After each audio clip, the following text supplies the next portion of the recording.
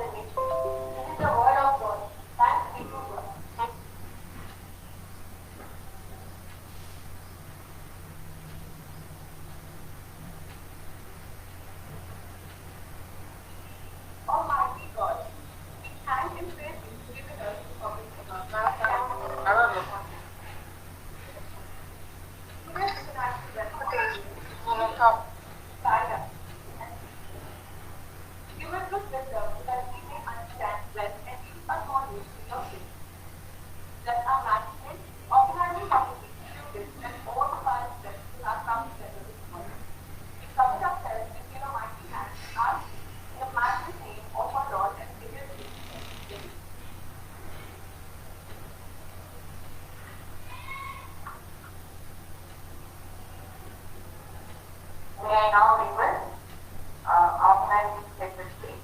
This is Manashri Mitra, who gives the welcome and significance of this building.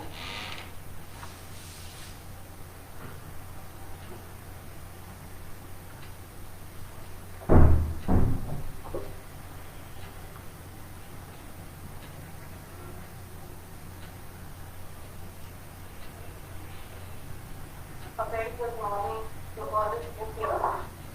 Honorable Chief Justice, Professor Veda Vignana, respected and distinguished conference keynote speaker, Dr. Hema Ramanathan, a dynamic principal and conference chairperson, Dr. Ramani Kumari, Managing Director, Veda Vignana Academic and Research Center, Mr. Vignana Sagar, organizing committee members, faculty, students, and diverse teams.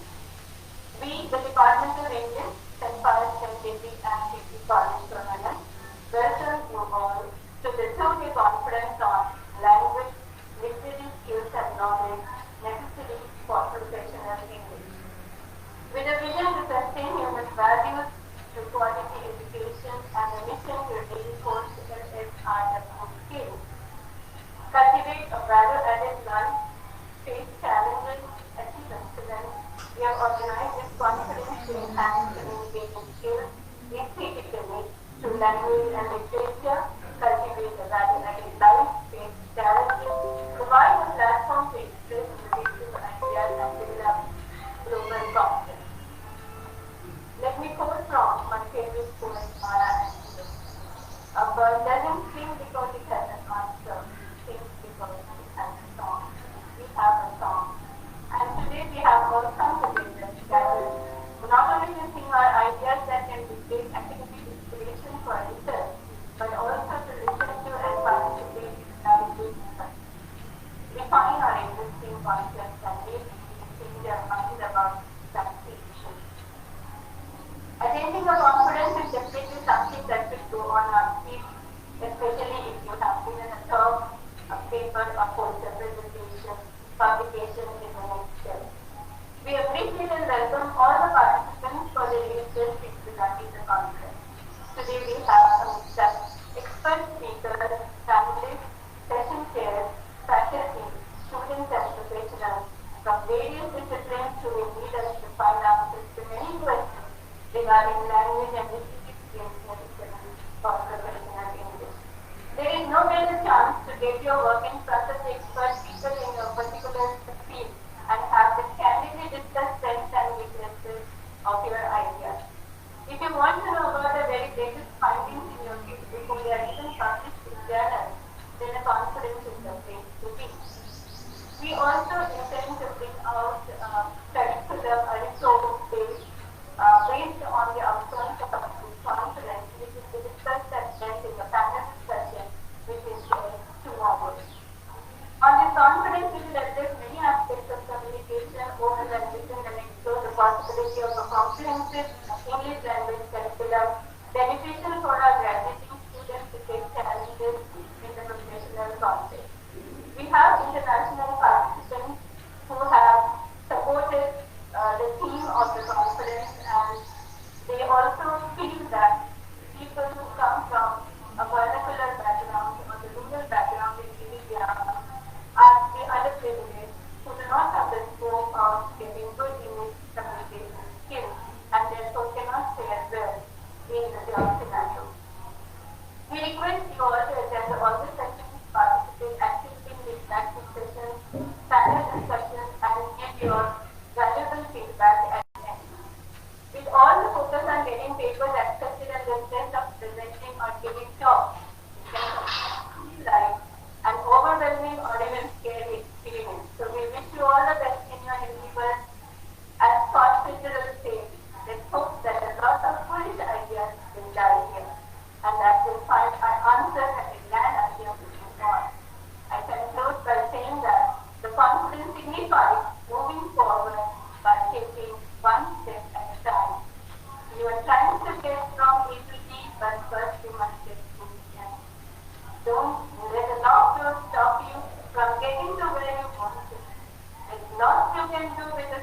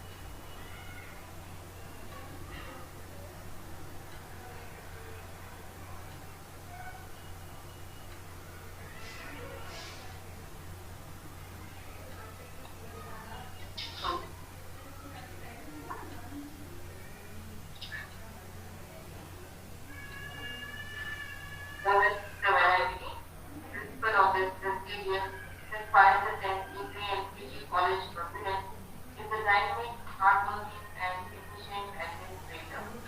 Under her able and efficient administration, the principal specializes economics stream as one of the topmost colleges in Uthmaniyah University.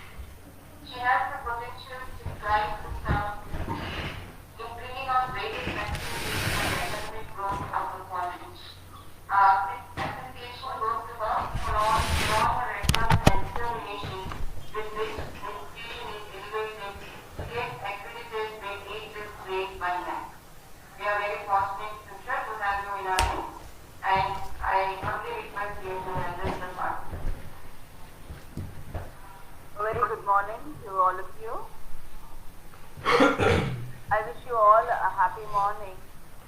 For all the participants and the resource persons gathered on this virtual platform, I thank the Chief Guest, Professor Sri Murali Krishna Sir, and the keynote speaker of the day, Dr.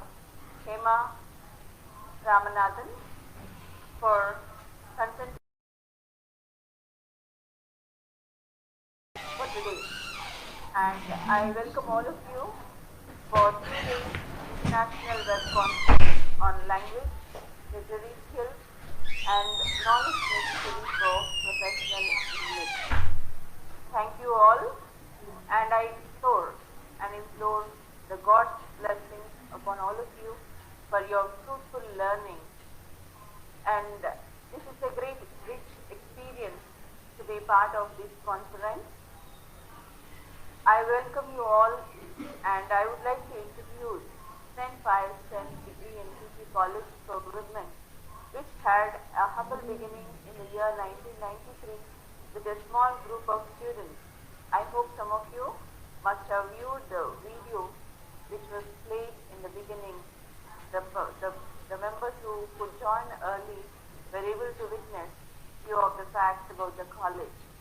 And at present, the college is running 14 undergraduate courses and 6 PG courses with 93 faculty members and near about 30 supporting staff. And we are proud to say that the college is re-accredited with A+ grade by NAC in the year 2018. And the college is administered by Catholic Sisters of St. Anne, a congregation which was started in the year 1914 to spread the light of Christ through various charitable activities, which is administering 80 schools in India, East Africa and Italy, and 5 colleges where more than 50,000 students are being educated in India, Africa and Italy.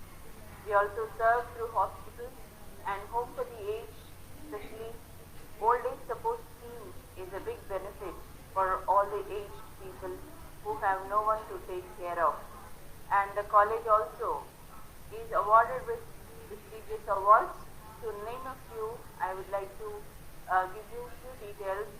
The college have received Torch Bearer Award from India Didactic Association in 2019 for excellence in education and training. And the college is rated 4 stars out of 5 for innovation in the college by Institution Innovation Council by Ministry of HRD, Government of India in 2018, and in 2019 the college received 4.5 stars out of 5 for the innovation in the college. The institution also received Difference Maker Award of the year 2019 from Brain Free Higher Education Award for achieving excellence in providing skill-based education programs to foster academic and career success for students. The institution also have received I2OR Academic Excellence Award in 2019 for the remarkable contribution in the field of education and research. And for community services, the college received national level Utkrist Samsthan Vishwakarma Award by AICTE in 2019, which was received at New Delhi. And we also stand in the unique world record certificate for e-waste collection and safe disposal of eco-friendly environment. Disposal of e-waste and for eco-friendly environment.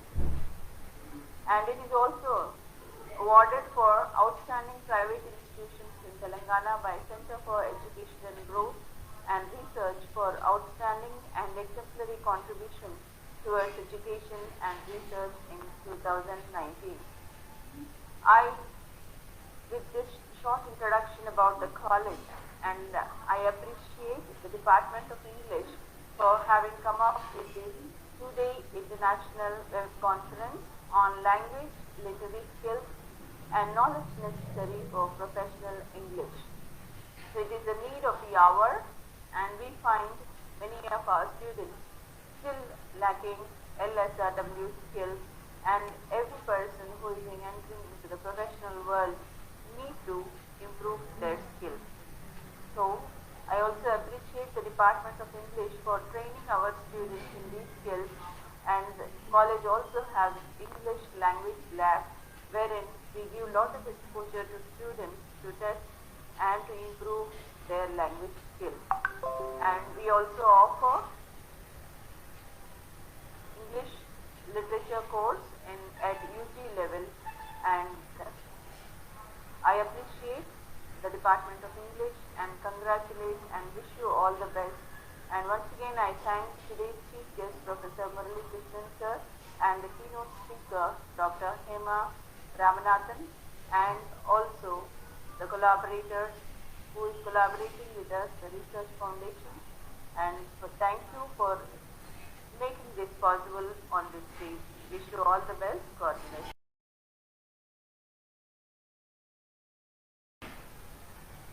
Thank you very much, sister, for taking initiatives to encourage us to accomplish various academic programs and helping us to achieve the desired goals. Thank you. I am immensely happy to introduce the chief guest of today's program, Dr. C. Murali Krishna, Head Department of English, Osmania University. Dr. C. Murali Krishna is presently Professor and Head Department of English, Osmania University, and Director, ELTC, Osmania University, Department of English, UCASS, Osmania University, Hyderabad. Formerly at Nizam College, he was Professor and Head Department of English and Coordinator, English Language Teaching Center, ELTC. He has around 30 years of teaching experience at the UG, PG, MPhil, PhD levels, during which time he worked in Arts College, PG College, Secunderabad, and Nizam College. He has published 21 research articles to date and has presented many papers at international and national conferences or seminars. He has been an editor and an author and has published 16 books, some of which are widely used by many institutions in different parts of the country. Furthermore, he has been a resource person, trainer, and given guest or extension lectures in many institutions, including prestigious ones like PHEL, NTPC, Sierra Atlantic, AP Judicial Academy, Research Center, Imarat, RCI, TRDO, UGC Academic Staff Colleges, State and Central Universities, colleges, NITs, where he has given more than 140 lectures. His thrust areas are communication skills, LSRW, that is listening, speaking, reading and writing, study and soft skills, presentation skills, fluency training, ELT, and British or American and Indian literature. As far as research supervision is concerned, he has guided 6 MPhil and 10 PhD candidates to date, and more PhD candidates are currently working under his supervision. His other fields of interest are music, sports, and the science of yoga. We are very much delighted, sir, to have your august presence today with us, and I humbly request you to address the participants.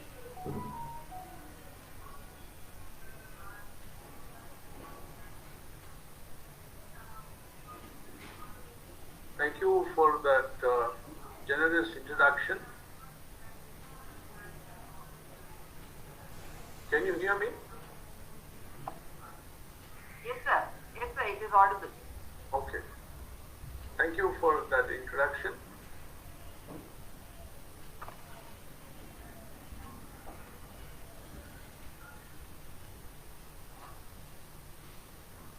Principal, the guests of the day, teaching staff, non-teaching staff, and students of St. Pious 10 Degree and PG College for Women. A very good morning to all of you. At the outset, I would like to thank all of you for inviting me to be chief guest here. The theme of this international web conference, language and literary skills and knowledge for professional English, challenges and innovations in teaching and learning, is a very timely kind of a theme, and it is going to continue to remain relevant in the days to come, because when the keywords in this theme, the workplace, the professional English,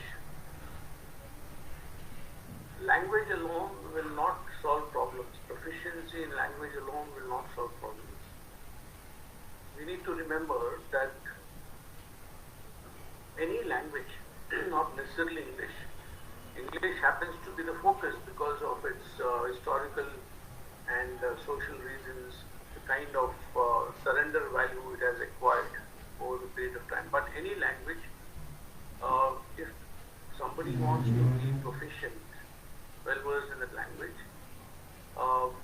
you need to look at the 4 skills, LSRW skills, which is just a very small percentage of the impact that the language makes through communication. The remaining factors are largely non-verbal factors.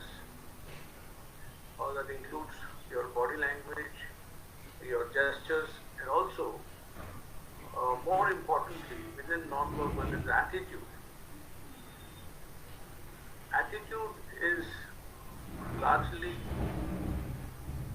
neglected by institutions and companies when they recruit people.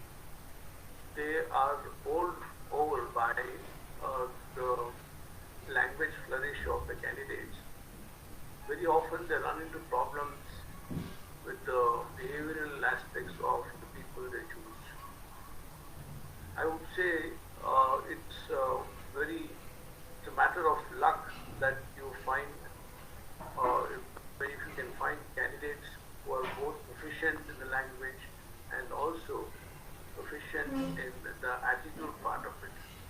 When I say attitude, we are looking at the finer skills, the soft skills. So LSRW, listening, speaking, reading, writing, of course, is a challenge.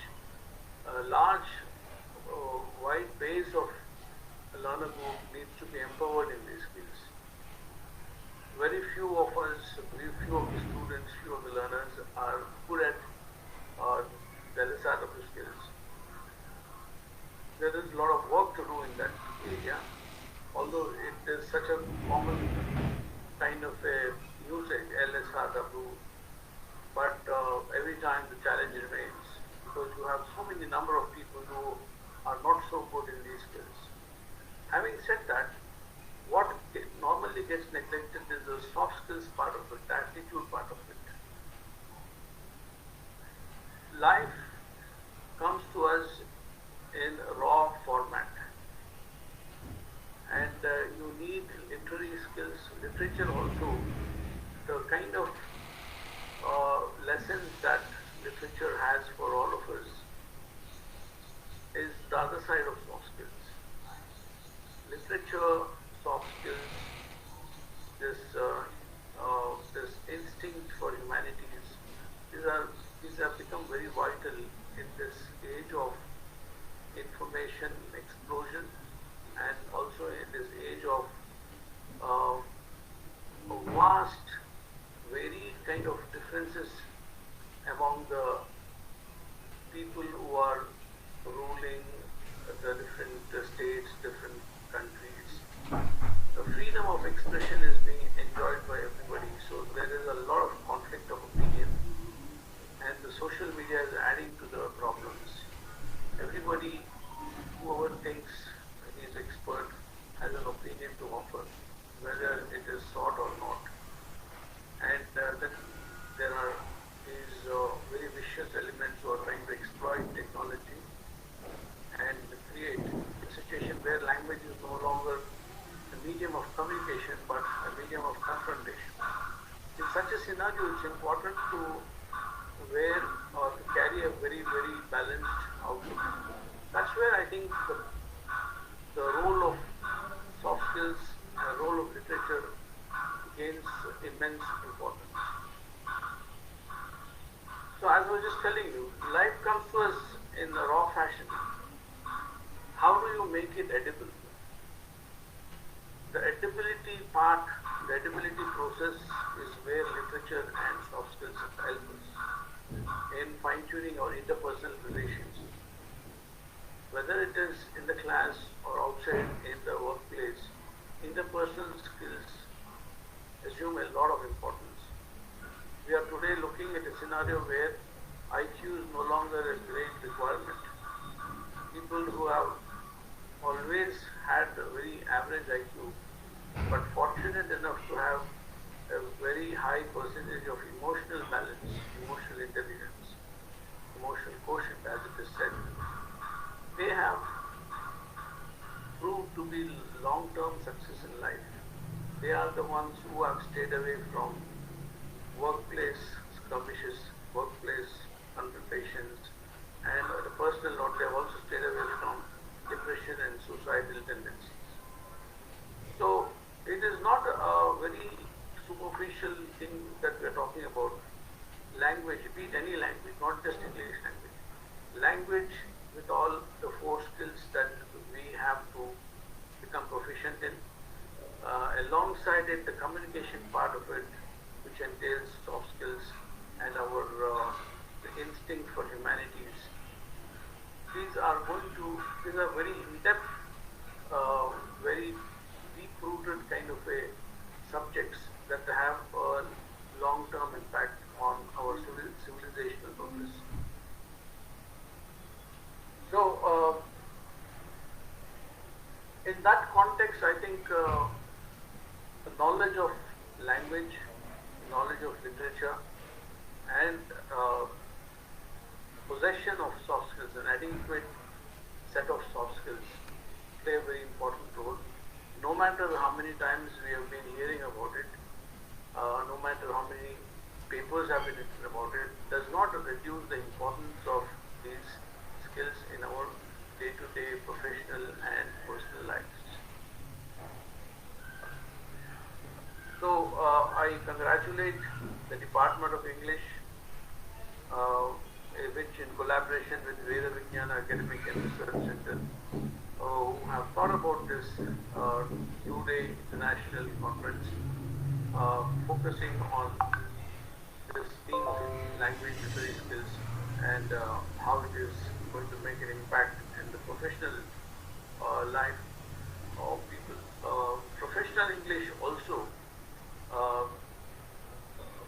is the proficiency that you have as a student, the proficiency that you gain as a student will continue to be carried forward when you join professions, continues to grow with the kind of challenges that you meet. Language does not exist in a vacuum, it exists in a context. And that's where I think we enter the sphere of communication, and that's where we enter the sphere of negotiation. So I'm happy that they chose this important dimension of our lives, and I wish them all the best. And I also congratulate all those who are participating in this conference, and also I thank one and all for inviting me. I wish the conference grand success in the next 2 days to come. Thank you all. Thank you very much, sir, for the wonderful on the importance of language skills in any language. Thank you very much. May I now request Mrs. Manashri Mitra, Head Department of English, to introduce our keynote speaker to us.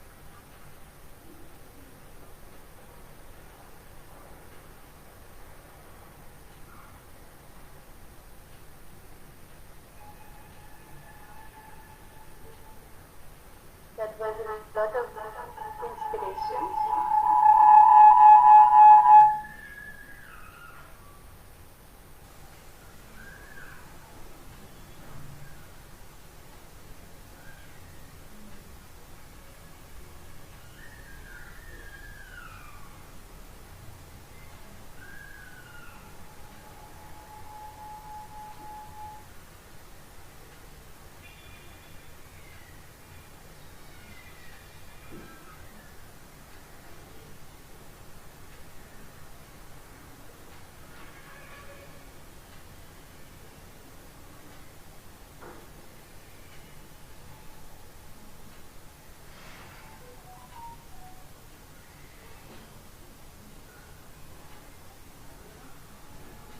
I hope Hema ma'am is here.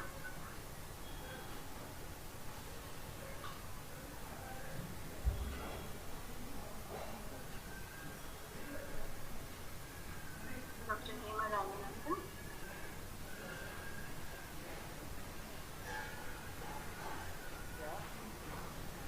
Good morning, ma'am. I didn't hear what you said earlier.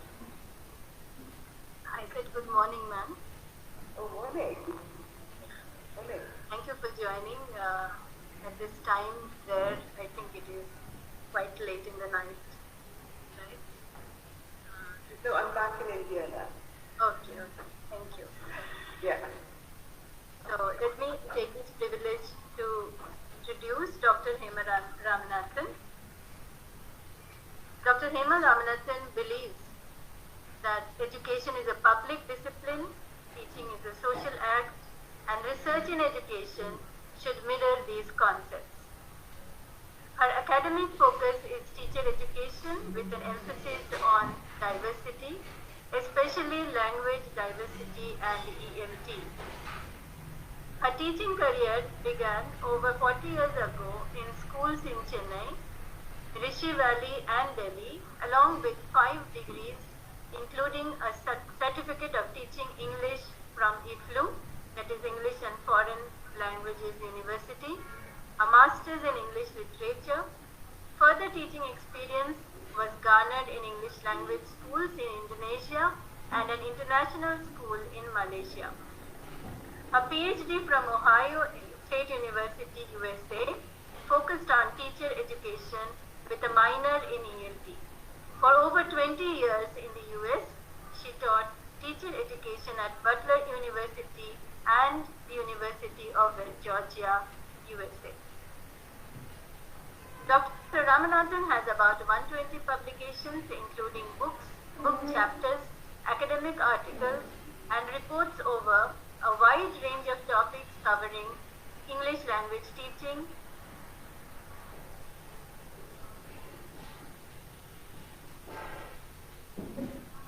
teacher education, and racial diversity. She is also the series editor for the English textbook series Weavers, published by Indianica Learning, and has co-authored 5 of the 8 grade level books. Areas for about 190 presentations and workshops on ELT and teacher education include the 4 basic skills: listening, speaking, reading, and writing, grammar in ELT, teacher beliefs, bullying, diversity, and processes of teacher professional development. She has consulted, advised, and implemented curriculum for leadership programs for principals and teachers in government schools in Delhi and Sikkim. She currently designs and implements holistic teacher professional development with a well-defined component of English language teaching and learning for schools, teachers, and students in India and Bangladesh. We welcome you, ma'am, to give the keynote address of the conference.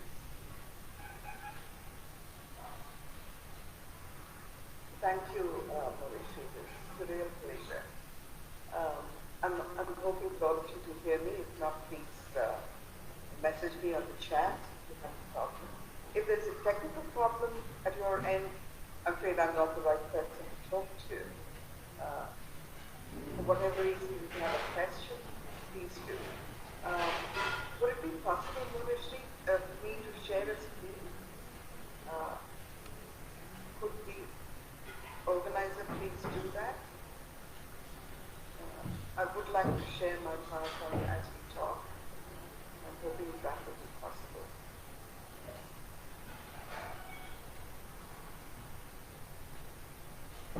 Yes, ma'am. So, do you want us to share your PPT? So, could you make me co-host? Yeah. I can then work through the PowerPoint as I talk about it. Yeah.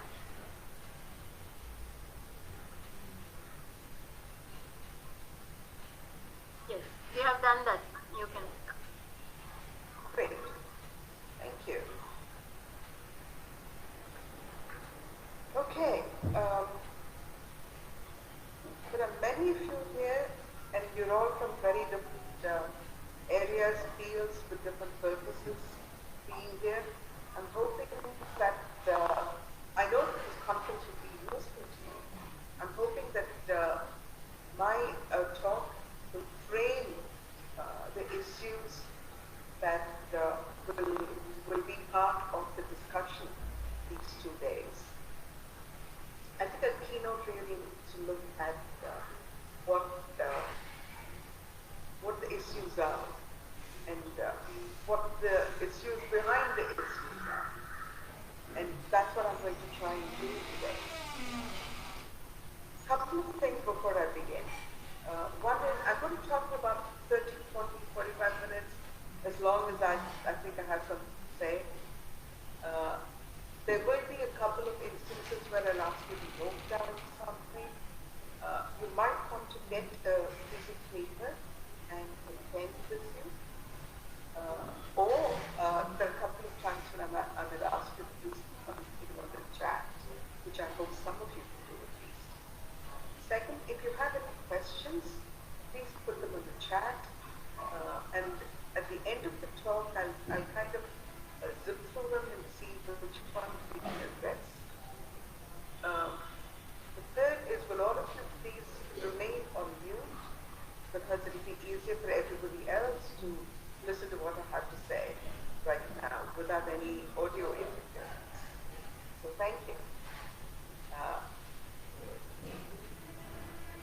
I'm hoping that I can continue, and if you have a problem with this, at any point, remember to put me on the chat. Okay, we begin with what you need to think about. So, in your sheet of paper, with your pen, would you think about what you learned this past week? This past week. It can be anything. It doesn't have to be English. Whatever you think is the most important thing that you have learned. It may be about how you decide to wake up in the morning. Many of us in these COVID times are used to either doing late night or mid-morning work. We're not used to doing early morning work. Yet some of you may need to do that. If your routine has changed, how has your routine changed? And that's a learning that you've done. If you've read a book from which you've learned something, let's talk about that. I'd like some of you to put it down on the chat. This past week, what have you learned? When did you learn it this past week? Which day of the week? Where were you when you learned it? Were you at home? Were you on the streets? Were you talking to somebody? Why did you learn that? What was a necessity for you to learn it? And how did you learn it? Did you learn it audio? Did you learn it visually? Did you learn it by doing? Or did you learn to make a new dish? And did you learn how to cook? So could you think about that for a few seconds and put something down on the chat? I'd like to hear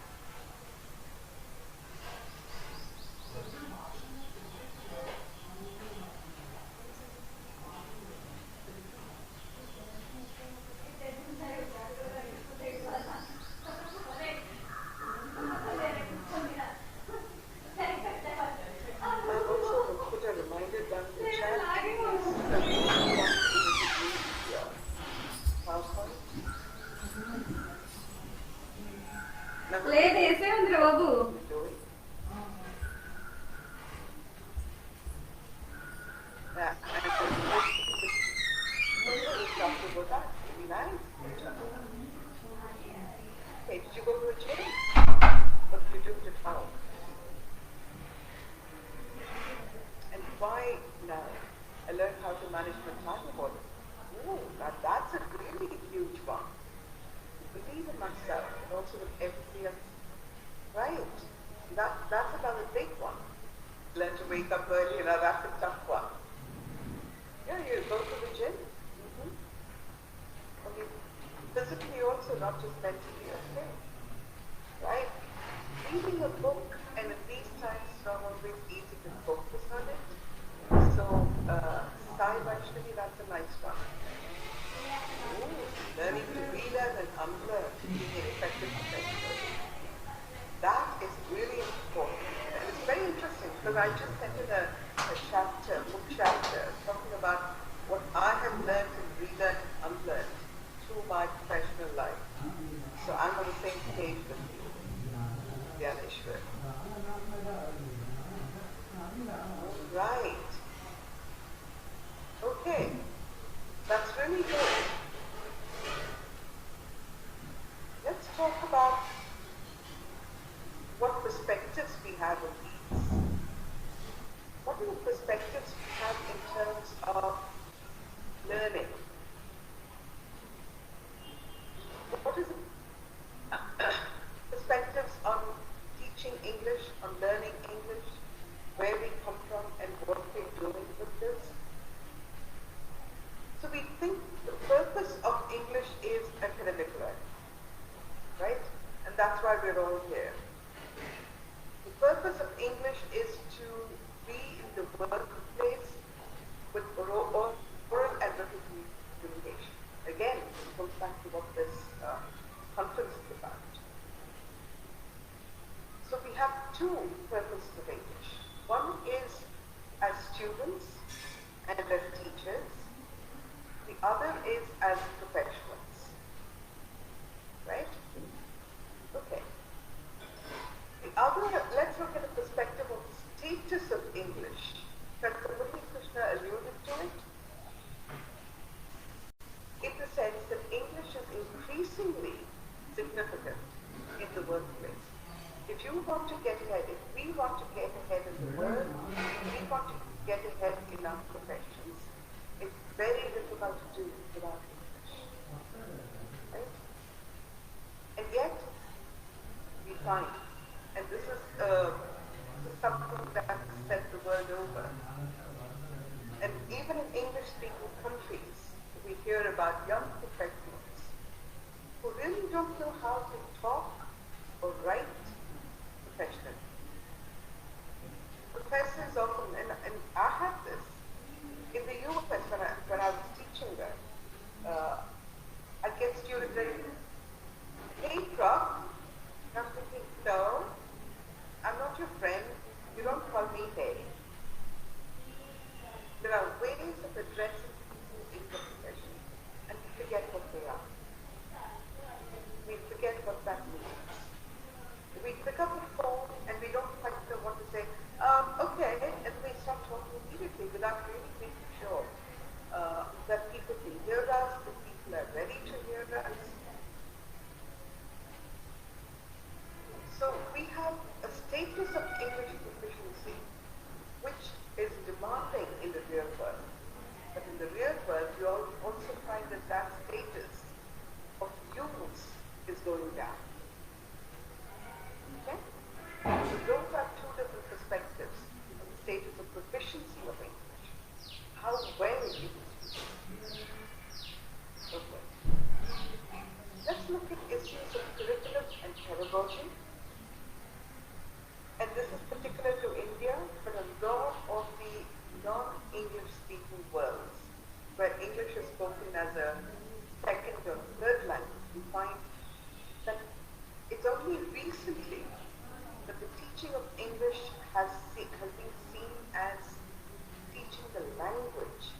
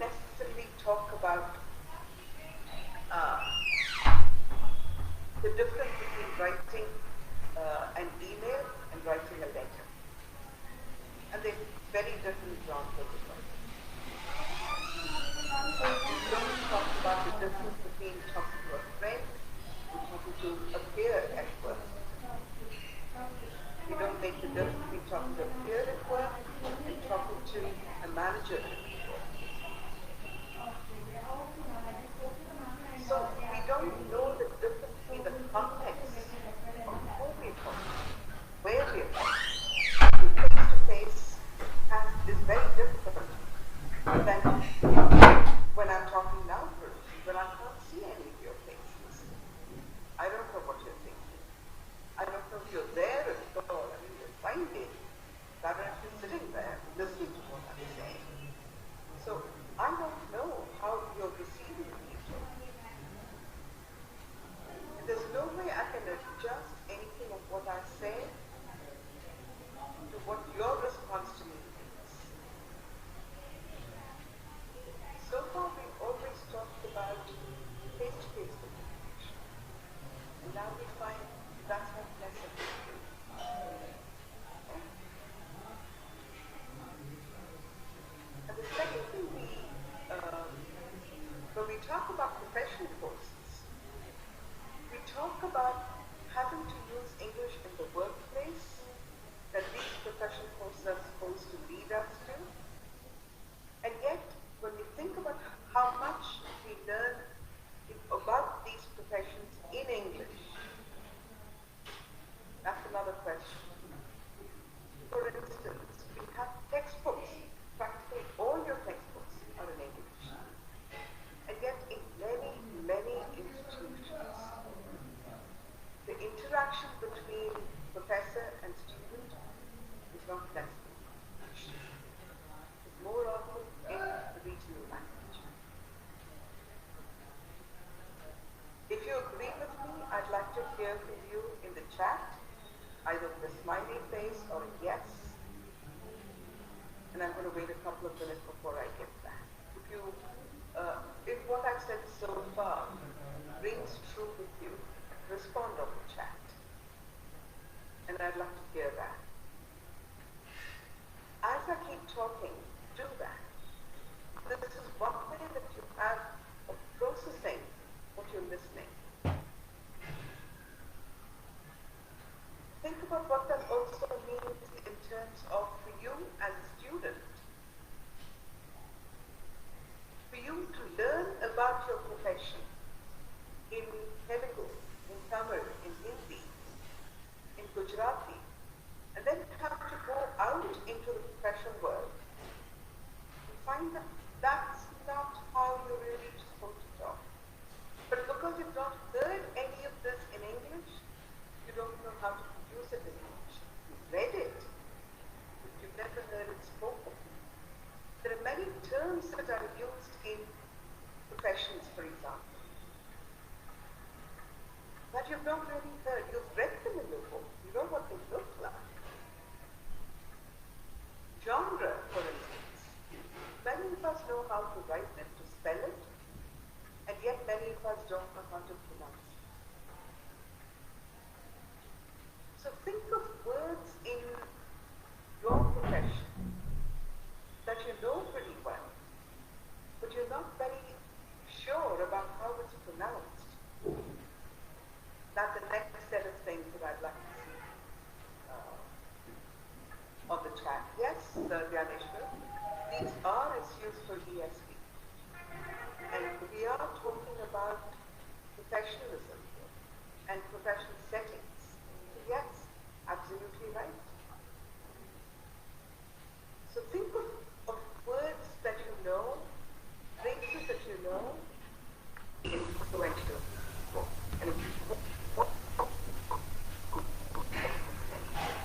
Which is still underrated. When he talks about the principles of anthropology. And the first thing is, letting the learners know, your adult learners know why something is important to learn. We all say, well, English is important to learn. Why is it important? Remember that all of your students come from schools where they are treated as children.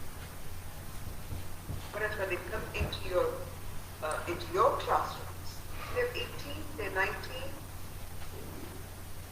and they're preparing to go out into the world. You are preparing them to go out into the world of work. They need to be decision makers, so they need to begin with understanding why they are there as students. Why have they come to St. PIous or any of your institutions rather than take courses online?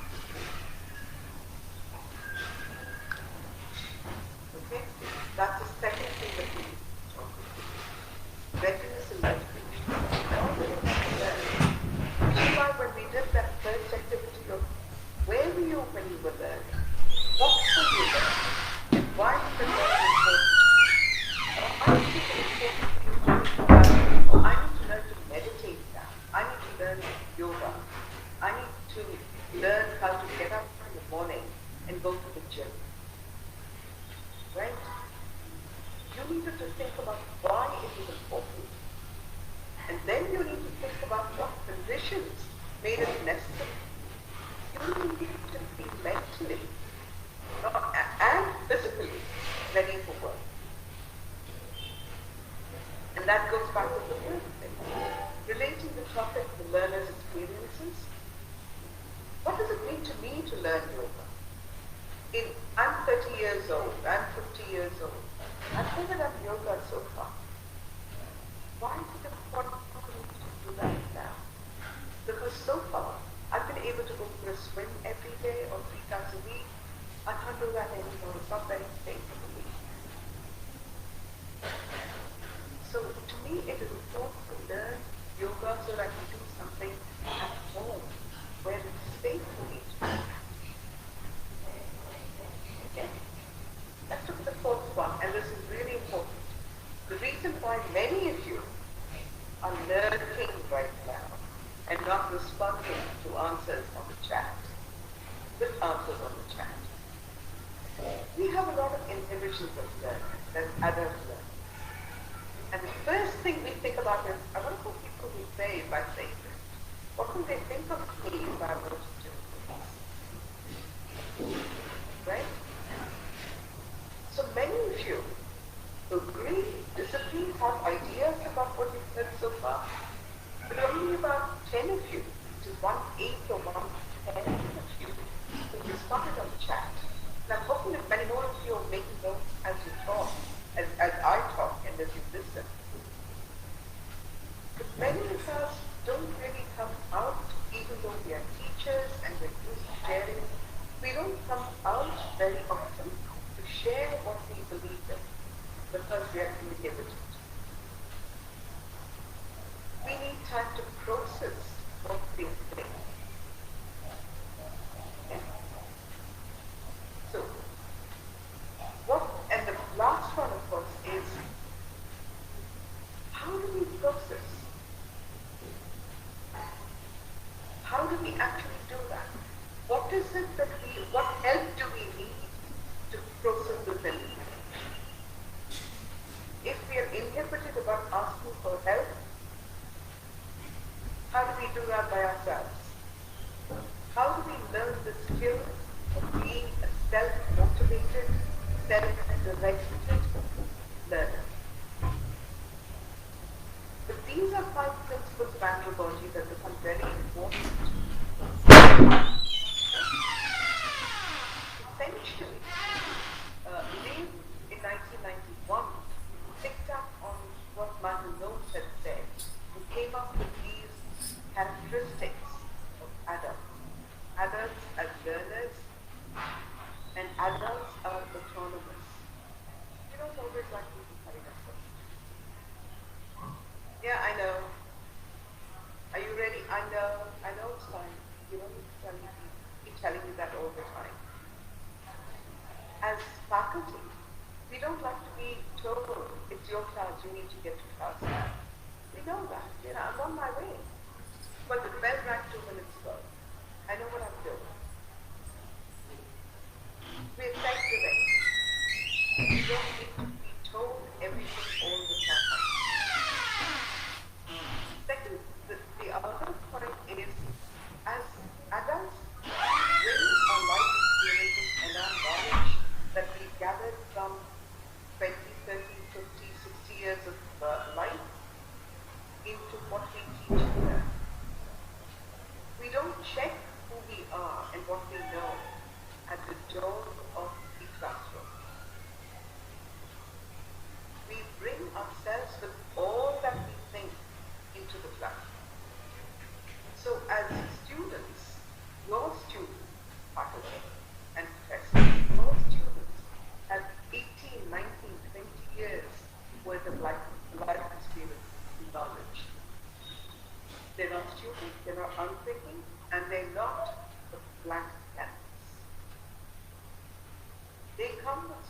they know. And it's not just what they know about English or about nursing or about law, but they know a lot about many different things that contribute to what you say and what you want to transact in a class. So we need to take that into consideration. Okay. How many of us, when we go into a classroom for the first time, or the second time, or any time during the semester, really ask, so what do you want to get out of this? What do you want to get out of this course? We know what we want our students to do. But how often do we know what our students want to do? You know, one thing that they want to do, they want to pass an exam. They're here so that they can get the attendance required to get the ability and the right to sit for an exam. Almost 90% of the students will tell you, if you scrap the requirement of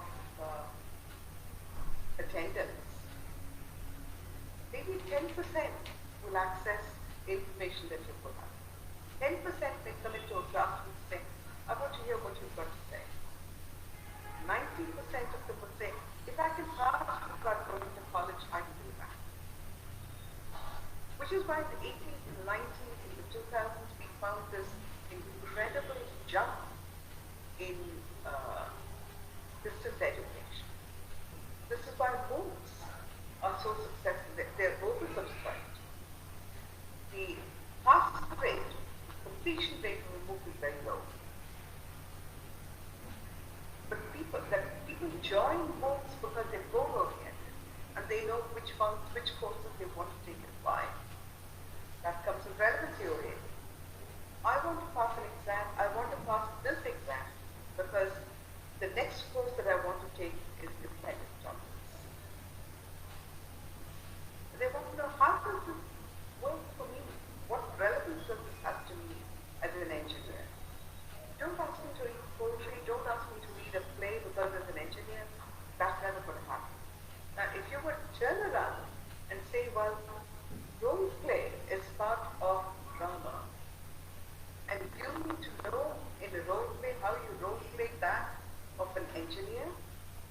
When you talk to a construction worker, for instance, if you're doing civil engineering, you need to know how to talk to a construction worker.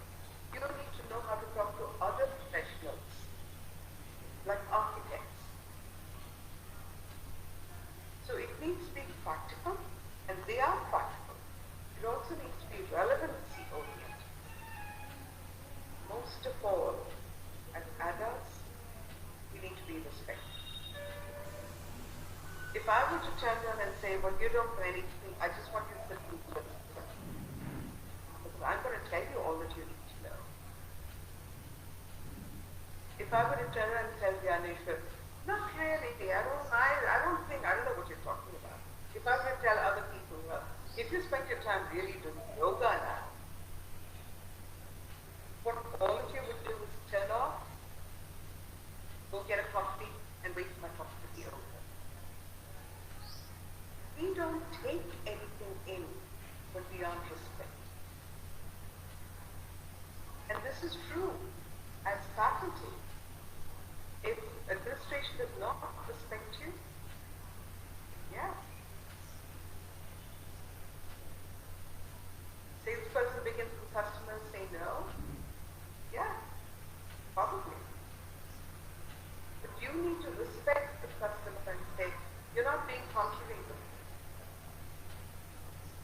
Okay, that is the first. Let's look at the second one. As teachers, there are many things that learners can do by themselves. Many things. When they get to an undergrad, they know how to read the book. They may not be very successful in reading the book you give them, but they know how to read a book. They know how to use resources. They know how to get resources, including Wikipedia. They begin with Wikipedia, but they know how to do that. There are some things for which they need assistance. You know, we talk about they know how to do this. But what they need to learn to do is right here. So what we need to do is give them the assistance to move from here to here. Okay? Biologically, we know that the zone of proximal development, this area is a zone of proximal development, that ED. And what we need to do as faculty is provide them scaffolding so that they can climb up slowly from here to here. Okay. So they're here. You need them to get up there. You need to provide them ways of doing that. That's what our planning as faculty needs to be. That is when students are most successful in learning. And for that, there's a lot that we need to learn. We need to learn where our students are, who decide where they need to be. Have they decided where they need to be? Do you know that? And yet there are many things that are beyond us. They're not old enough, they're not mature enough. At 22, we're not mature about everything. Like Professor Murali said, emotionally, we need to learn a lot more. At 55, we still need to learn about our emotions. We're always growing and developing. And there are some things that at that point, we're just not ready for. There is a readiness level. And at that point, it doesn't mean that students will never be capable of doing that. But at that given point, when they're in your classroom, they may not be ready for what you want them to learn. So you might turn there and have to say, you need to wait another 6 months. Go get an internship. Go look at it. Go do a shadow of somebody and learn what it means, what you don't know that you don't know. Okay, so that zone of cognitive development which has to do with us understanding who our students are and what they need to learn and how to plan to get them to that level. This is very important, and this is actually Stephen Krashen, and all of you who are in English language teaching know that name. One of the most interesting researchers, influential researchers in English language teaching.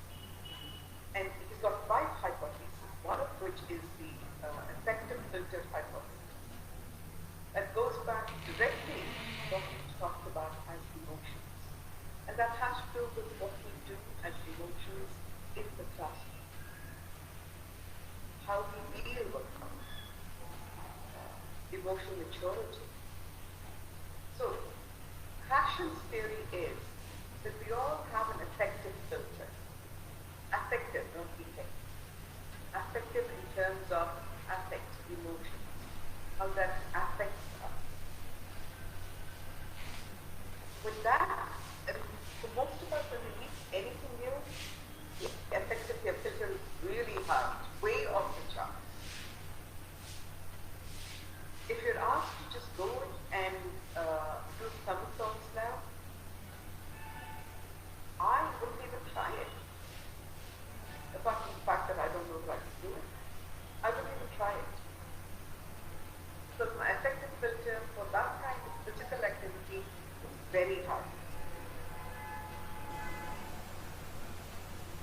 When students come into our classrooms, they may look very confident, but they're not. When you give them something difficult to do, their affective filter goes down. They say, oh, no, I can't do that.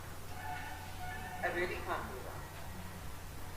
What is incumbent on us as faculty is to turn it around and say, yeah, you can do it. And that little bird that's sitting in that window and think, oh yeah, you can do that. And I'll show you how you can do that. So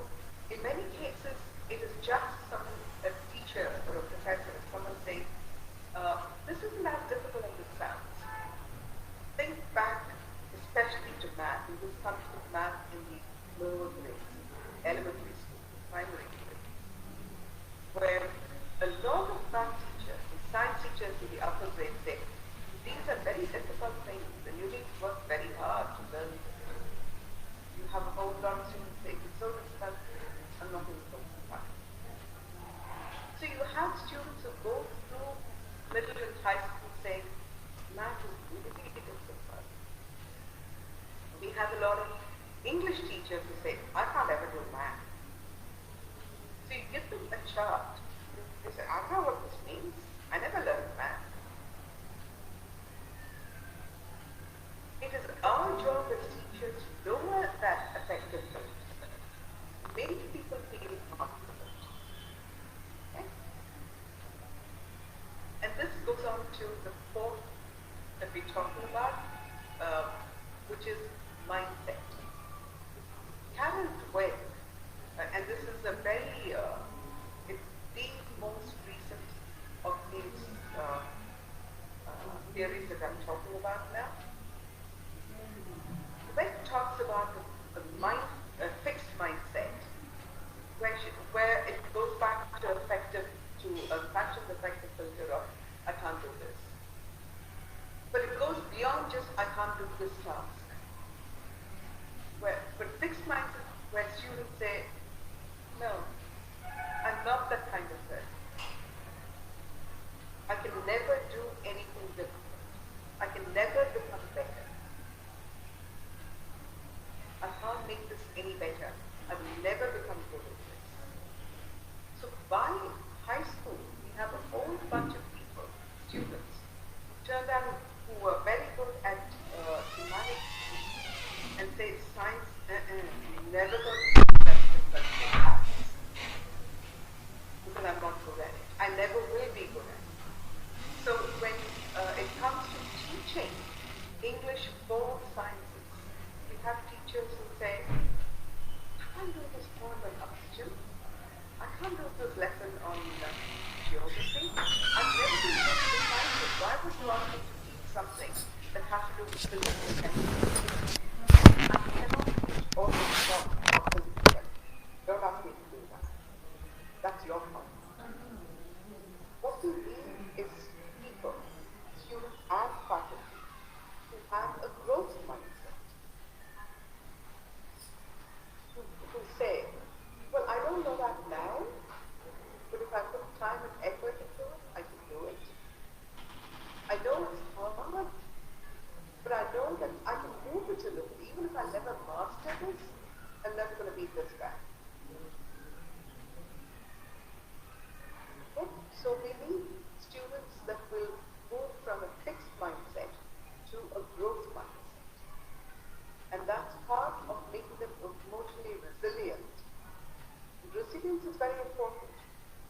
Resilience is what says, I can do this.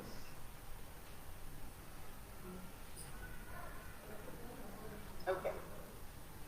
Let's look at unification, which is the focus of what this conference is about. There are two things that we need to think about. One is that written and oral communication are not the same. And the second one, and this is aimed specifically at language teachers, talking about what this means for grammar. Because we all say, well, accuracy is important.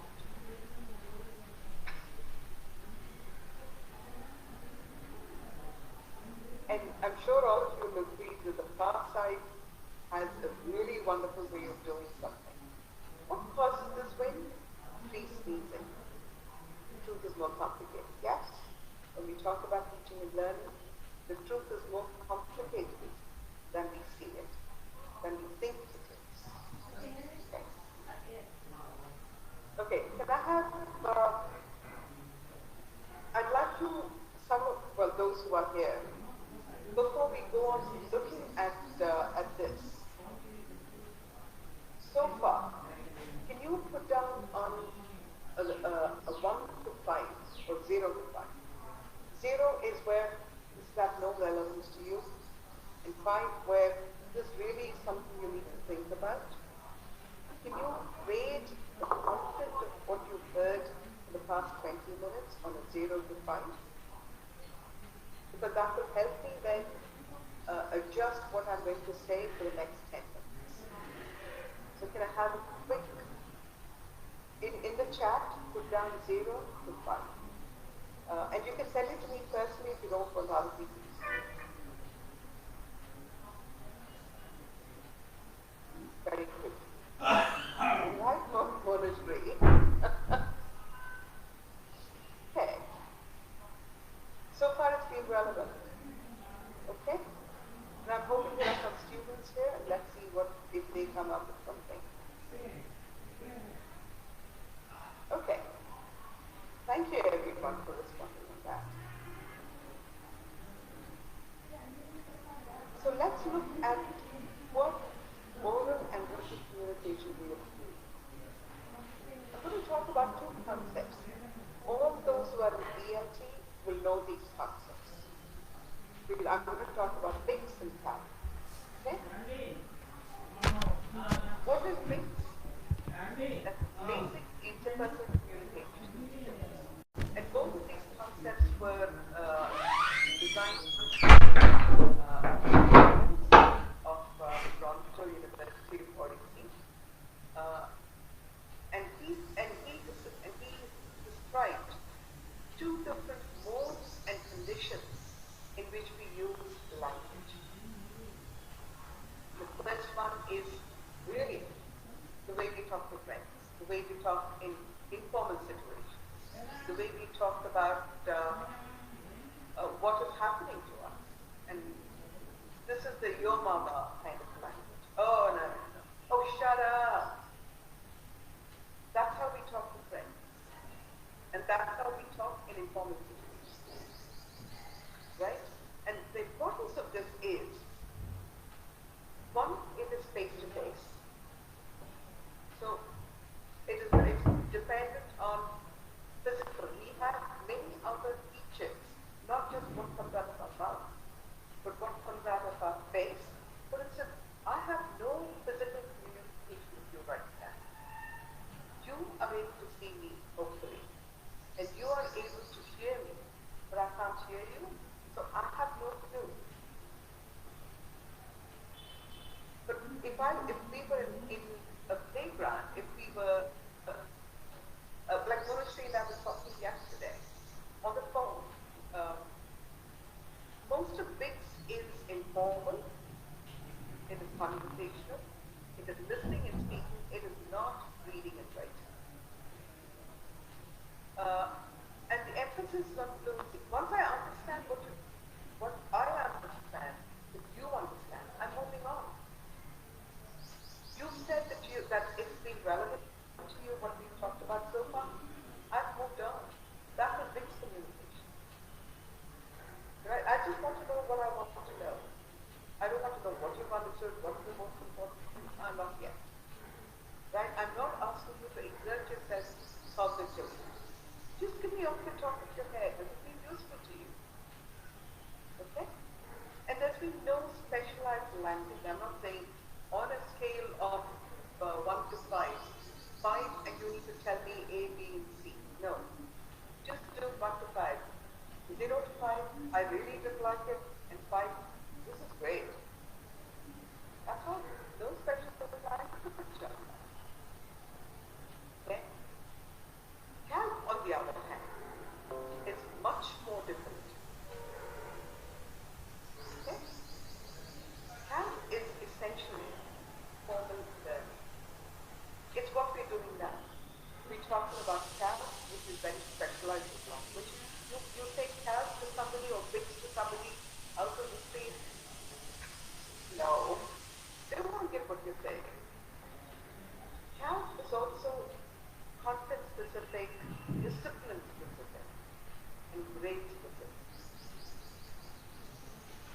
Language is specific to the discipline. There are many phrases that don't have the same meaning in legal terms as they do in normal casual language. When I say I'm going to murder you, stop your murdering me. Doesn't necessarily mean the same thing in a courtroom. When I'm talking to friends, it means, oh, I'm so tired laughing. Just stop. You're killing me with all of this. I need to take a breath. Say that in the courtroom when you say, stop murdering me. You're likely to be thrown in jail. Or somebody is likely to be thrown in jail, right? Character is used for academic success. If you don't know how to use the language in the proper way, and cat has to do with reading and writing, much more than with speaking or listening. You might have to listen in the classroom, which can always catch up with the reading if you don't. But that is a basic difference between the two. Now, grammar, and the reason I'm bringing this up more than anything else, more than vocabulary terms, is most of you know the vocabulary terms that are inherent to your discipline, that are integral to your discipline. Let's look at what grammatical components are different between oral and written language. When we speak, and I just speak to somebody, I need to know certain morphemes, certain basic words, right? I need to know how you can say that it's okay when I'm speaking, because I can, with my tone, I can make that into a question. Or how you can say that. The tone of my voice tells me I'm astonished and I find it funny. When you write it down, it's not the same. And of course, punctuation. What is simple punctuation? Punctuation distinguishes what I say from how I see it on the page. My pause tells you that I'm breaking it. I'm taking a break in my mind.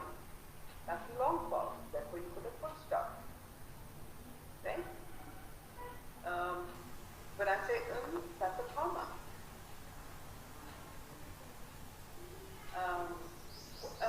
Do you really think so? The upward tells you that it is a question mark. That indrawn breath, exclamation mark. Basically, those are quantities you need to know. Let's look at what grammatical forms of academic English are. I'm going to begin with the bottom. More complex with the punctuation. What are the ones that we use? Hyphen. There really isn't a hyphen when we talk. It can be a comma, but you don't need a hyphen. When we talk about lists, we talk about colons or semicolons. When I say, well, these are the 4 things that I want you to think about. 1, right? I'm not using a colon or a semicolon when I talk. I'm using my hand to show you what the colon does, right? Which is listening. So these are the kinds of punctuation that we use to make reading more easy. Because you can't put a finger and put out fingers when you list in you could put bullets, of course. But that is again punctuation formatting to make it easy. So those different punctuations that make reading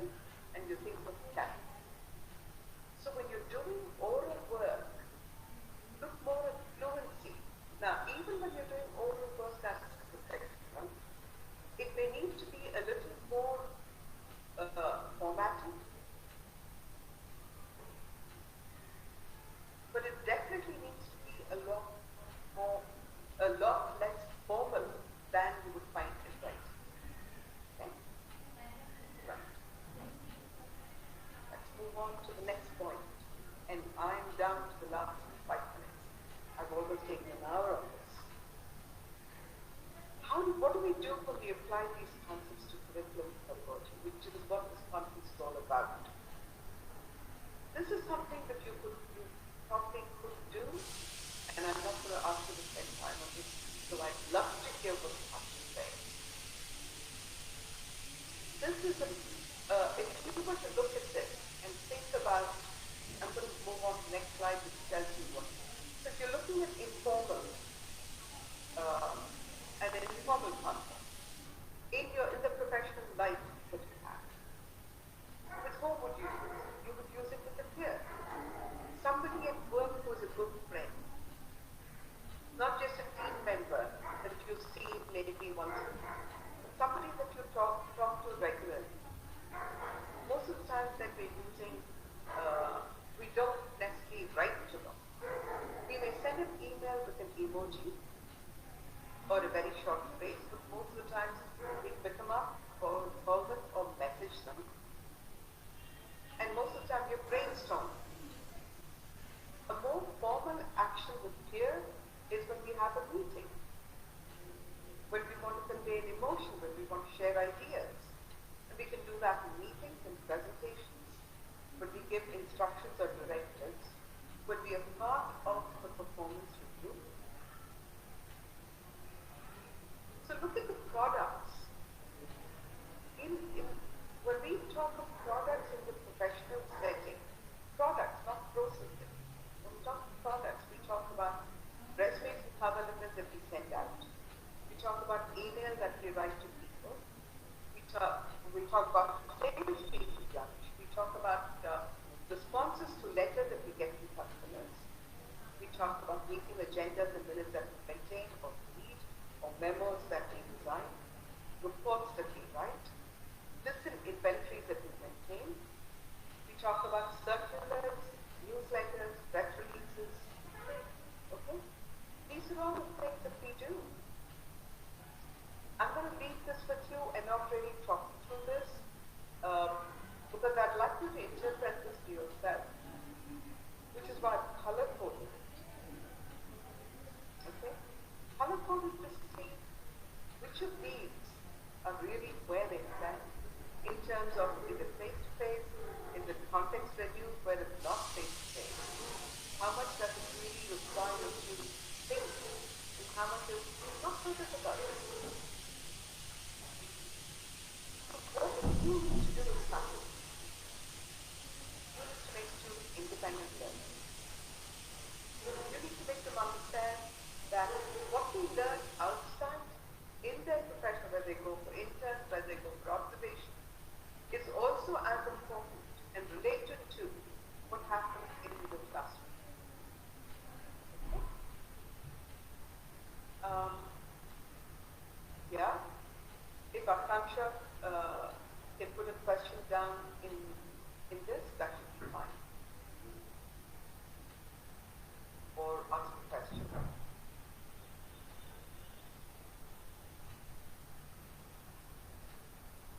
What do you need as faculty to do? This is the most difficult thing that I'm going to talk about, that I'm going to suggest, but it needs to be done. Those who are in discipline-specific faculty,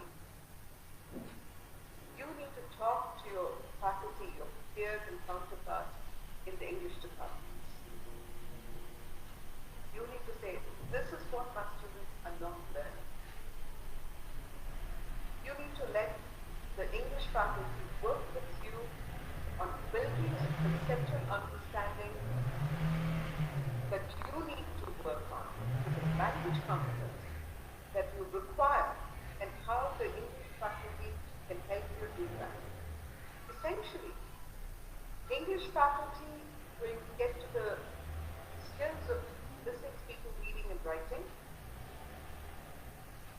But the faculty in the content-specific areas, you need to do that in English. Vocabulary and structures and the skills in English, building on what the English faculty is doing. Can't build if you don't know what they're doing.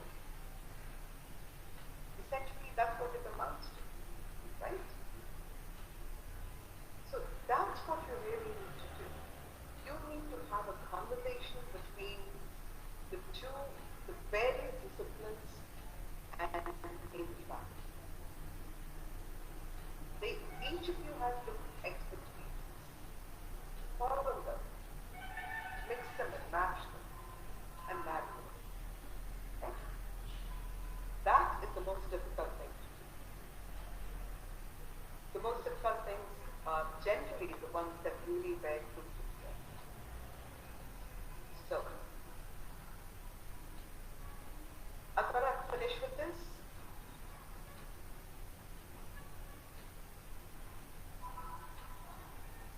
A lot of the time, students don't recognize how hard faculty work.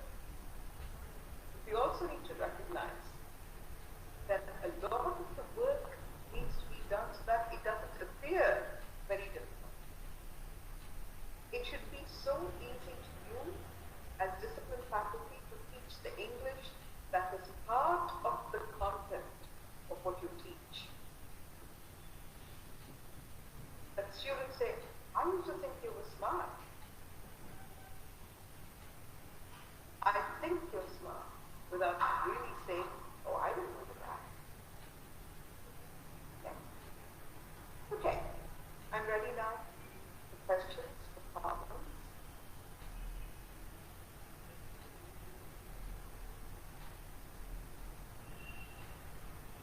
I don't think you should have got for everybody. Or if you'd like to come on right now and talk about it, that's fine too.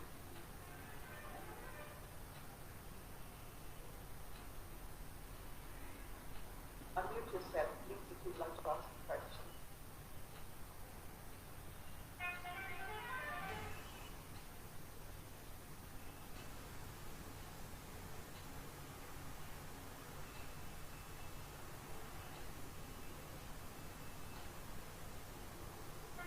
Sorry, Akansha, you had a question?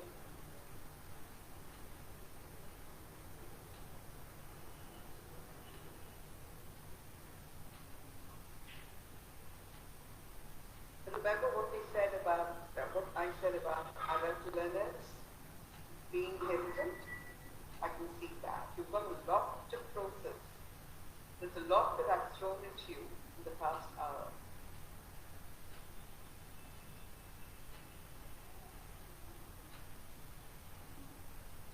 Let's give it a couple more minutes in case somebody comes up with a question.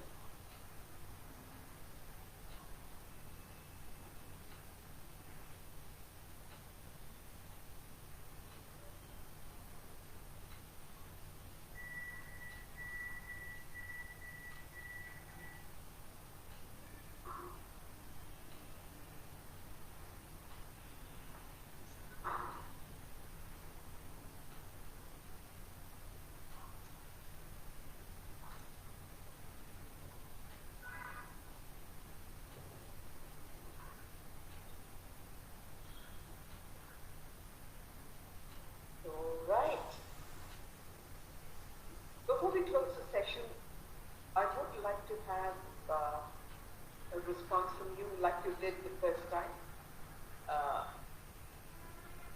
I'd like to have it on two different criteria. One is how much of what I brought to the table today, what I talked about, did you know?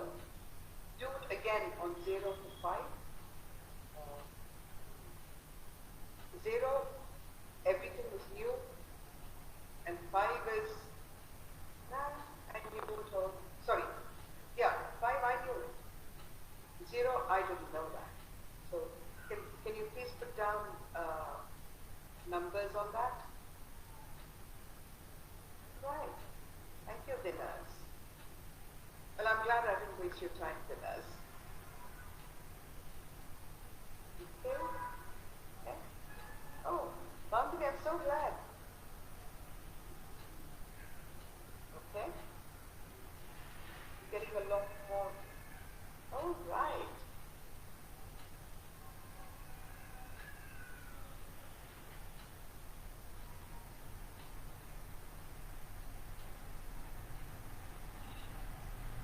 We have a question.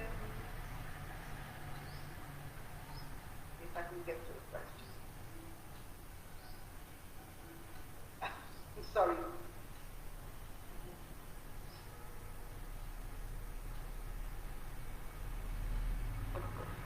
General perceptions about English teachers, trainers, and professional courses. They're outsiders and unwanted. How to change this perspective? Yeah, that's why I ended with that thought. We need to talk. We're in this all together. We're all in here to make sure that our students work well together. So we need to have a way of doing that. And if we don't talk to each other, as English teachers who are the outsiders, we need to go talk to them. We need to make the first step, take the first step, and ask, for instance, ask the principal faculty to give a list of 50 words that they find students don't know, that you can teach in the English classes. Ask them to give you one topic, one reading package of 1,000 words or 800 words that you can use in your classroom. Ask them for their expertise. Okay? When you approach people for help, they're more likely to see you as, oh, all right, I can do that. Now, they may turn around and say, you don't even know this. When you tell them, but this is what I've done with what you gave me. You gave me this vocabulary list at the beginning of the semester. And we addressed this list 5 times through the semester. And these are the kind of worksheets that I gave them. Share all of that. So show them what you actually do that helps them. Okay? If you want to take the first step, they'll be willing to help, and then you sell yourself. Like you said, you need to be a salesperson for who you are, because you have the expertise. You do that. Okay? Okay, I think we're done. Monashri, would you like to take over? Yes, ma'am. Sure, go ahead.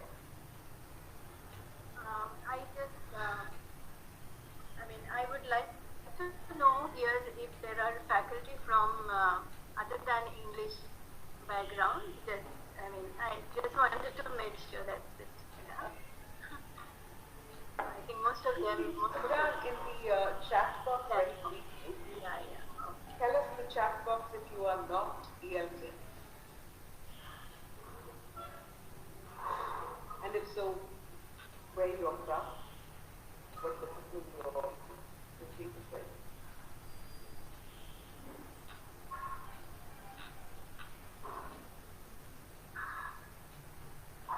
All right, Sugandha.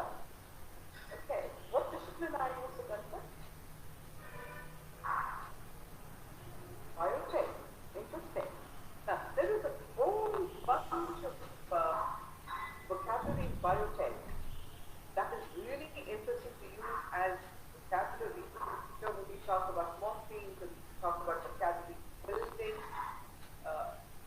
that you actually need to share with English teachers to say, these are the 50, 100 words that Max really needs to know and know really well to understand biotechnology. So yeah, thank you, Sugandha. I think, Hema ma'am, we can build up a resource base of vocabulary for students from different subjects. I think that will be a step forward which we can take home. Like an idea that we can utilize. And put out games that students can play with those words, so that they're not learning only the meaning of the word, but also the fun that you can have with etymology, with the different kinds of ways that they use things. There's lots that can be done with vocabulary. That's really fun, and that sticks with you. Yeah. So, like we have different subjects in our college, maybe others can also utilize their own resources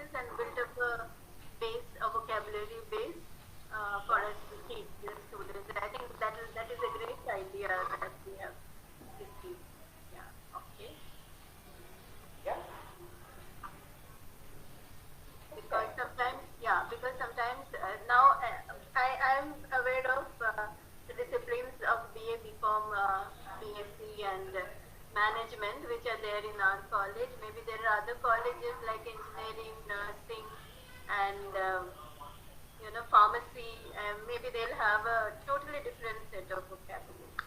So may I ask the participants and also to you, Hima ma'am, like vocabulary building, what kind of other databases can we build in order to teach the basic language of English?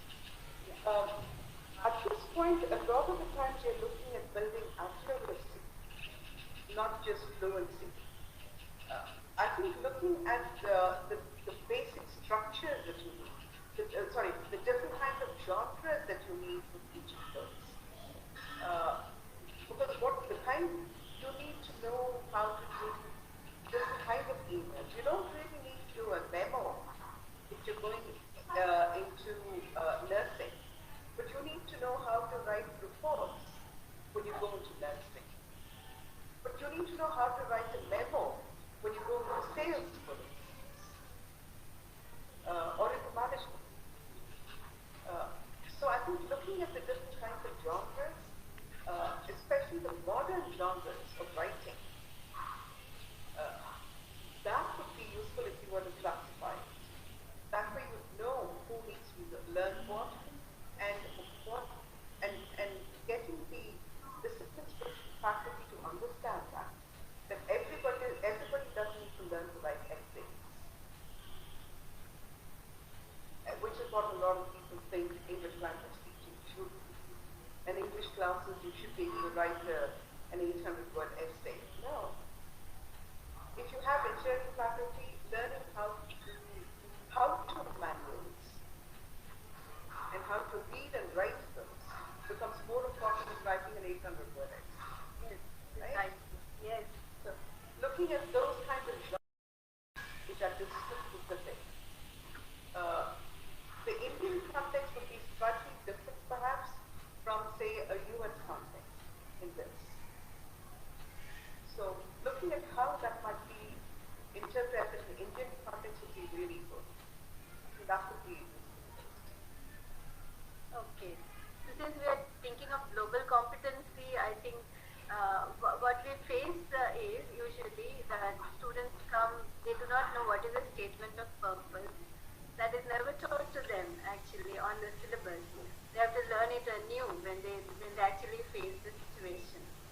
So things like this, I think we can gather together and we can prepare a comprehensive resource base for that. Thank you so much, Hima ma'am. Yeah, we will meet you again tomorrow. Yeah, tomorrow. Okay, tomorrow. And we also request you to be on the panel tomorrow. Yes, please join us whenever possible, whenever it is convenient. I will. Thank you so much. Thank you. Now we move on to paper presentations. Let me give you some instructions. We might take a 5-minute break, but then the paper presentation should start at 12:15. So all those who have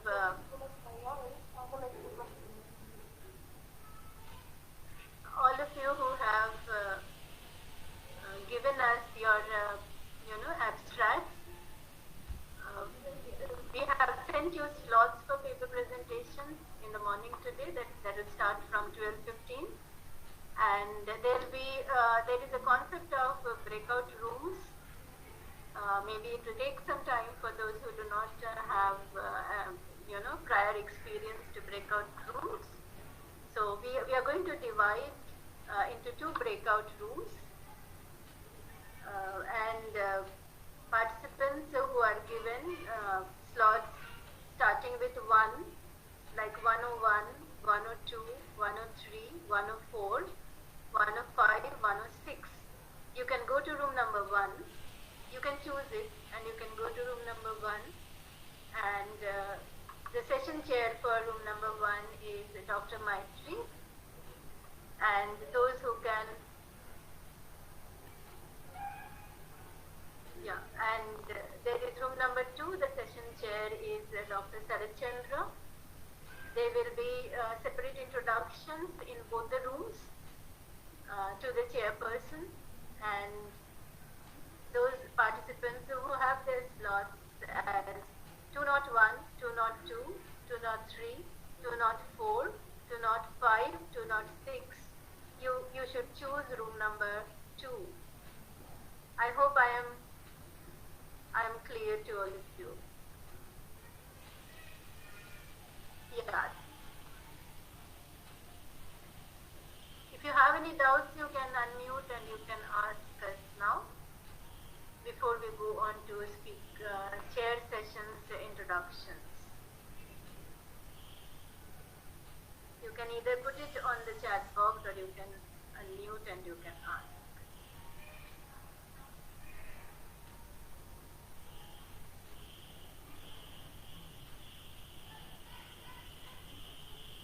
Yes, Mr. Dhyaneshwar, please check your mail and tell us again whether you have received the slot.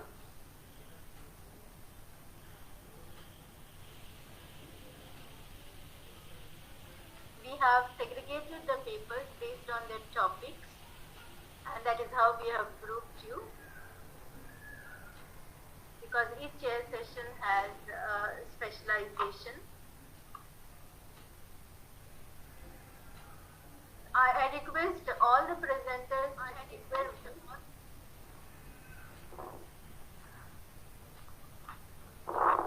Good afternoon, ma'am. I'm Shalini.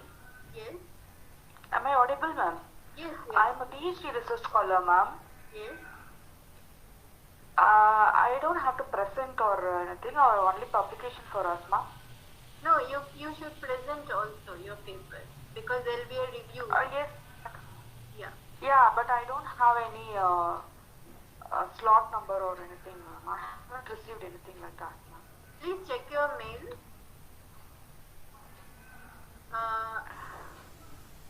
Varshini. One second. Let me just read out, otherwise, could you please note it down? Yes, ma'am. Sure. So, 101 is given to Mr. Praveen Abraham he is a research scholar from the School of Arts and Humanities, and the topic is ultra conservatism and gender inequity in Malayalam films. Mr. Praveen, are you here?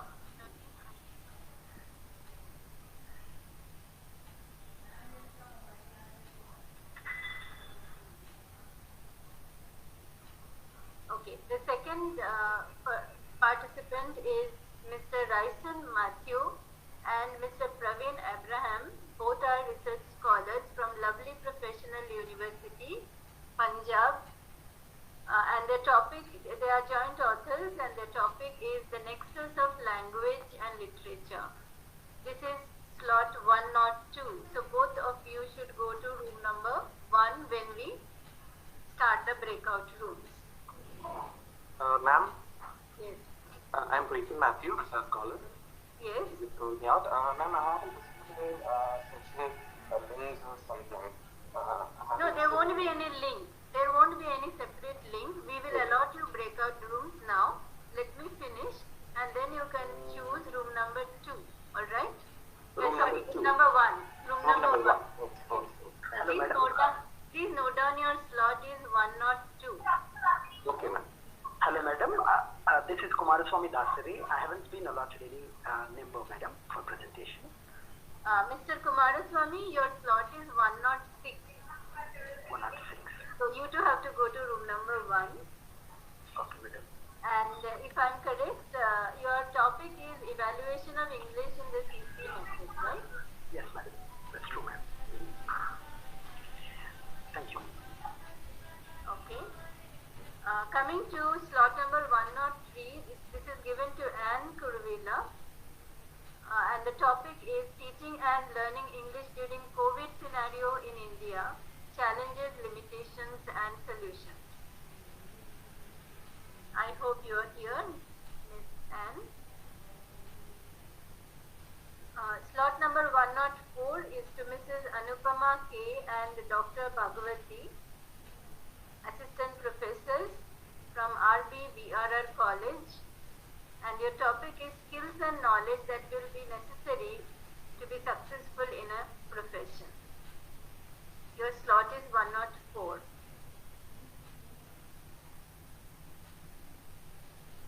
Dhaneshwar sir, your slot is 105. Assistant Professor, MCT, Rajiv Gandhi Institute of Technology, Mumbai, if I am not wrong. Then the topic is understanding socio-cultural barriers to effective communication. Mr. Dhaneshwar, I think you are here.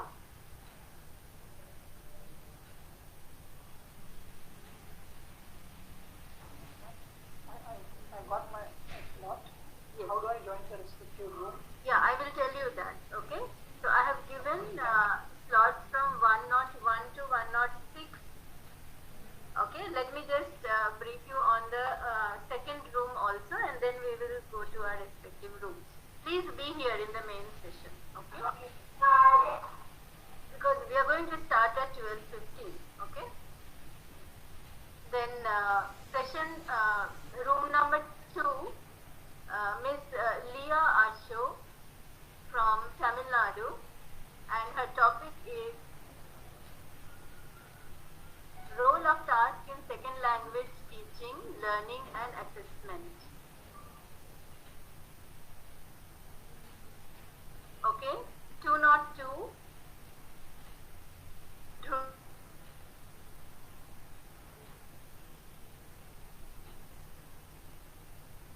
Kunal K. Patel, Assistant Professor, Himalaya,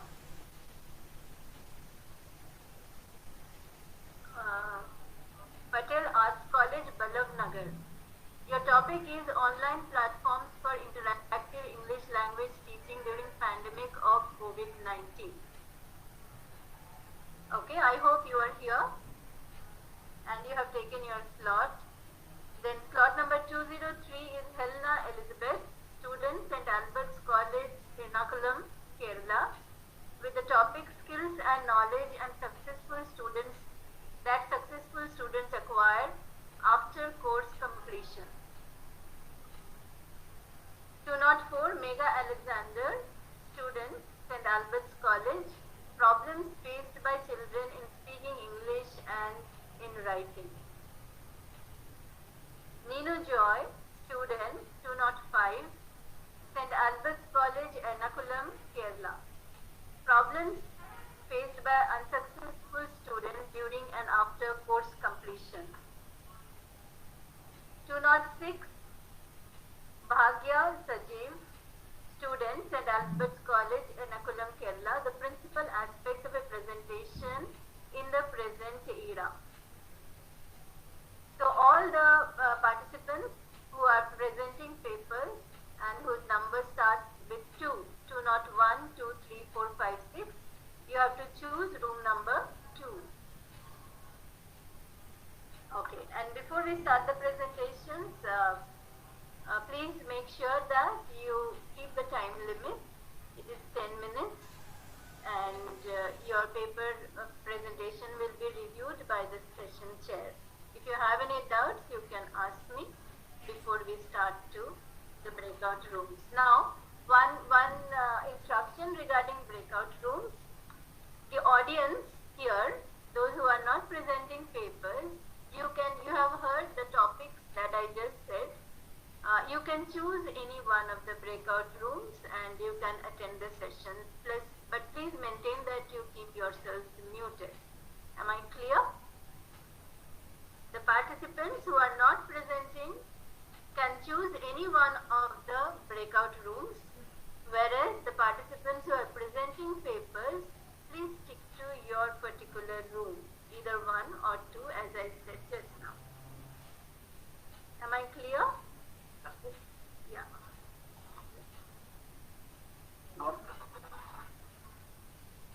The other participants who are also presenting, we are going to tell the slots in the next session of paper presentation, which is after the late talk of afternoon. Okay? Excuse me. Yes. Ma'am, I haven't received any mail regarding the slot time. Could you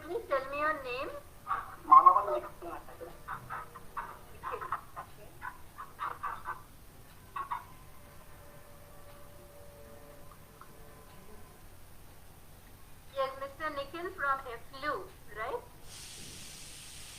Yes, ma'am. Yeah, and your topic is fostering second language writing using multimodal text composition. Yes, ma'am. Your slot number is 303. So that will be the afternoon session. Okay, thank you, ma'am. Okay, I will tell you then. Thank you, thank you. Thanks, thanks. And if there is, and for all the participants here, I would also like to tell you that the lunch break is at 1:15, and please stick to the time. If there is anyone who hasn't completed her presentation or his presentation by 1:15, you can continue it in the afternoon. Okay? And then we will continue with the 301. Alright? So, Ma'am, can you tell me my slot number, ma'am? yeah, please tell me your name. Shalini, ma'am. Shalini D. Shalini, yours is also in the afternoon, 306. Okay? Sure. Yeah. Thank you. Excuse me, ma'am. Yes? Ma'am, Varshini have some network problems, so she's asking her slot, ma'am.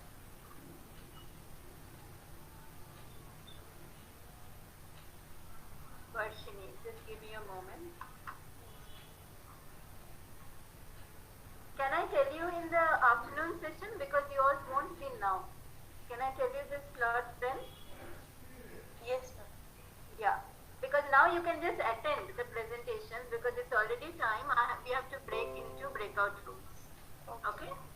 Yeah. Thank you.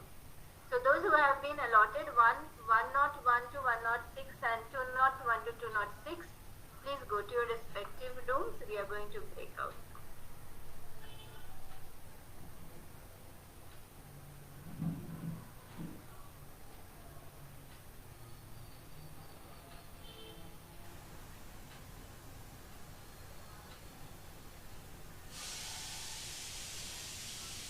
And anytime you can come back to the main session also.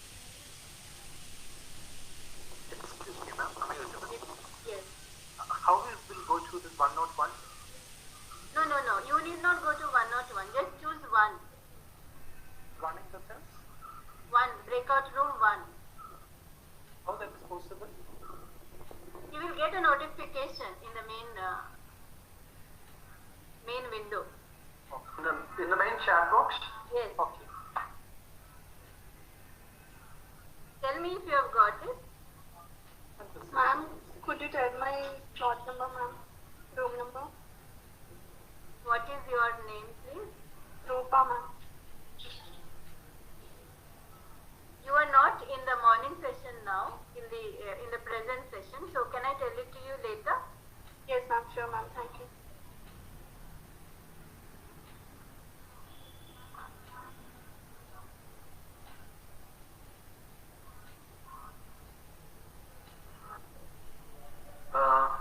Manushree madam, I have a couple of guidelines to all the participants and the presenters.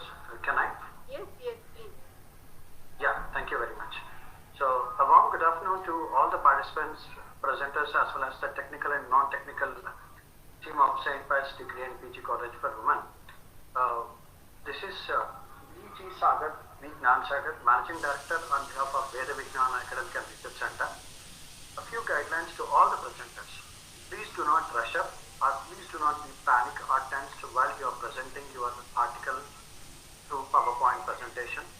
So do take your time, and the given slot in the time, please utilize it to the fullest extent. At the same time, start your presentation as if like today my topic or today my title of presentation would be so and so. At the same time, introduce yourself just for a few seconds. Your full name, your college, and from the location. Then start with your presentation and utilize the time completely, the given time of 8 to 10 minutes for your presentation. Then, if necessary, the chairpersons of your respective rooms will give you the reviews and the feedback if necessary. Alright? So please do understand the guidelines and do follow and enjoy your presentation rather than you are trying to show up something. Do not think like that or do not keep yourself in that position. Enjoy your presentation and you will definitely enjoy the entire international week. Thank you very much and all the best to all the participants and the presenters. Thank you, madam.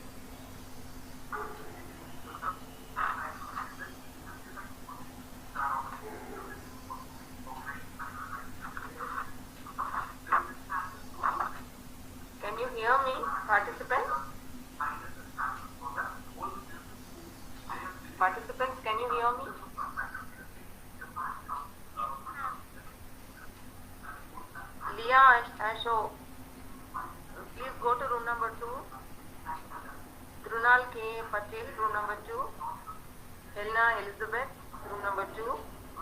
Megha Alexander, Neenu Joy, Bhagya R. Sanjeev. All of you please go to room number 2. Am I clear?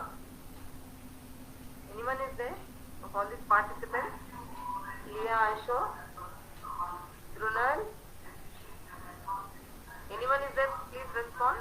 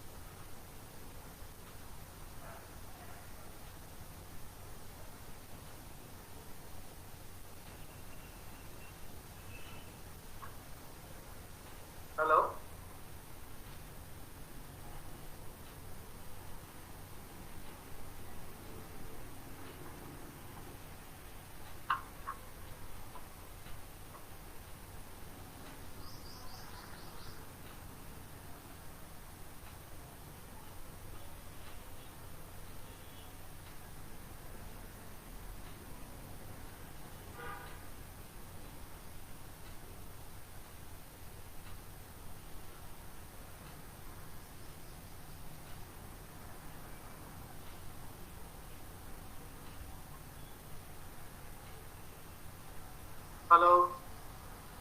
Hello?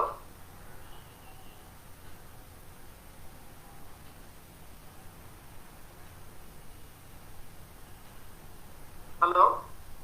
I am unable to hear your voice.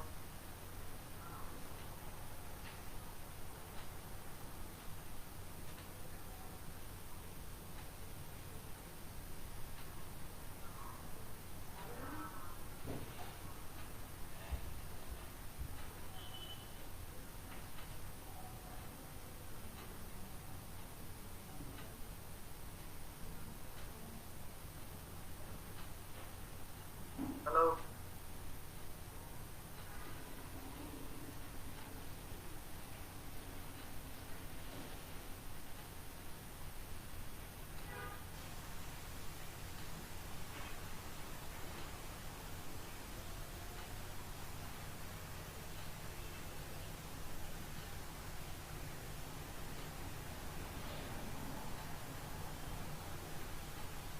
Sir,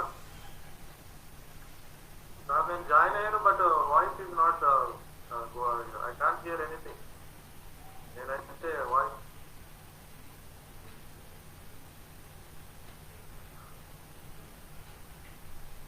main రూమ్కి వచ్చాను already. I have come to the main room but I can't hear anything from your side. అవును అవును అవును అవును. Just check it out sir. They are busy I think trying they numbers. But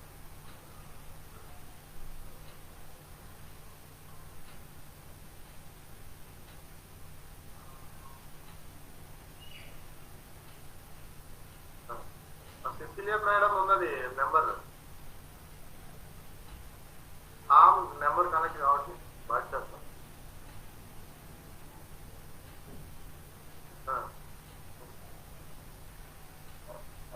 Honestly, madam, number లేదు sir నా దగ్గర. You call and tell them. Okay, చేయండి. Okay, okay sir.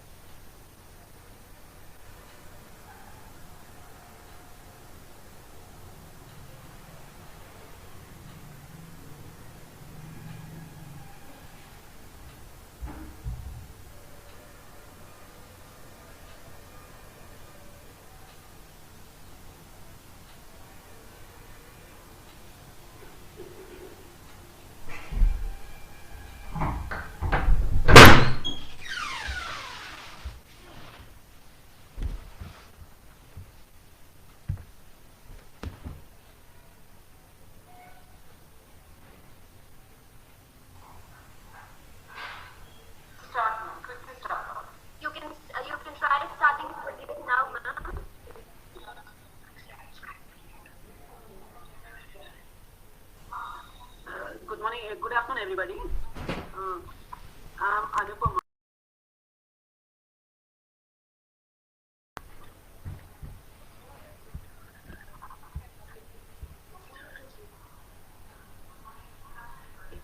My topic is skills and knowledge that are necessary to be successful in a profession. I hope I'm audible. Yes, ma'am. Please go ahead. Yeah. So, I present for some time and then my co-author, Ms. Bhagavati, will do the rest. The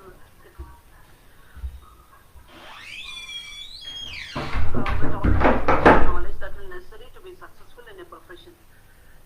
So there are certain skills which are necessary if we are to grow in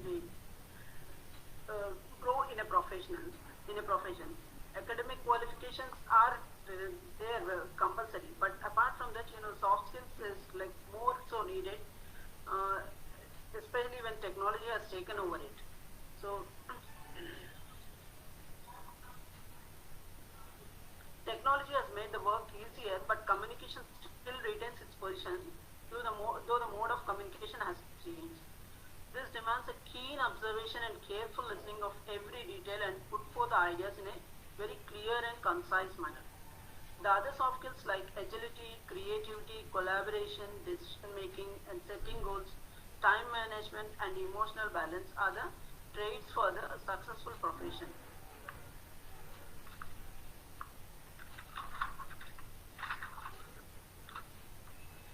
So, soft skills have gained prominence due to diverse teams working together in organization, and the communication plays key role whether it is a verbal or non-verbal, or as we need to represent the matter in a clear and concise way. To be an effective communicator, we should be keen listeners. Professionals need to speak clearly and effectively to present information. Then we move on to the next skill, that is agility.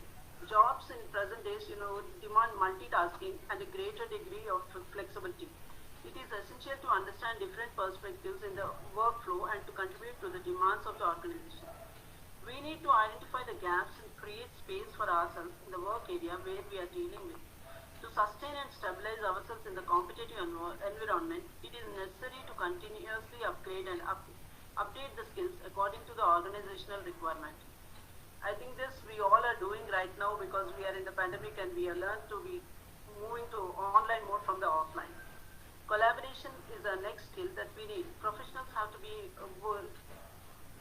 working in a group, whether they are working in a team or a project or trying to help a company achieve its mission. As a professional, we must possess interpersonal skills required to get along with the others.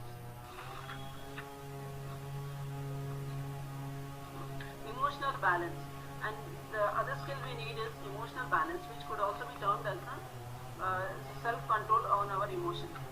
Managing impulses and coping with stress will also add to the successful career. So social awareness and managing the work pressure would be of a great help in enhancing and ensuring our position in the organization. Resolving issues amicably in a pressure situation is a challenge faced quite often in institutions. Issues like handling too many things at a time, process like the required information and to speak the bare essential points that need attention based on the priority or the few aspects that involve quick analysis. So it is important to identify the right method to arrive at the correct decision on behalf of the institution. And one more thing we face is the criticism. This is a major factor we might face or we tend to do it on others. So it should be on professionally handled, refraining from personal emotional interference and listening keenly to the opposite person's speech. Could you quickly wind up in a minute, ma'am? Yeah. Maintain a regular pace in thought. So neither we should get upset with others' criticism, nor we offend someone with destructive criticism. Then decision making and goals. To make it is very important to make a decision. Handling any situation or to deal with high pressure and think and act independently with the information available and data in the interest of organization. So planning, prioritizing and thinking ahead creates a space for the new things, anticipates and critical evaluation. And goals, if success is measured with our progress, then goals are destinations to reach. The last one is with time management. So they are likely to miss other better opportunities and enhancement in perks and promotions if they do not need the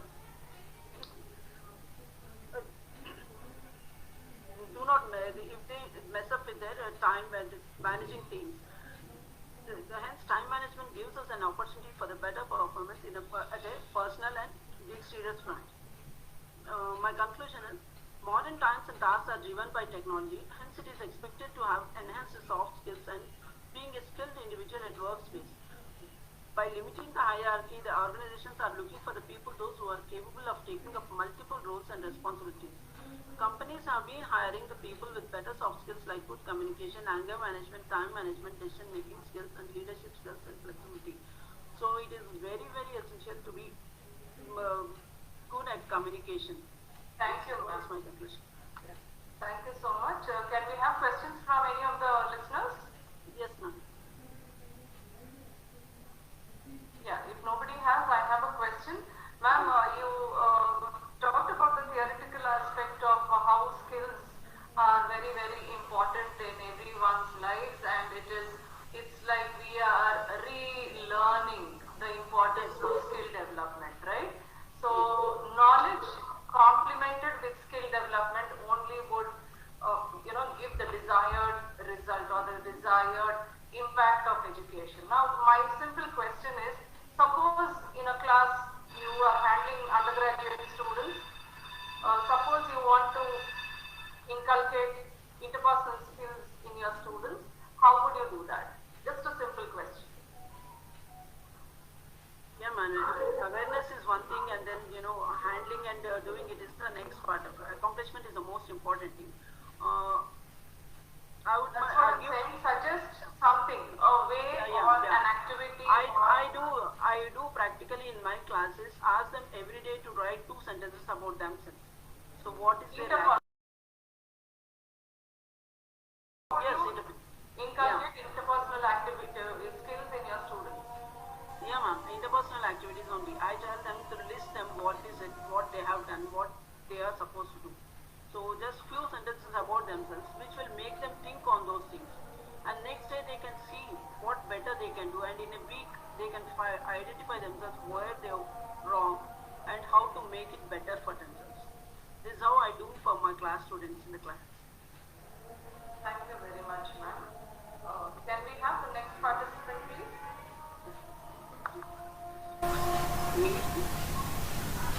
Yeah.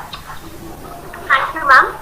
The next participant we have is Gyaneshwar Chakradev, Assistant Professor, NCT Rajiv Gandhi Institute of Technology, Mumbai. Presentation number 105. Sir, you have to unmute yourself, sir. Good afternoon. Am I audible? Yes, sir. Please assist me sharing the screen. Yeah. You can share your screen, sir. You can start presenting.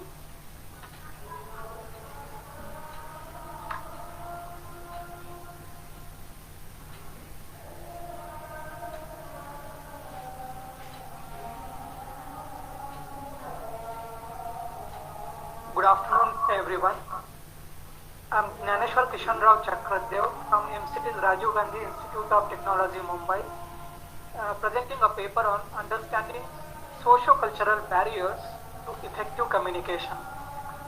In this paper, I wanted to create awareness and understanding about various socio-cultural factors which affect as potential agencies or barriers to our interpersonal, social or organizational communication. As communication skills in general is considered as one of the important employability skills or workplace skills or personal and social skills, one needs to understand that there are certain factors which affect the free flow of our communication, which are generally considered as barriers are technically considered as noise in communication cycle. Of the factors grouped under physical, socio-cultural, mechanical or technological. You haven't shared your PPT, sir. I did, ma'am. No. Only this thing is displayed. I am actually shared screen. Sir, we can only see your desktop. We can see the topics, but you have not opened it. You have to open the presentation, sir. I did, ma'am.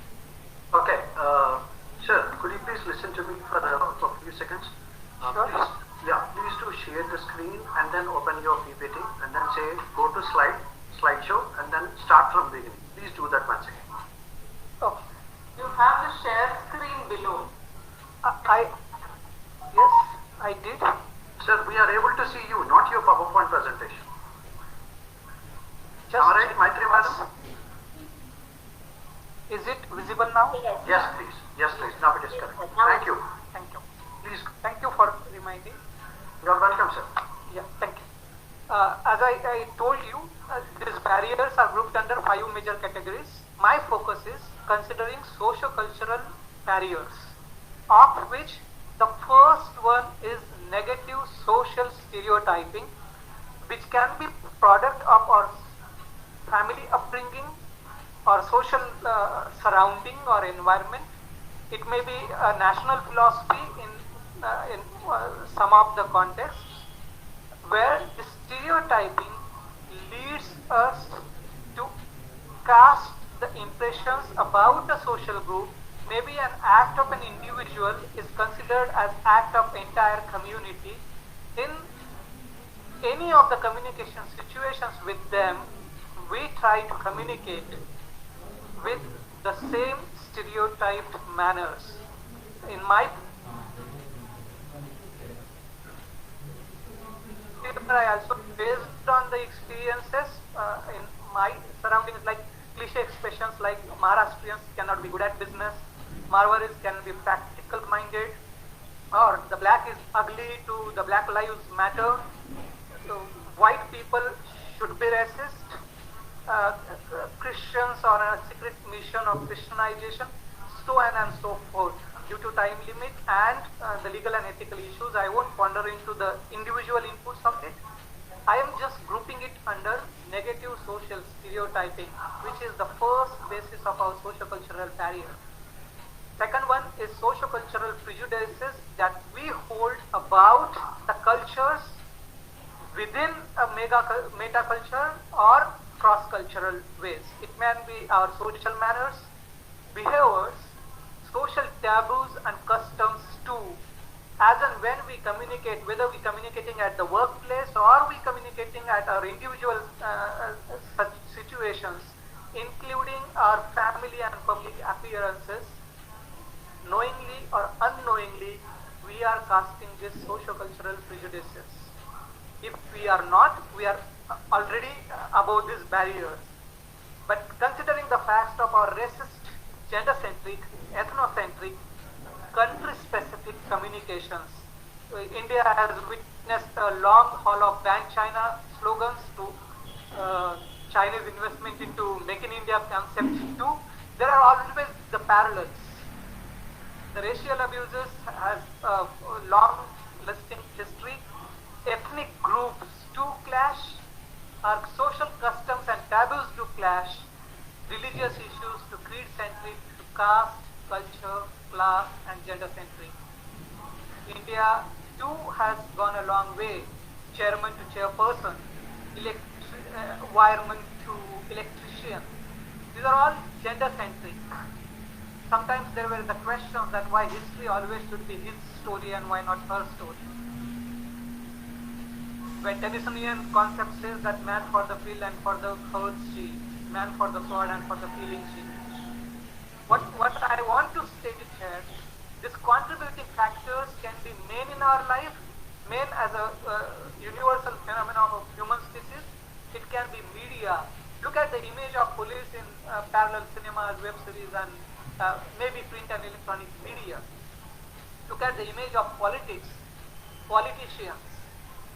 Certain missions and movements deliberately targeting rival cultures as outsiders, unwanted, or enemies. That's the act of demagogues. That's the act of hate speakers or the hate speakers.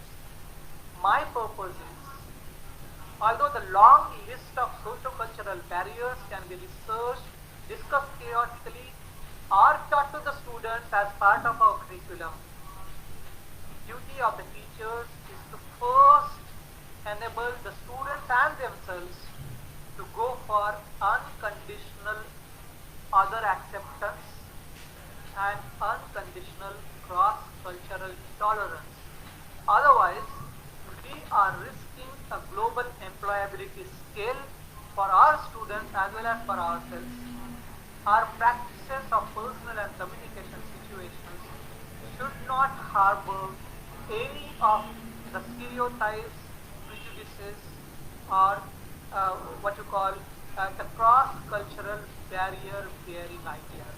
I'm really thankful to everyone for your patient listening, and I'm open to any of the clarifications or any of the questions. Thank you. Thank you so much, sir. Dhyaneshwar,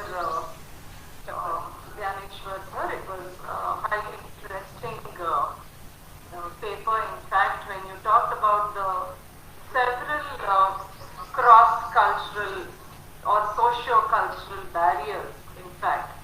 So, knowingly or unknowingly, we are prejudiced. I fully agree with you. Sometimes, in the subconscious, we actually consciously don't want to have that kind of bias or prejudices, but then it is there in the background. I fully agree with you. And then when we are there in the classroom, despite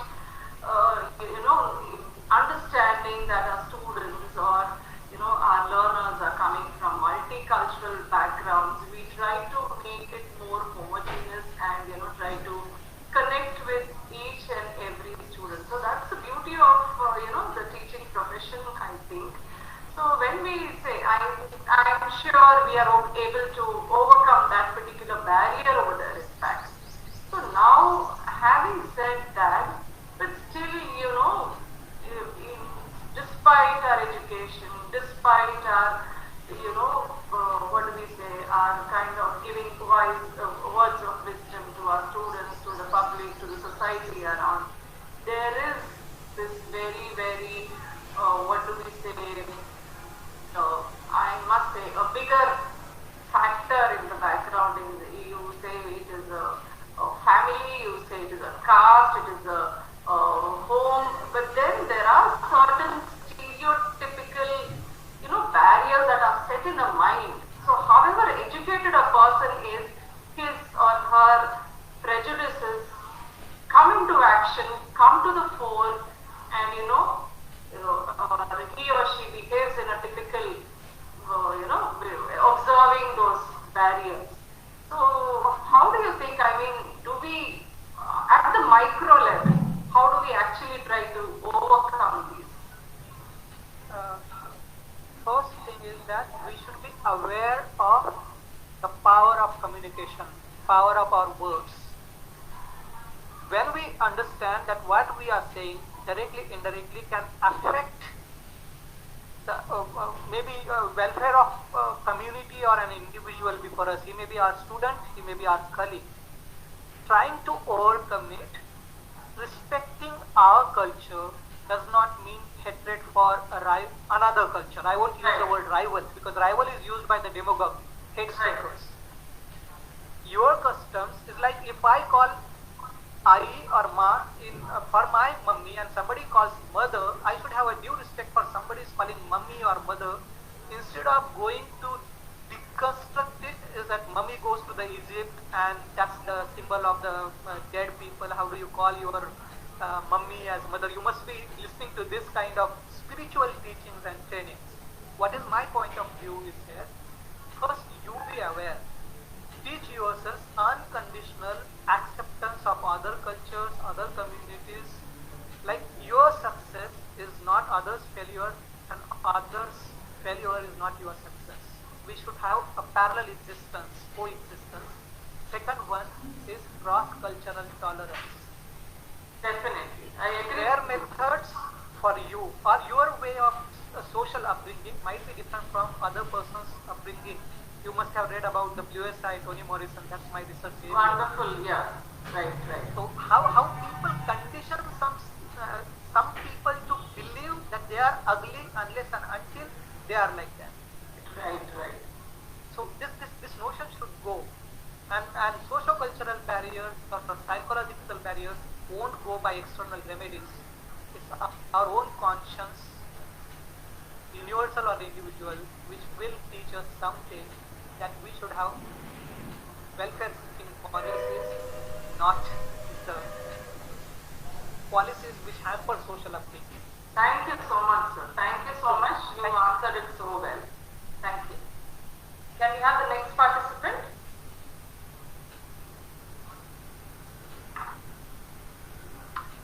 Ma'am, this room is going to end in the next 2 minutes. So do we have one more paper before we break for lunch? Would you like to continue?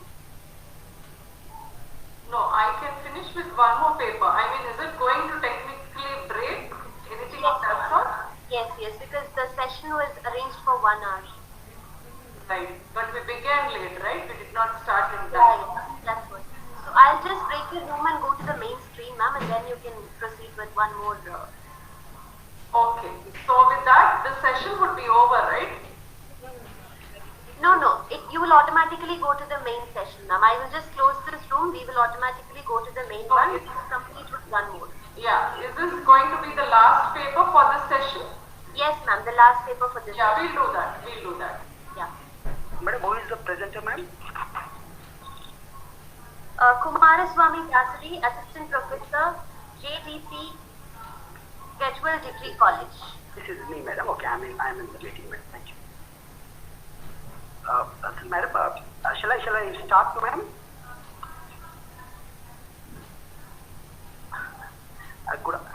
Hello? Shall I start my presentation, ma'am?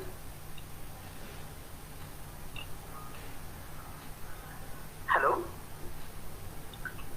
May I continue with my presentation, madam?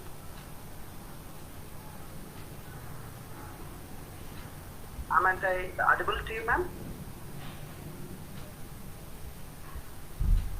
Hello?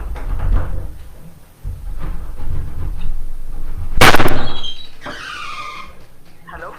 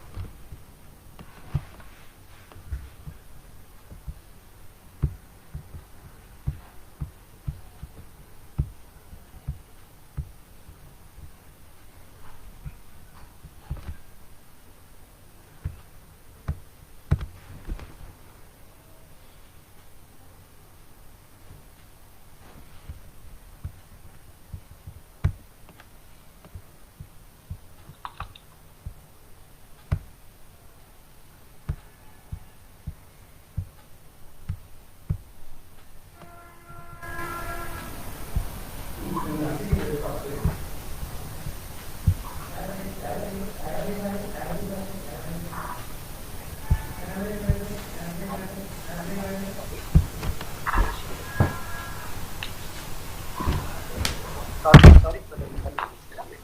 Actually, I'm using mobile phone to do sound technical. No problem, sir. You just have to reverse your camera, sir. No, we cannot see you, sir. You've still not turned on your camera. Now is it okay, ma'am? Yes, sir, yes. Now we can see you. You can present your screen, sir. And you may start.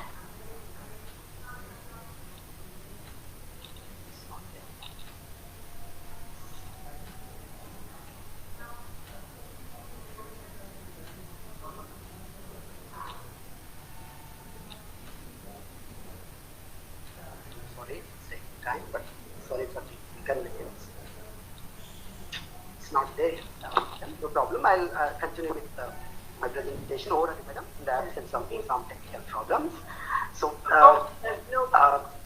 Honorable Chair of the session, Dr. Maitri Shinde Garu, the organizers, same the PIous degree and UG and PG College, co-presenters and participants. Good afternoon to you all. This is Kumar Swami Dasari, Assistant Professor of English and Research Scholar at Osmania University.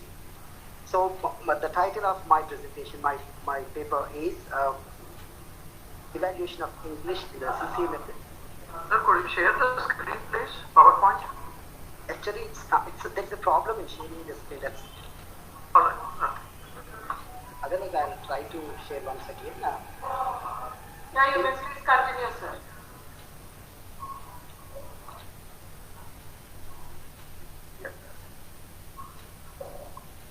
Again, I'm trying to share the screen once again, madam.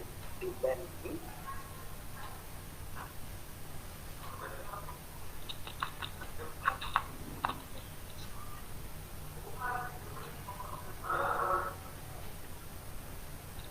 Sorry, madam. Still I have a problem sharing, but I would like to go on over again, madam. So the title of my paper is Evaluation of English in the CCA Method, Washback Effect on the Secondary School Students.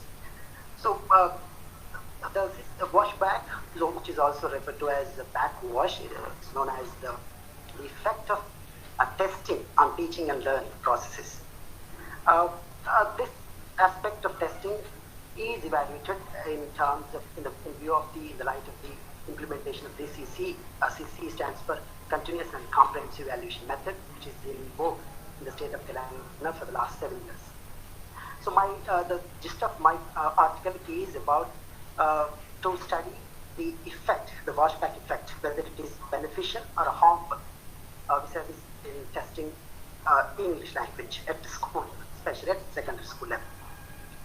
Since it has been in vogue for the last 7 years, still we are unable to understand what kind of effect it has on the teachers and students, especially in the learning of English at the secondary school level.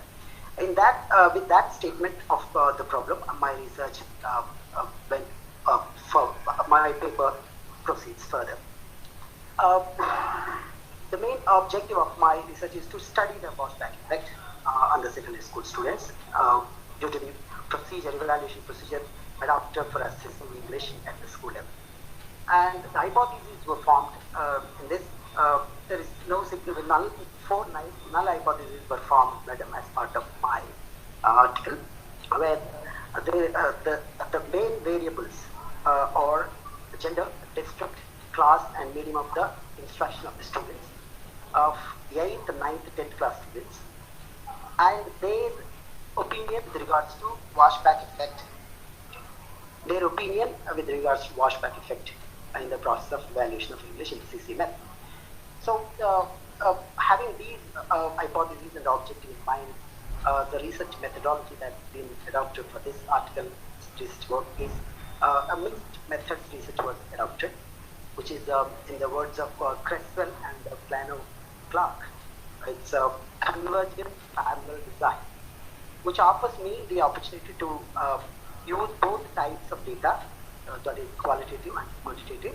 As part of quantitative data, I have framed a questionnaire, a structured questionnaire, where the students were asked to give their opinion about the washback effect of evaluation of English in CC method.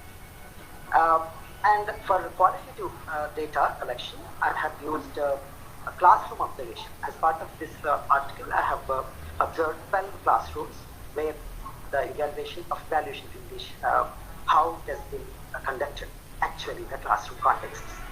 So, as part of this design, in line with the research design, the two types of data were analyzed differently, separately, and they are merged related to each other in the process of interpretation and arrived at the conclusions.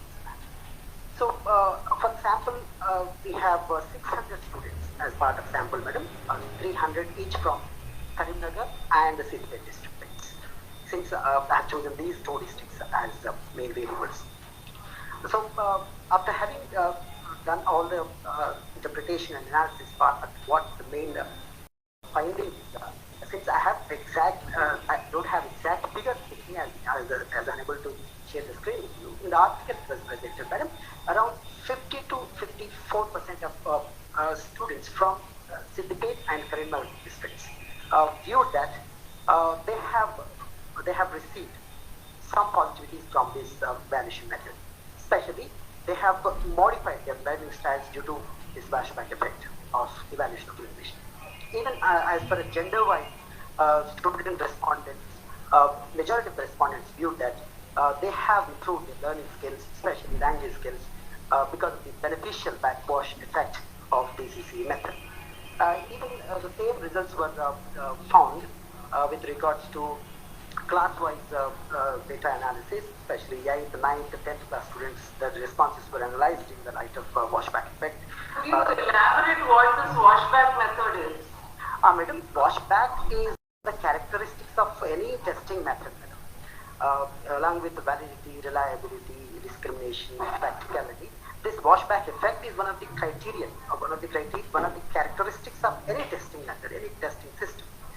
So, the effect of testing on the learning process. Usually, evaluation tests whether the objectives of the course have been really, realized or not. But here, washback is about how the testing system affects the learners, affects the teachers. Sometimes, because of tests, some students prepare well, they work hard, they put in more effort, and so that there will be some learning due to that effect of teaching, testing. So testing. So did you have a common testing pattern employed? No, madam. I used just the evaluation procedures that are being adopted for assessing English in the CC method, especially formative assessment and summative assessment. There are some formative assessment tools like slip tests is one of the common thing. Project work is there. Student response and reflection in the classroom is also part of assessment. So there are novel, very student participatory kind of assessment methods or tools are adopted for assessing English as part of formative assessment, madam. So, could you sum up your presentation in Sure, madam. So, usually when a new system of evaluation is introduced, this CC method was introduced in 2014, madam, with a view to make learning without burden and make it a learning, make learning a joyous process, joyous journey. But when I visited the schools, selected schools as part of my research, what I found teachers were they were unhappy with the process. They feel overburdened due to the assessment procedures because there is a lot of work the teacher has to do as part of assessment and learning. So when I went through my research, what I found is students were very happy. They have been involved in the process of learning and assessment. So due to the tools that are being employed for assessing English, like the project work, students' participation in the classroom, even written work is also part of formative assessment tests, madam. So how these processes, evaluation processes, influence their learning, further learning. This is in CCE called assessment as learning, assessment for learning. Two concepts are there, madam. There is no distinction between assessment and learning. Assessment and learning go hand in hand in the classroom itself. When the student responds to the classroom, that is also part of the assessment. Teacher can note down it and it will be part of his final scoring.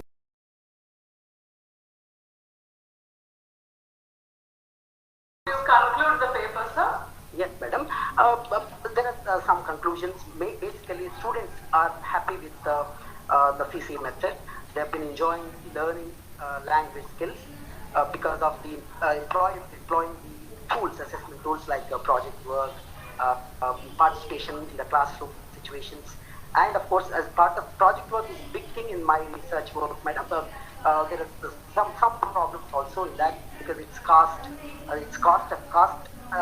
aspect is also very important because student is supposed to prepare 24 projects in a year for all subjects.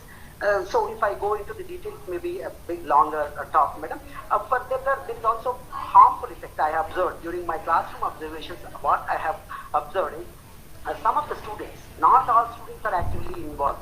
Some of the students are trying to copy from others in order to complete the project work, in order to complete the classroom tasks.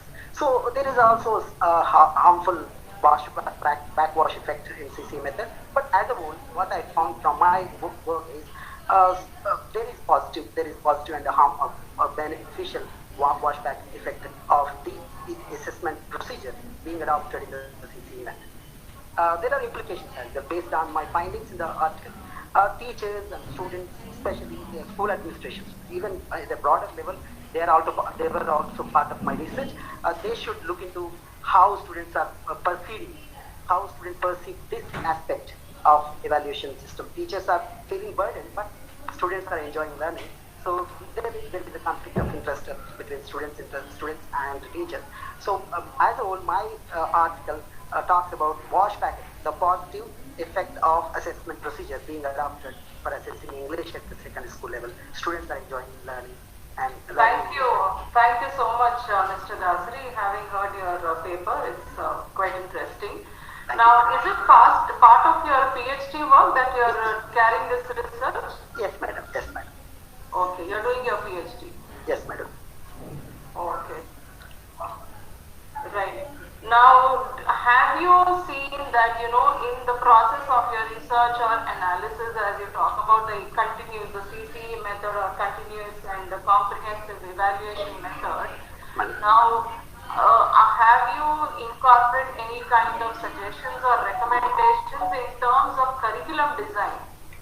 Madam, when I was proceeding with my research, my head of the department, Professor Murali Krishna Garu, was very particular about the scope of my research. Since other two of his research scholars are doing research in the same area, he cautioned me with regards to scope of my research. I was asked to limit myself to assessment of language skills only, not to go for language course analysis, syllabus analysis. It's another broader area, madam. Okay. Actually, I had that in mind. Of course, I had that. Okay. Thank you so much, sir. Thank you, madam. Thank you very much. Thank you.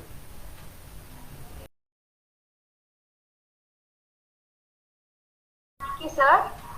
Thank you, madam. So we come to the end of session 1 now. I would like to thank our chairperson for this session, Dr. Maitri Shinde ma'am, for taking her time and joining the session today and giving her valuable inputs in the paper presentations done today. Thank you so much, ma'am. Thank you, Purnima. It's been a pleasure to listen to all the papers, ranging from literature and then ending with language. It was a good combination. Thank you, Maitri madam. Thank you for enriching our experience today. Thank you, Poonam madam. Thank you, sir. So we will break for lunch now, and we will again join at 2 o'clock for the session 2. Session 2 lead talk starts at 2 p.m. Dr. Leena will chair the session, interactive session 2 at 2 p.m. I would request all the participants to please join us on time and not be late for the session. Purnima madam, I have a request for you. Yes, sir. Actually, we have allotted room to chair for Dr. Sharachandra sir, and probably I'm not sure whether the participants are not there, I mean to say presenters, or probably he must be allotted one room or to chair the session, if I'm not. Yes, sir. Afternoon session, he will be with us. Actually, the room 2 participants did not come up with their papers today. We called out for them, but for some reason they did not join us today. So, sir will share the afternoon session. Alright. So, kindly do coordinate with Sharachandra sir. He is in room 1 currently. I mean, in the main room. Okay? Yes, sir. We will talk to him, sir. Yeah, thank you very much. Thank you, sir.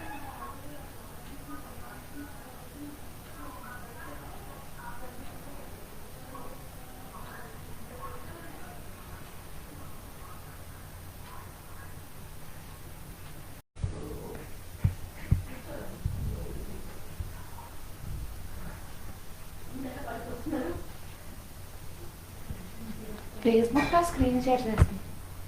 వినిపిస్తుంది.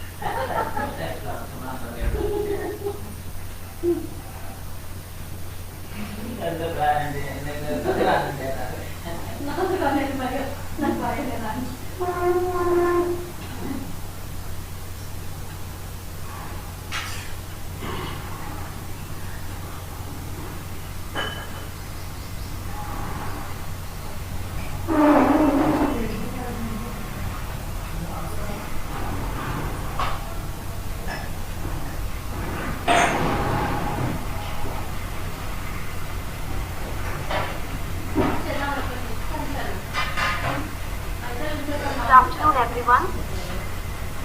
I welcome everyone to the afternoon session of the International Web Conference, Language and Literary Skills and Knowledge Necessary for Professional English, Challenges and Innovation in Teaching and Language. We have the interactive session 2 now with Dr. Leena Mukhopadhyay. I request Manushree Mitra ma'am to introduce the speaker to us.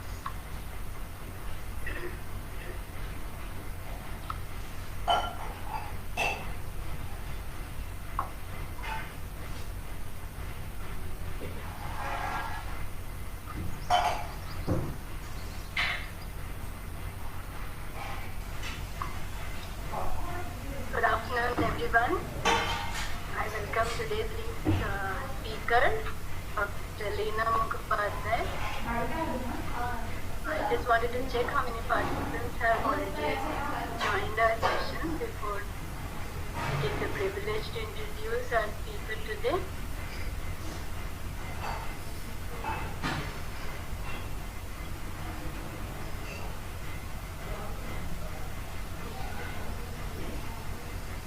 Okay.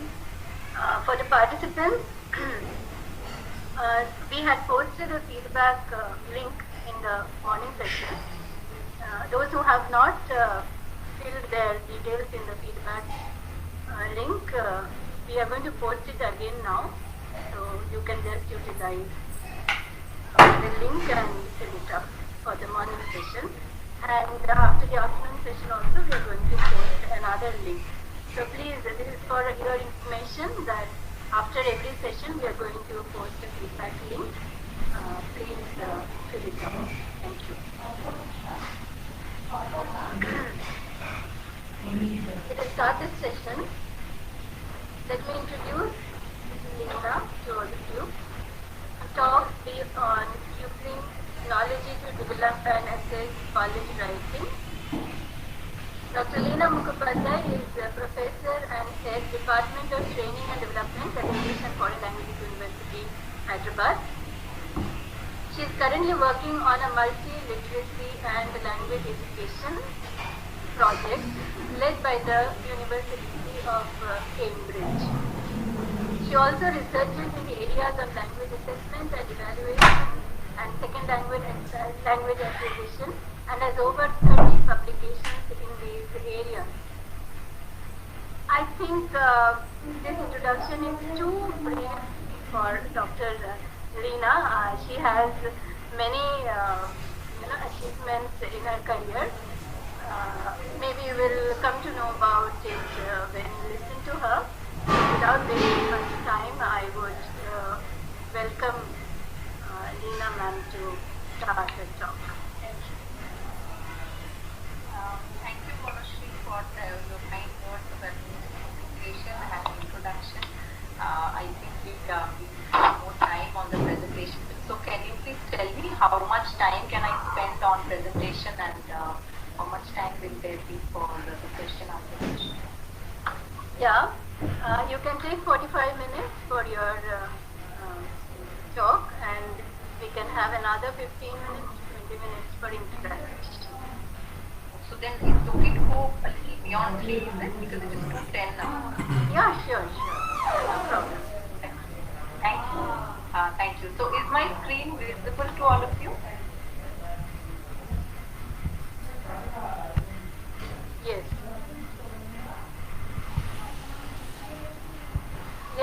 can see your screen.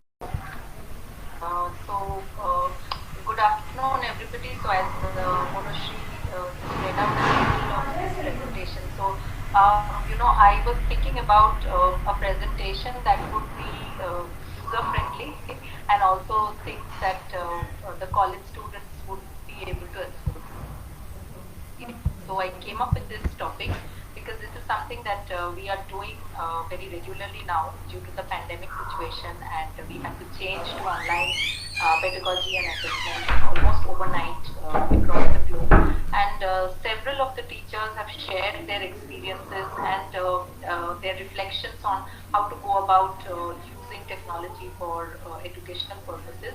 And many of them have also shared their journey of growth. I, for example, personally have grown a lot, I feel, in the last 1.5 years in my constant use of technology to, reach out to my students during this time of the pandemic, and also be able to, get their satisfaction that what they are getting as products from us as teachers, they are able to utilize it in their real life and in their career in years to come. So from that perspective, that is where I'm coming from for this presentation, and therefore I have chosen this topic, and I hope all of you would have some takeaways at the end of this session. So I would like to begin with I would like to begin with some humor before we get on to the serious business. So I'd just like you to go through this slide, and then I will begin my talk.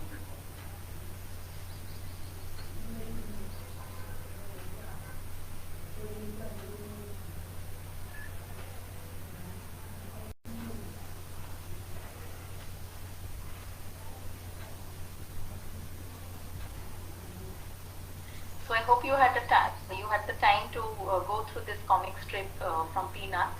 And so this is a question that I would like to begin the presentation with, that although we know that writing for academic purposes is important, but do our students, do the young generation of learners, do they feel that it is as important? Does it really matter?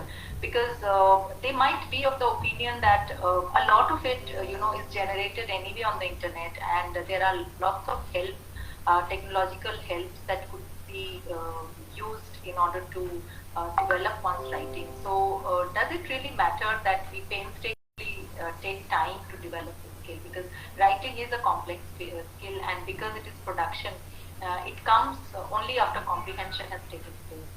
So therefore, many a times, because many of our learners fall short of reading, the direct impact of that is seen in their writing abilities or the lack of thereof. So this is something that we need to seriously think about, that to develop our writing skills for professional purposes and academic purposes, there is a lot of reading that goes on in the background for this to take place. But apart from that, there are specific skills or specific sub-skills which are a part of the concept of writing, and that if we consciously get an awareness of those sub-parts and try to develop each one of them, then comprehensively, hopefully over a period of time, the quality of writing would change. And although I'm beginning with this question, that does college writing matter, I'm deeply convinced that yes, it does matter, and that is why we should be, we are going to spend this, next 30-35 minutes to see what it entails and how it could be developed during this time of the pandemic, where most of us are sitting at our desks and reading through books, writing assignments, getting our assessments done, so on and so forth.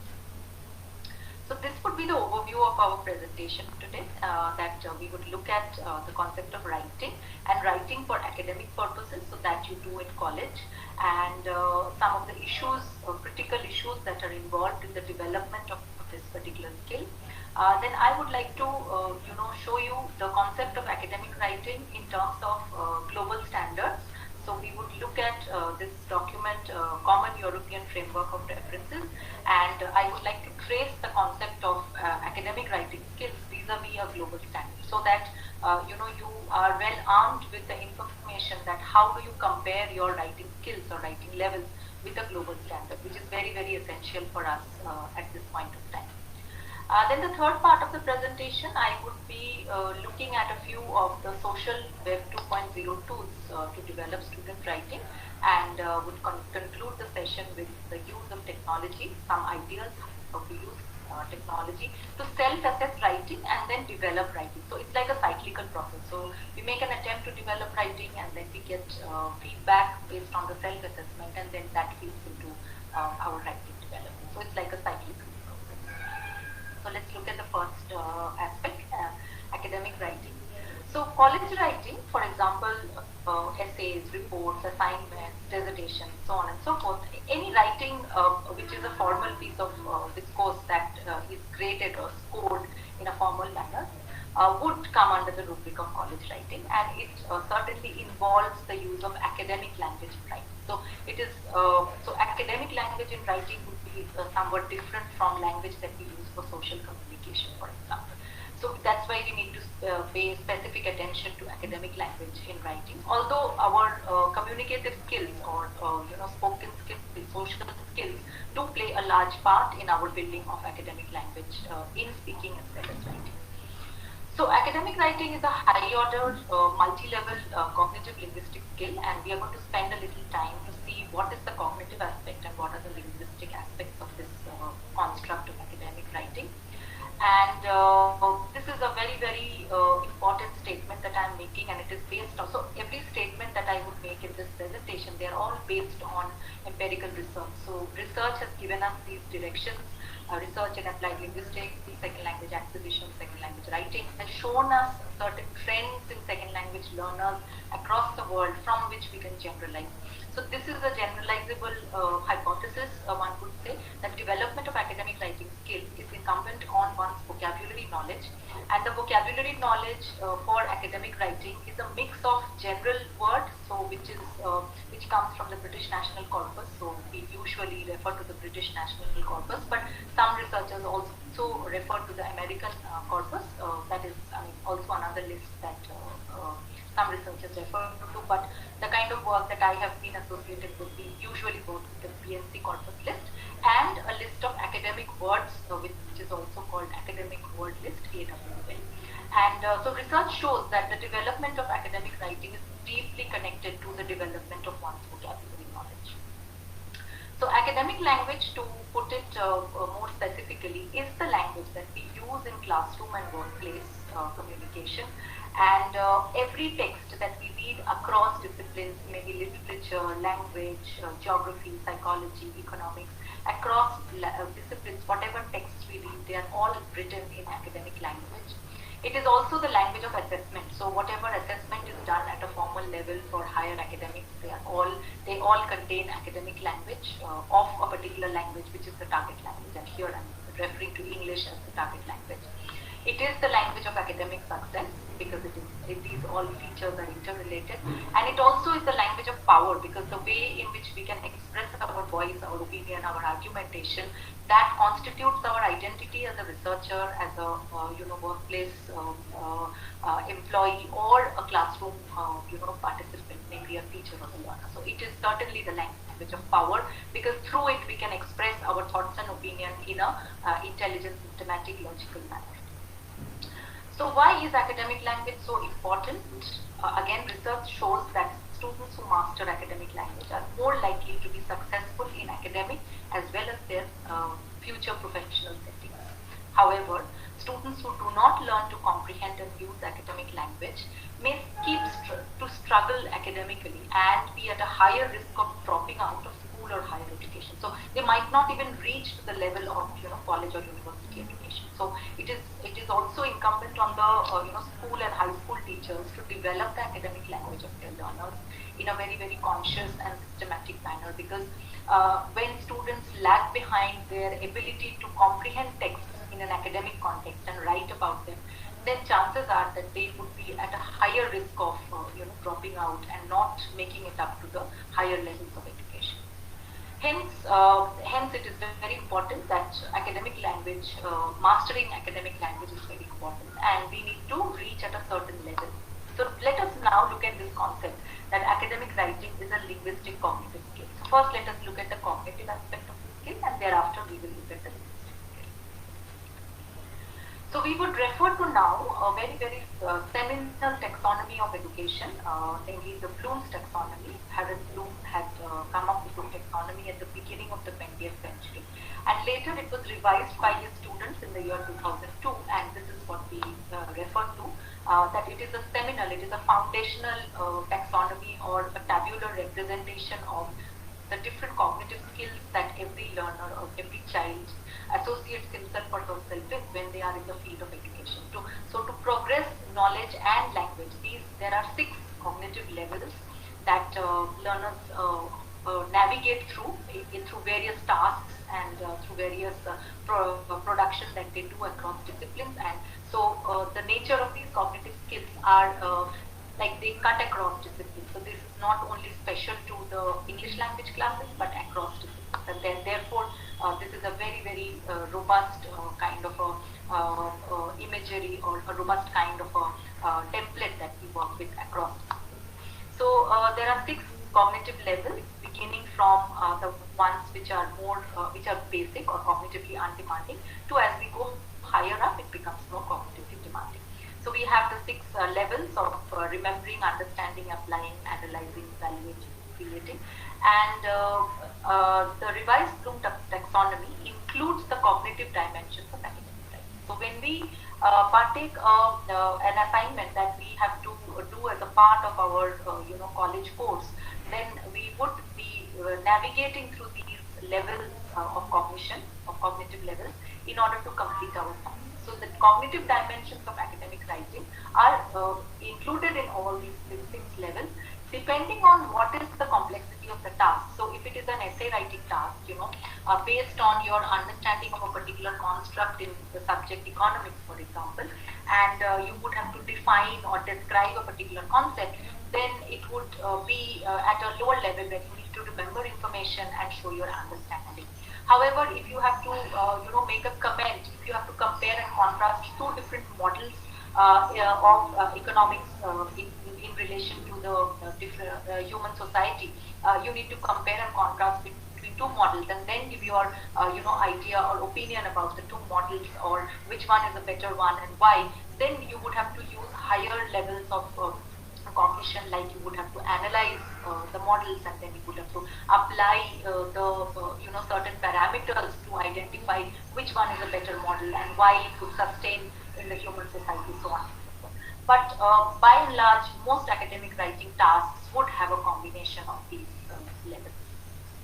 Thereafter, we now look at academic writing in terms of its linguistic components, and therefore we get into the second rubric of our presentation, that we look at academic writing in terms of global standards of CEFR. So CEFR, a Common European Framework of Reference, is a document which was put together in the year 2001 on the basis of years of research and documentation for almost 10 to 15 years. And the CEFR actually holds together the linguistic dimensions of different aspects of languages. As you can see, it is a European framework, so it is available in different languages in the world, all the European languages, and it has also been translated to some of the other languages recently. So all the 4 European languages are present. So the linguistic dimensions of every language is present in this document. This is an English translation, and so the linguistic dimensions of academic writing are also included in this book, and this is freely available. You can Google for it, and there is a PDF which you can download. So let us look at what are some of the academic writing standards vis-a-vis the CEFR, or the Common European Framework of Reference. So vocabulary knowledge, according to Common European Framework of Reference, is a mix of, as I said, general word and academic word list. So we have in the CEFR template, we have 6 levels of linguistic dimension. So it begins from the A1 level, which is the lowest level, and goes up to C2, which is the highest level. Now at every level, the knowledge, the vocabulary knowledge that a learner is assumed to have is within a range, and the range is of the British National Corpus from K1 level to K5 level. So across each level, the range is mentioned. More or less, if one has a knowledge of 5,000 words, so every adult who has a knowledge of 5,000 words would be easily able to navigate through all the academic texts and also most of the novels and other pieces of work in literature. The desirable one, according to the native speaker norm, would be 8,000 K8, but then more or less second language learners can easily perform through K1 to K5. So when we look at college writing, we usually do not look at A1 level because that is very basic. So therefore what we do is, depending on the different proficiency levels of the learners, we start from a low level and then go higher up. So we can begin with the A2 level, right? And then we can go up to, B2 to C1 level. And beyond that, it is anyway a mastery level, so we don't need to worry too much about that. But I'm placing the college level, writing proficiency starting from a slightly lower level than what is expected to what is, the expected level B1, B2. And therefore, if we look at the amount of knowledge that is required in terms of vocabulary knowledge, would be between 1,500 words to almost 3,750 words. So this is where I would place college writing, right? And accordingly, because vocabulary knowledge required for academic writing, I just mentioned, is a combination of general word list and academic word list. So academic word list has 10 levels. So here, if we have the 3 levels at A2, B1 and B2, that would be sufficient for a learner to function successfully within the college context, right? Now, what these levels are, which are the words, there is a hyperlink, but because I'm using a PDF version, I cannot show you that. But these are all available on Google, so you can take a screenshot of my slide, or if you are interested, those of you who are interested, I would be happy to share my slides with you after the presentation is over. So academic word list would be between levels 1 and 3, and general word list would be between 1,500 words to 3,750. So this is something which is also used for IELTS writing, so marking IELTS essays and IELTS writing tasks. This is the standard that is used based on the CEFR reference. Then if we look at the writing description that are given in the CEFR, as I mentioned that there are these 6 levels. So I am going to work with you for the levels A2 to B2, so A2, B1, B2. So let us look at what are the writing knowledge expectations at each level. So at A2 level, this is what the learners should be able to do: can narrate personal incidents, picture-based stories, write short descriptions, can use examples, can write text with simple structure. So, so the first part looks at the topics that the learner can deal with.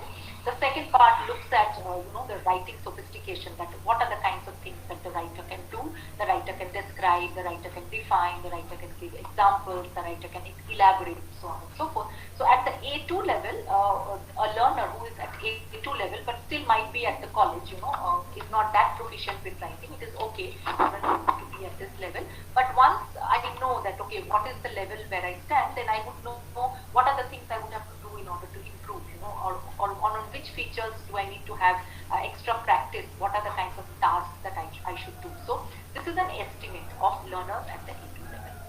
Then learners at B1 level, it's also called the threshold level, which is the minimum level to function well within the higher academic context. So here the learner can describe familiar topics, matters of interest, and the matters of interest could be mostly pertaining to academic context, but it could also be, things could be also taken from social context. So what can the learner do? Previously the learner was able to only elaborate by giving examples. Now the learner can not only give examples, but can elaborate by giving reasons and give examples. So it goes a level higher. So that is how we see the development of a learner from the A2 level to the B1 level. And these levels, let me tell you that these are not related to age. These are related to the levels of linguistic cognitive maturity that a learner has. So as proficiency in the target language grows, these levels keep increasing. So now the learner linguistically, so the third part looks at the linguistic component in terms of the grammar and vocabulary. So the learner can write longer texts with coherence and simple structures. some complex or compound sentences, and attempts to use a variety of linkers, which means that they can connect between ideas. Whereas in the previous one, it could be like very common linkers, and, so, but, because. But here probably the linkers, the amount of linkers would increase in the learner's writing. And at the highest level that I'm pitching for in terms of college writing, can discuss about a wide range of subjects and a variety of different things. So it really, now the learner has grown from the threshold level to the vantage level, where the learner has the capacity to deal with different subject matter and themes, and therefore write about such subject matter. And now they can not only give reasons but also can compare and contrast. So advantages, disadvantages, can explain viewpoints. Okay, and the length of the text also grows coherently. The learner attempts to integrate standard information, present main ideas, can segregate between main ideas and subordinating ideas, use linkers, so on and so forth. So if you pay attention to this blue part across the three levels, here the learner gives examples, here the learner can give reasons with examples, and here the learner can discuss advantages and disadvantages, compare and contrast. So if we quickly go back to the Bloom's taxonomy, I'm trying to create a link between the two, that in A2 level, where the cognition levels that the learner could use is to remember information and show understanding, whereas from B1 level onwards, the learner can analyze, give reasons, they can apply the ideas to new context, and they can also evaluate by contrasting and comparing and giving their opinion which one is the better one, so on and so forth. So there is a gradual increment in the attempt to engage with these higher levels of cognition in academic writing. Okay, now this is a summary slide on what are the sub-features of academic writing that we need to attend to as learners. So as I said, that it is a multi-level cognitive linguistic skill, and it involves the use of so many other aspects of language, the target language. So primarily it includes the development of content. So what are we going to write about? What is the task given to us? And so so then we need to pay attention to the development of the theme. So along with the theme, we also need to be able to cohere and have a cohesiveness between the ideas that we develop. So the ideas cannot be like just randomly stated, or they cannot be like chunks in different paragraphs and there is no connection between them. So we constantly need to also work with the links between ideas, which is the cohesion. And this would bring about a use of vocabulary, both general word list as well as academic word list, and of course the use of syntax or grammar to put the ideas together. And every text or every task that I would attempt would have an internal rhetoric of its own. So there could be a task to introduce certain features. There could be a task to describe certain things, to explain certain phenomena, to elaborate upon certain phenomena, to argue for a particular model or point of view, to express one's opinion by evaluating certain things. So these are different aspects of internal rhetoric of each and every writing task. Right? So not every task will involve all of them, but there will be a combinatorial feature. Some of these features will be involved in every writing that we undertake.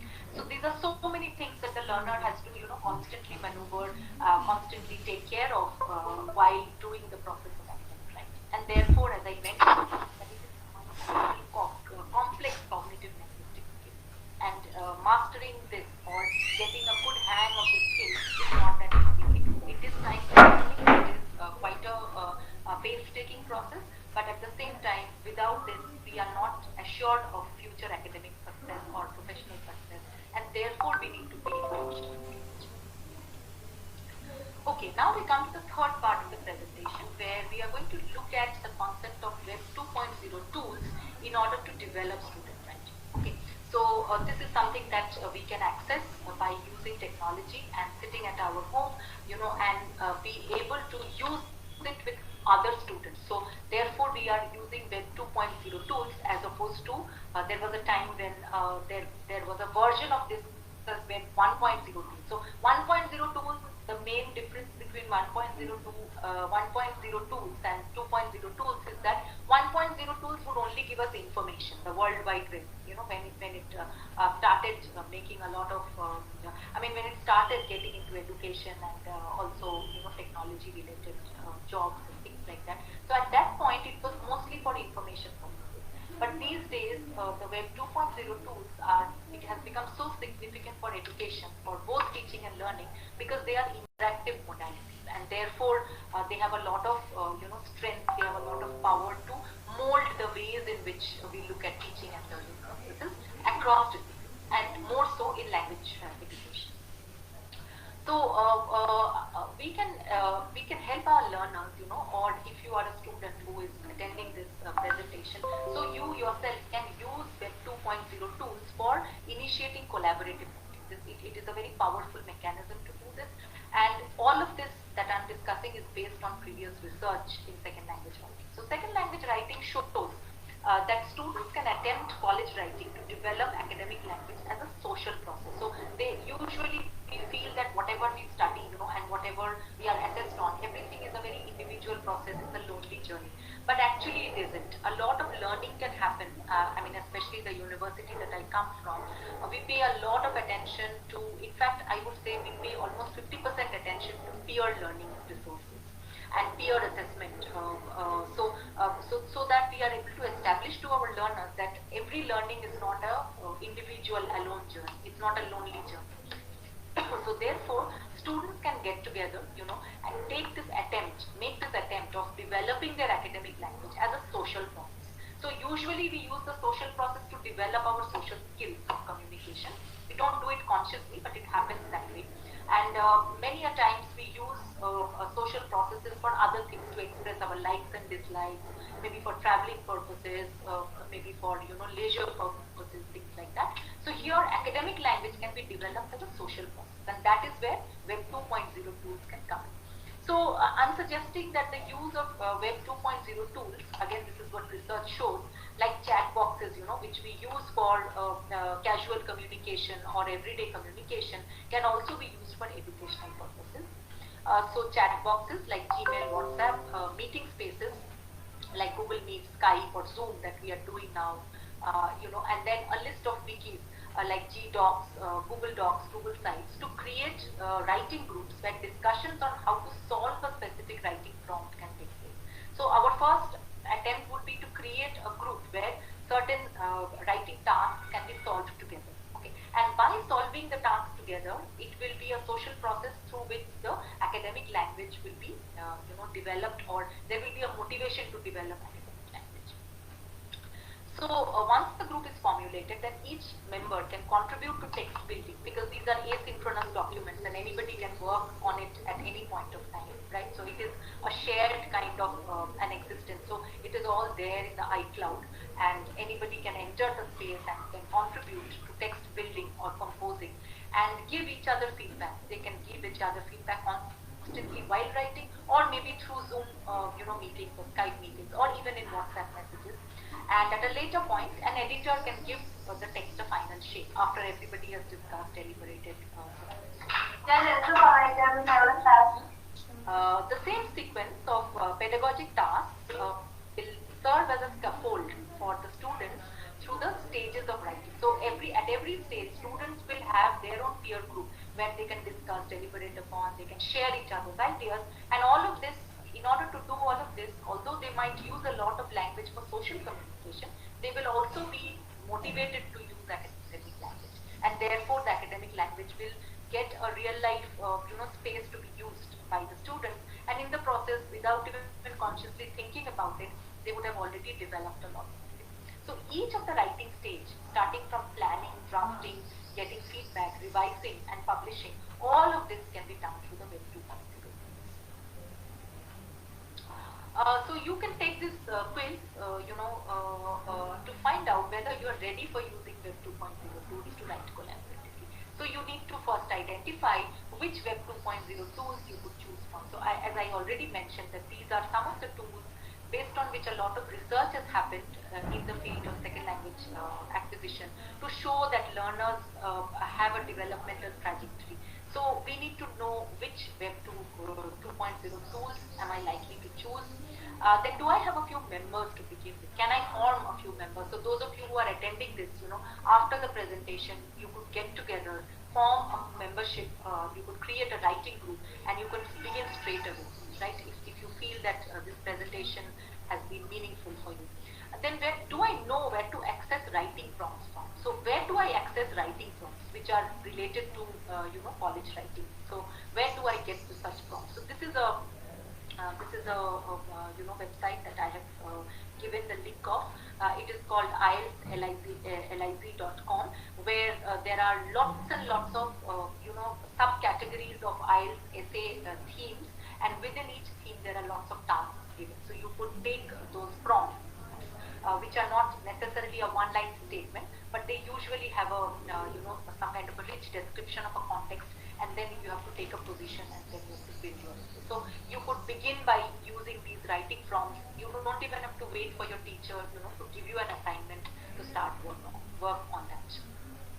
Then do I know how to set up a common space to plan, compose, and edit collaboratively with my group? So the common space could be Google Docs, which is the writing space.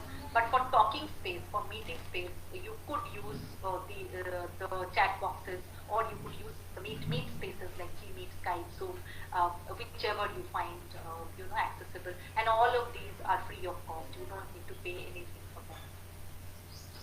And then are we motivated enough to set up specific times? Weekly we should set up specific time and complete this task collaboratively. So that is very, very important, that we assign a particular amount of time for this task, and we do the collaborative, so we get together to do the discussion, and then we do the text writing together. So everything doesn't have to be together all the time, but it is important that we come together to discuss certain issues, to take certain decisions, to reach at an agreement. And by doing each of these activities, we would be using a lot of social process to develop our academic language, and that is the beauty of the process. Okay, now if we want to go to the next higher level, where we have finished working on an assignment, and we would like to publish this work. Usually this is done if it is like a story assignment, or some kind of an essay which has a novel opinion, or which has a piece of research which you have put together. So something which has a kind of a novelty, or which has a kind of a originality, and you would like to publish and share this work. So where do you do that? This is also possible.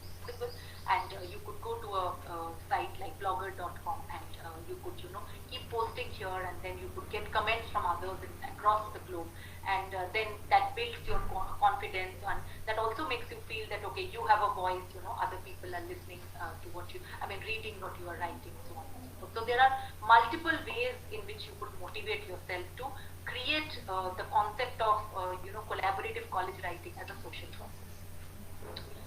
Then let's move on to the last bit of my presentation, where I would like to spend a little time to help you understand that how you could, as a teacher or as a learner, you could use technology to self-assess what you have written. Because once you have collected the prompts, you have done the task with your group, it is not enough that you stop with that. You also need to get an estimate that with respect to the, for example, the academic writing standards, where do you feature? Where does your task feature? So you need to have an estimate of that. So the use of technology can help you actually understand that what is your standard of writing vis-a-vis a global standard.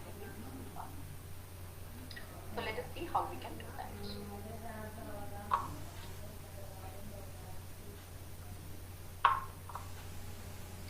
Okay, so I would like to begin with this visual. A teacher who is tired, sitting in front of a stack of papers or assignments, and she's wondering that the webinar that I attended last week, why did they teach me the strategy how to do minimal marking? Okay, so that is the fate of teachers, right? That when they are bombarded with a lot of assignment tasks, then what do they do about it? Are they really able to pay attention and assess you in an ethical manner, give you feedback, etc., etc.? Is it always humanly possible to do that, or can we have some other ways to get estimates of our life? So do teachers always need to assess thesis writing? Yes, they do.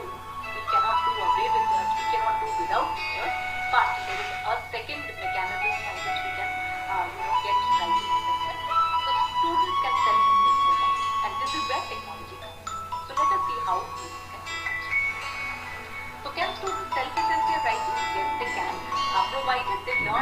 use automated writing evaluator tools which are available.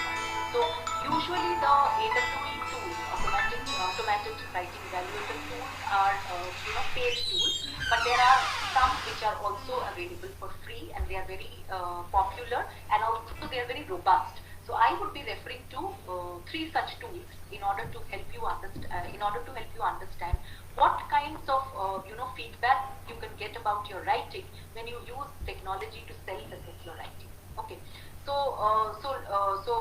one has to learn to choose the correct automated writing evaluator, which is a valid writing evaluator.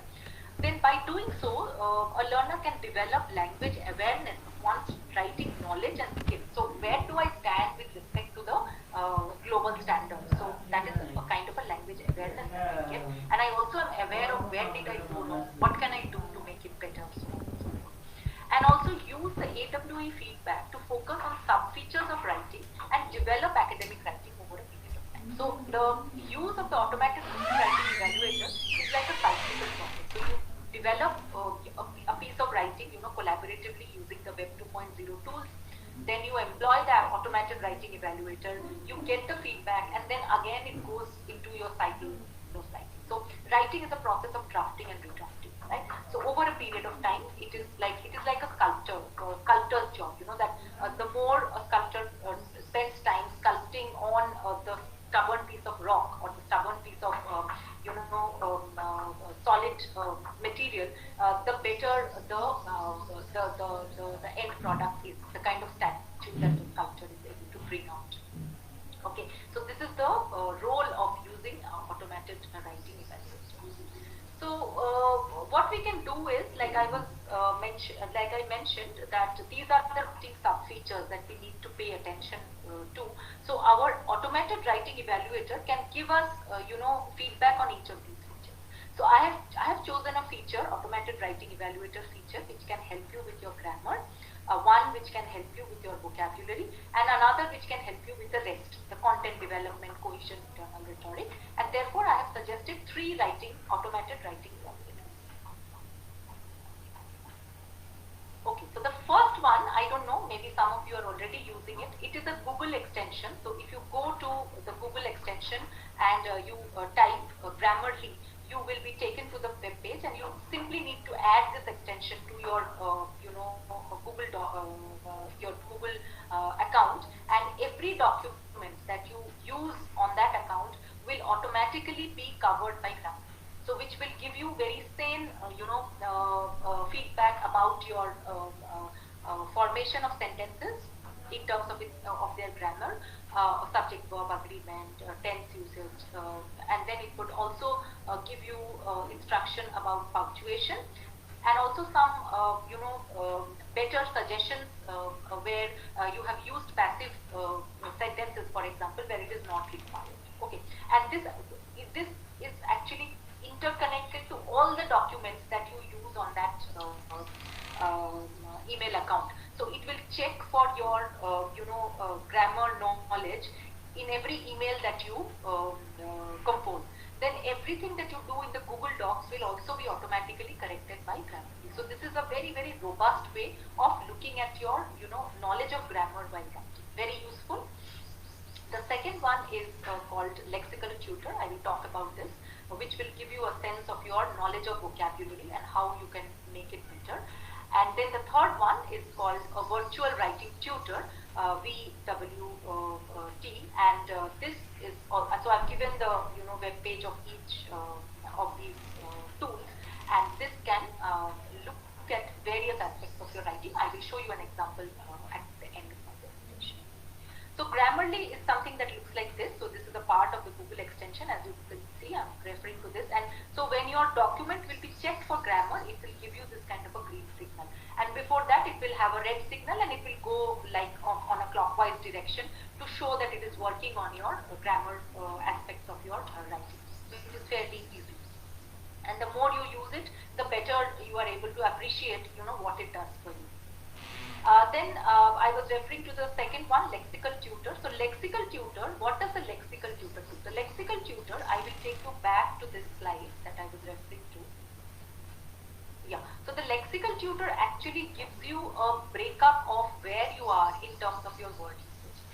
So when you post a particular text into the lexical tutor web page, it gives you a breakup of which words have you used and what levels are they at. So how many K1 words, how many K2 words, how many academic word list words have you used. So it gives you an elaborate presence of the kind of words that you have used, and that gives you a very concrete idea of the range of words that you know, that builds your confidence, and that also helps you understand that how much more you need to push yourself to reach to the level of B2. So what you do is, when you go to this site, which is called lextutor.ca, you get a page like this, and you just have to go to this part, which I have underlined as oval, vocab profile. You click on this, and then you can analyze your text for its lexical coverage. So it will give you the amount of words and the range of words that you have used in your academic writing text. And thirdly, you have this automated writing evaluator. It is called virtual writing tutor, where you can assess your essay. So this can be done in two ways. Your teacher can use it to score the essay using certain parameters, and you can use to check the essay. Okay, so there are so many things that the tutor will do for you. It can check the word count. You can check the grammar. So this also checks grammar, but you already would have used Grammarly. So hopefully your grammar issues would have been sorted before you submit your test. Then it can check for target structures that you have used, what kind of variety of syntactic variety or sentence structures you have used, your ability to use punctuation it will check. Then it will check your writing for certain other parameters in terms of overall quality. It can also check for vocabulary, but you already have another tool to check vocabulary specifically. And there are several things that can be done. So in order to check the essay, what students can do is simply you will see type or speak or copy paste your text here. So the moment you paste your text here and you click on this, you get an output feature. I will show that to you in a little while. So, and then you can get an estimate of what your essay, the quality of your essay is. So so before we do that, I will just take a moment and I would stop sharing, and I would again share the screen to show what the tutor can do for you. So just give me a moment.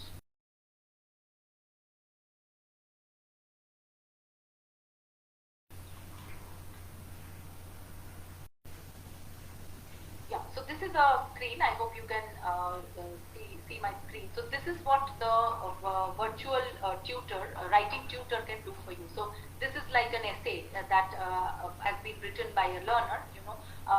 It is a semi-narrative kind of an essay, and this has been so the tutor VWT has given a essay feedback, which is useful for the learner. So what does it do? It takes the text and then it looks at lexical sophistication. So it looks at vocabulary profile. So it looks at words that the learner has used. So which are the A1, A2 level words, which are the A2, B1 words, and so on and so forth. Then it looks at further more information about vocabulary. Then it looks at writing skills. So it looks at the concept of cohesion. So how much cohesion the learners have been able to use, like have they been able to use conjunctions which coordinate between sentences like and, but. Then subordinating conjunctions like, and if you click on the transition words, it actually gives you the words that you have used. I'm not using that hyperlink right now. So subordinating conjunction, therefore, as, because, so on and so forth. Then time order, so there is no mention of time order, then, thereafter, so therefore it shows 0. So this way you would have to interpret what the feedback is for you. Okay, then the sentence length and variance, so it gives you a kind of a your average sentence length, and then it shows the amount of variability you have in your sentences. So how many sentences are simple, how many are complex, so on and so forth. Then very importantly, it gives you the argument strength of your essay. So if it is an argument-based essay, then what is the argument strength? And then it shows that whether your thesis statement is okay. What is the kind of topic sentence you have for second paragraph, third paragraph, so on and so forth, and then how good is your conclusion, okay? And then it also gives you certain feedback as to how you can make better essays. So grade with the last sentence of the introduction, so on and so forth. So it has various kinds of things that, and then the grammar check, as I already mentioned. So I will again get back to my original presentation. Yeah, I hope this you can see the screen now. So the virtual writing tutor is actually a very, very comprehensive tool that you can use for every writing assignment that you do, and it will give you the feedback on various aspects. It's just that it can be too overwhelming for you at the beginning, so you must take your time to make sense of what the feedback is and ensure that you use it for your future writing. So here are a few of the useful links that I have shared with you, where you can download the Common European Framework of References, then the Academic Word List, Academic Phrase Bank. So Academic Phrase Bank is a higher level than Academic Word List. Academic Word List only gives the academic words. Academic Phrase Bank actually uses some of the important phrases that we use in our academic writing to begin with, to conclude, as a result of, X is of the opinion of. So these are academic phrases which are included as a part of the academic phrase bank. It helps you to develop your knowledge of academic writing. And so with that, I would end the presentation, and I would like to thank you for your patience in hearing me out. And now you could ask me questions, and I would be happy to answer.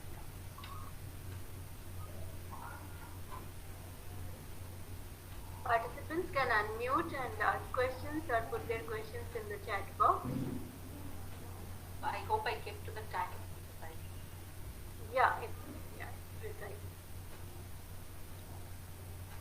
I will see if there are any questions. I think many will be interested in getting a PPT.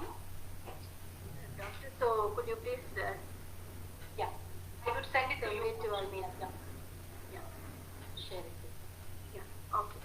But if there are any questions, any quick questions, anything you found interesting, or something that if there are more, I don't know what is the profile. So if there are more students who are attending this session, if you are motivated enough to try out academic writing as a social process, I mean, I gave you that idea that you feel.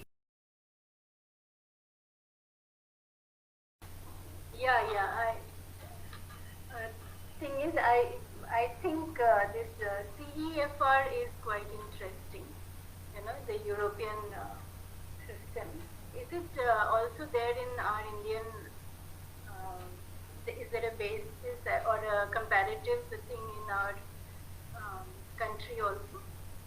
We use it as a base for all our teaching practices, materials production and assessment. So it's a fairly global scale which can be used in the Indian context as well. So it's not contextualized that way, although the language in which it is written is English, but the manner in which it is developed is, can be used across contexts.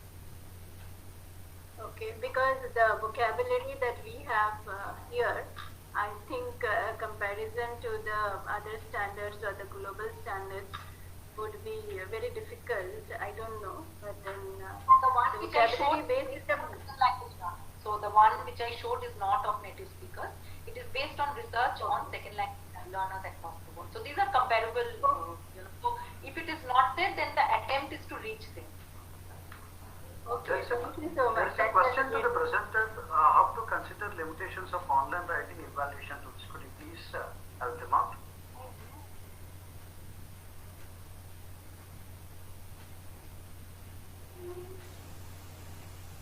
Yes, Lena, there is a question in the chat box, how to consider limitations of online writing evaluation tools. As in limitations, as in what do you have in mind, if you could elaborate on that? Because the ones which I showed are quite robust tools, and they can be used for students very effectively to keep a tab on where they are, and how much they are able to improve over a period of time, and get good feedback, which many a times human tutors may or may not have the time to give them that kind of a detailed feedback. So it is not something that would replace a teacher, but it is a complementary tool, especially in this time of the pandemic when most of us are working from home at our own desks, finding it very lonely. So that is the time where we could, engage in this social process of writing together and also do the online evaluation as a social process. So it's not like we are doing it at an individual level, but we are doing it at a collective level. And thereafter, we look at the features that have been identified and we work with those features. But this, I'm not suggesting that these teachers could use for scoring because that depends on the administration of the school or college. So I wouldn't be able to comment on that. I'm commenting on it. I'm asking learners or teachers to use it as a learning tool, not as a grading tool. So that is not something that I'm suggesting. Yeah, since now, everything is becoming online almost, including assessment. Till now, what we have been doing is mainly objective type. Okay, so it's either multiple choice or check boxes. We are using the Google platform. But then when you actually evaluate a write-up, then it becomes a little difficult. So as Mr. Dhaneshwar is saying, it is still a substitute, but it is still not a substitute, but only a support tool. Yes, of course. Anyway, it's a complementary tool. So it is like it makes the task of the tutor easy, but grading or an assignment for certification purposes or not, that would have to be a decision taken by the administration. That cannot be a individual local decision. But the ability to use the tools towards development of language learning as a process is very much done in today's world, and these are all based on second language learning research. So none of the statements are my own to begin, and they are not prescriptions that I am making. They are all evidence that we get from second language writing research. Okay, that was great. Also, because there is a lot of research on this, do you also think that we are going toward online evaluation more and more, or is it always a kind of support that is going to remain? I would go with the second option because this is something that has happened. These tools are very robust tools, so they have not been developed overnight. They have been there for the last 15, 16 years. And they are getting better because whoever is feeding on the algorithms of these software, remember that they are also human brains. So they are doing it in a systematic manner for the output to become more refined and sophisticated. So therefore, it has always existed. It is just that we are using it, we are getting more conscious, and we are extending our horizons. Like I said, that during the corona times, we had to extend our horizons to take the help of technology. So it is one of the tools within the teacher's toolkit. It is not the only tool. Okay, that's nice. Yeah, to hear that. So yes, we are really getting a lot of support.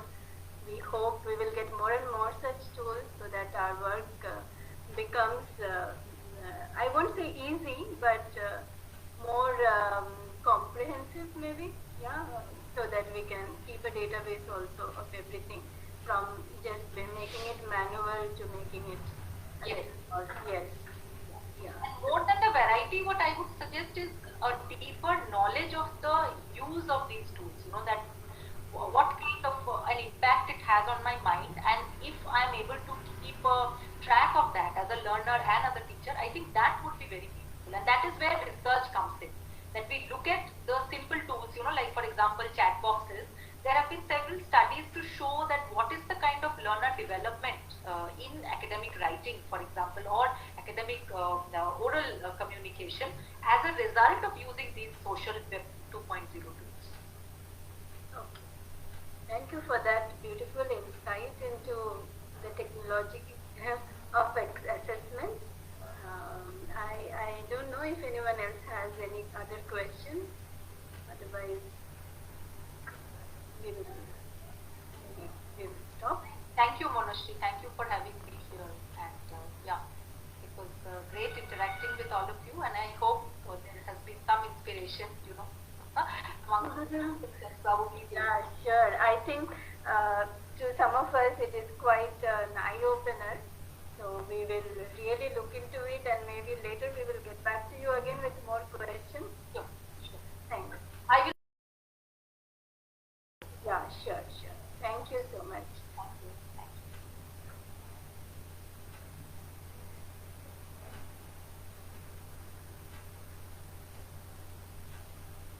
Okay, so it is time for paper presentations once again, and I think all the participants have received their slots. We have our session chair, Dr. Kameshwari here. Kameshwari ma'am, good afternoon to all of you. Yes. Yeah. Ma'am is in her college, I think. Yeah, I can see the back. All right. As we have received the papers, ma'am, I will just give you the names one by one and yeah.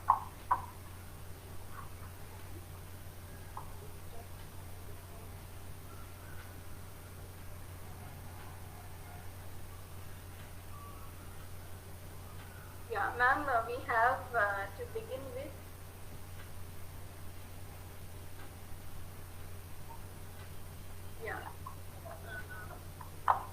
Ms. Helena Elizabeth from St. Albert's College, Ernakulam.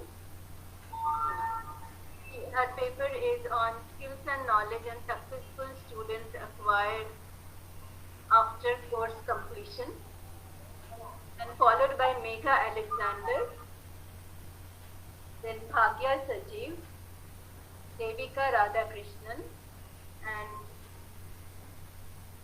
Nikhil Naik, M. Nikhil Naik. So we have 5, and the presenters will take 6 minutes for presentation and 4 minutes for your review.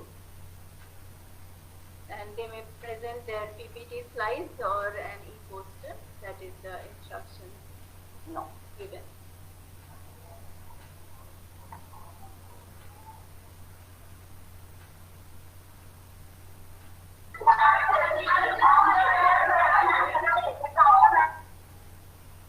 I request all the participants to keep yourselves muted.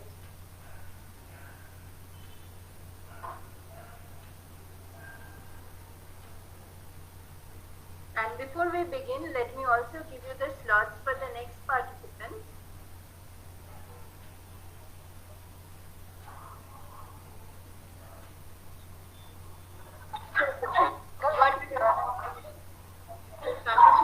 What I will do is, I will take a picture of the evaluation sheet and send it to you on WhatsApp.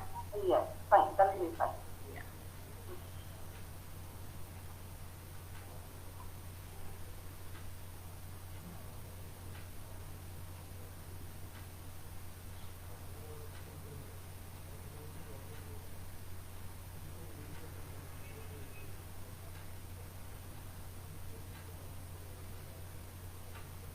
Okay, Miss Leah Asho and Mr. Drunal Patel. If you are there, if you can reach to the number that we posted in the chat box.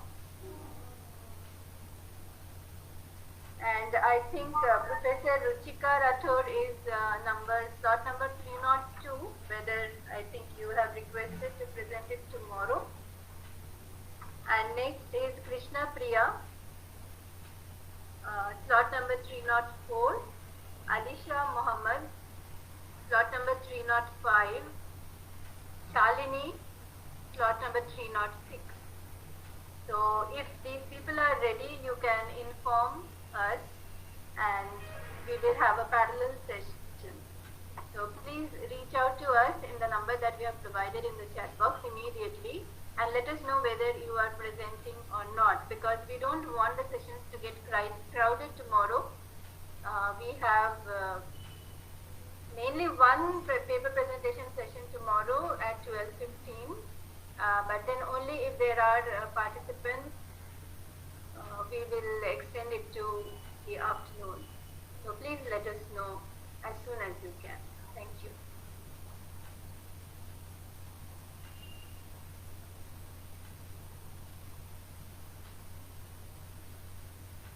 Yeah, Shalini, you are ready. All right.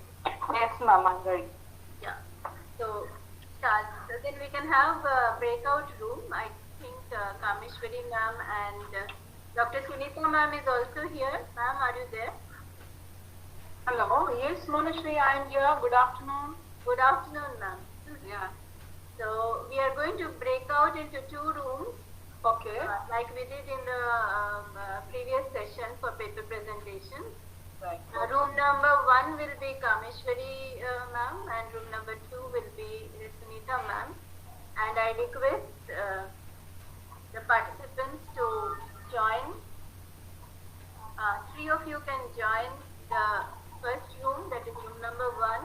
That is Helena, Megha and Bhagya can join there.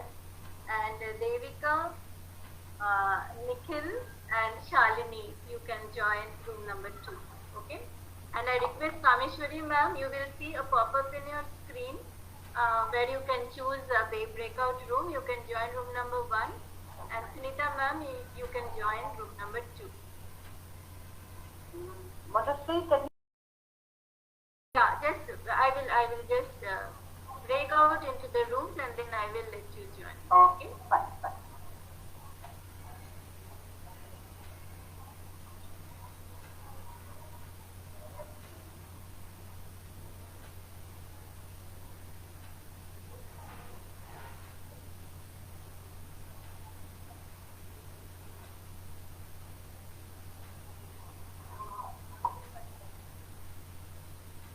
Kameshwari ma'am, you are already in room number 1. I don't have to move from here. No, you don't have to move anywhere. And as the rooms are designated 1 hour, so you have a lot of time maybe, you can utilize the time and then automatically we will come back to the main session after the time. Okay. Ma'am, how to join in room number 2, ma'am? We are joining you, don't worry. Okay? Okay, ma'am. Sure. Thank you.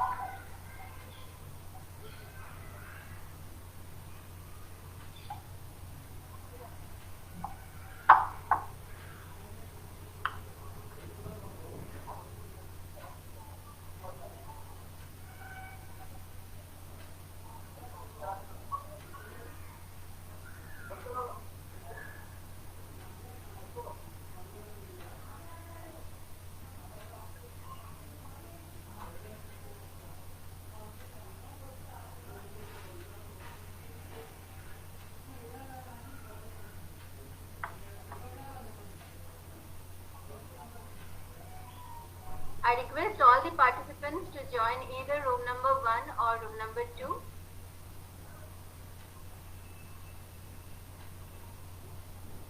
Those who are not presenting, please join either room number 1 or room number 2.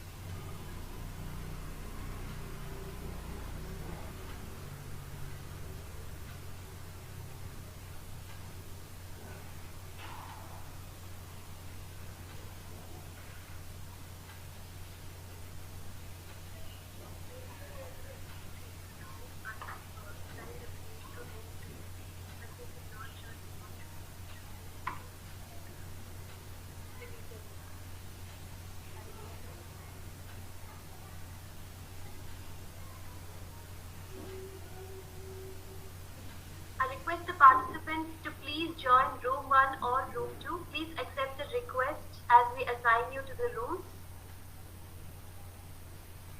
You will get a pop-up on your screen.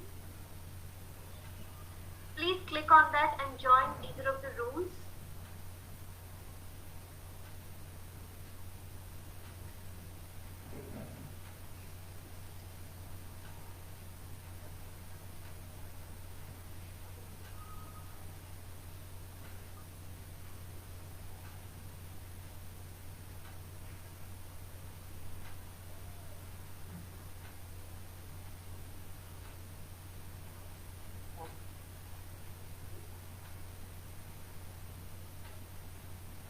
We have assigned rooms for all the participants. Please accept the request and join the rooms.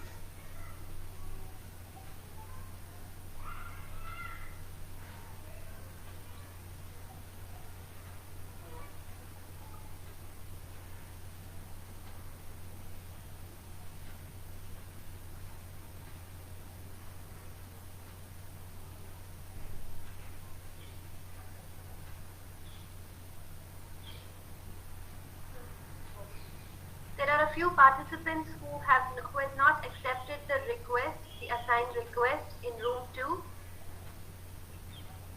Please allow it from your side so that you will be in the session as we start the presentations now.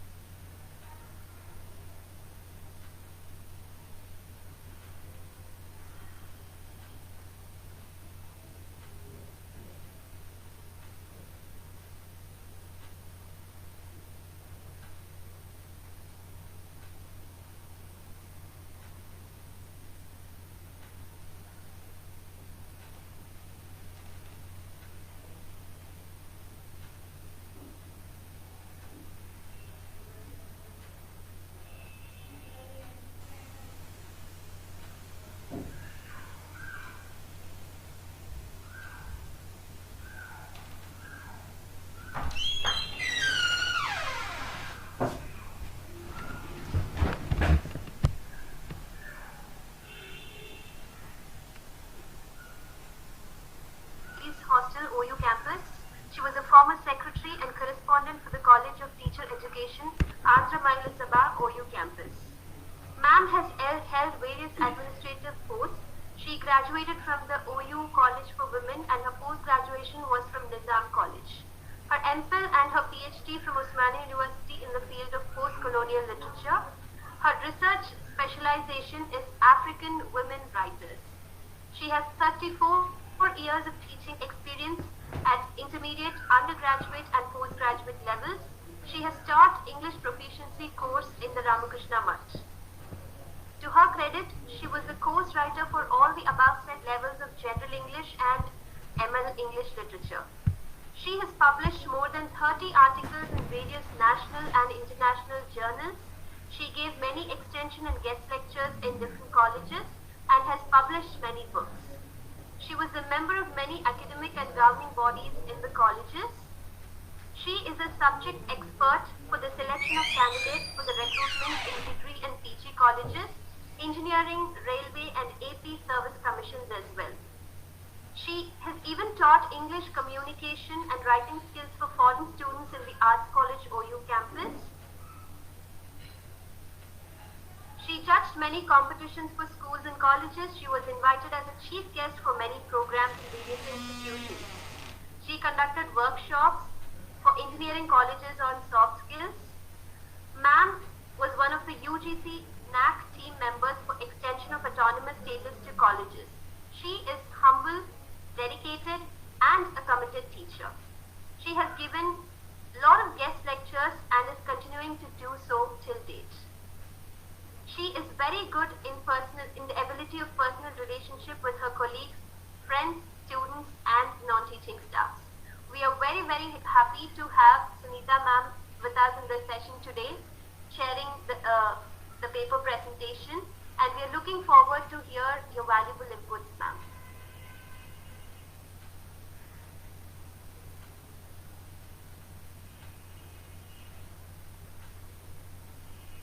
Yeah. A very good afternoon to all of you. Am I audible? Yes, ma'am, you're audible, ma'am. Oh, okay. Thank you, Purnima, for giving that elaborate introduction of myself. I'm glad to be again with your institution, St. Pious Degree College. I thank the institution, the principal and Monashri and Purnima, my student, right? I'm glad to be here for chairing the session. And I think, how many of them are there, Purnima?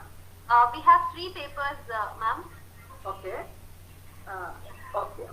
So three. shall we start with your permission, ma'am? Yeah. Yes, I wish all the best, the participants today, and also those who are presenting the papers. Thank you. You can begin. Thank you, ma'am.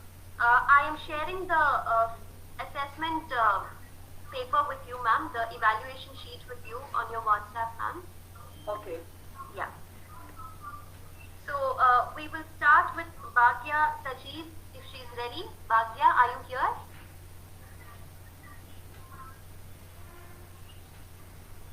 Is Bhagya Sajeev?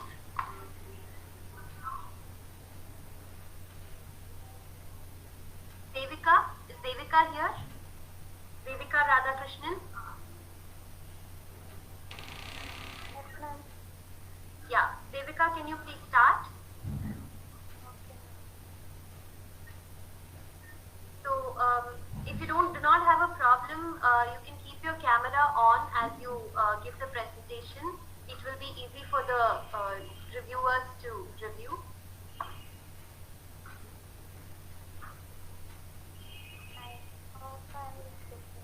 Yes, yes.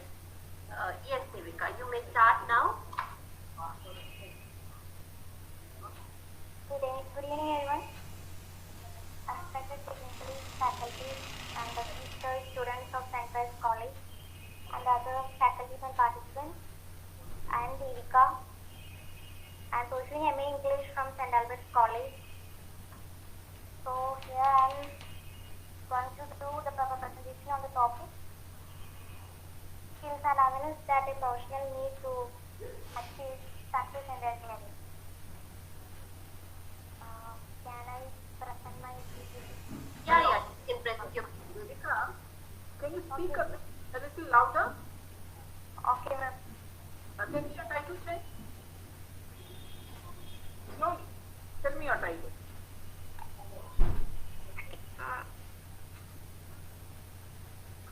Are you asking me about the title? The paper title.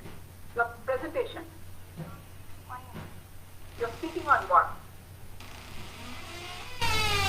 Skills and awareness that a professional needs to achieve success in their career. Okay.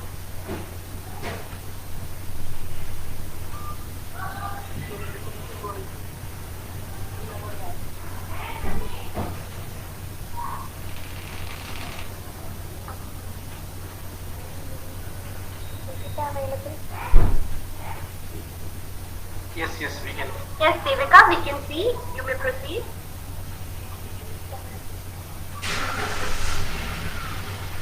So I am going through the presentation on skills and awareness that a professional needs to achieve success in their career. So we must know that what is skill and a talent or expertise that we need in a job can be referred to as a skill.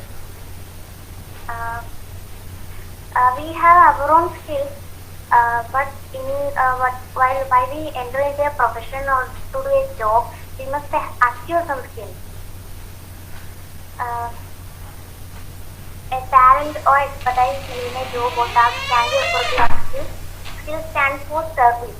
Service means an action for doing someone, an action for doing for someone, and the knowledge, the skills, facts, information that we acquire through the education or the experience, and the integrity, uh,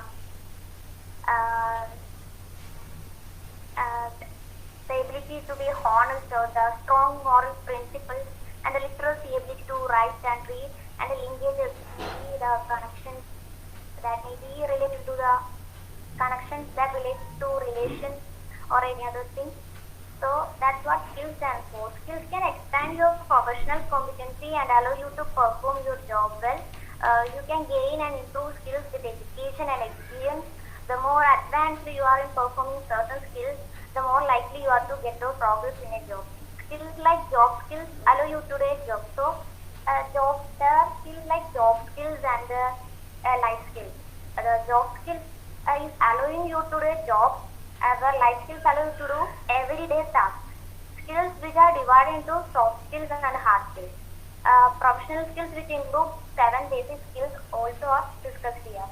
So here I am going to talk about the soft skills and hard skills.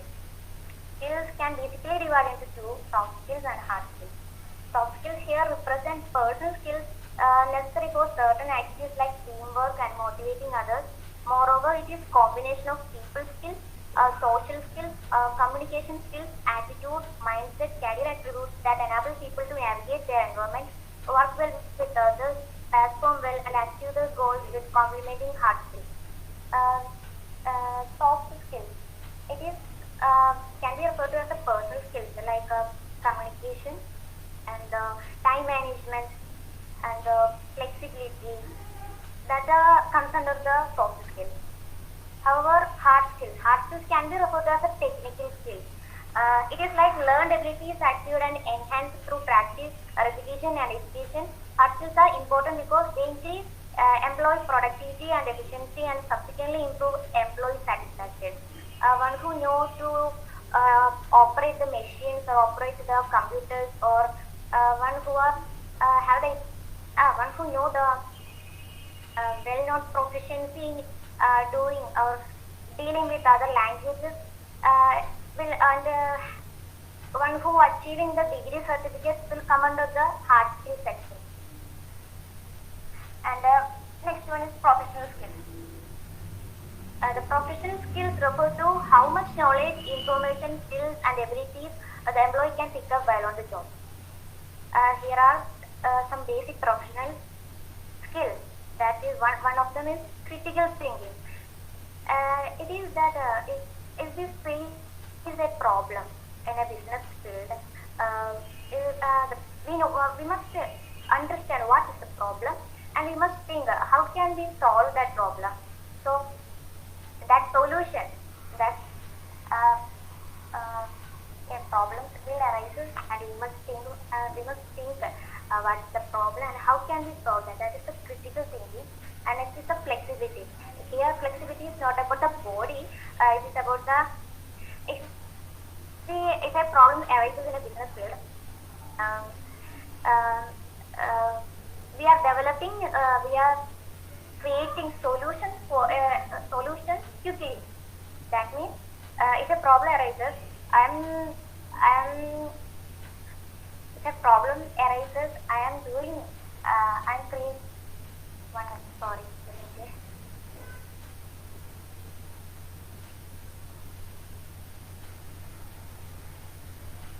Yes. So, am I audible?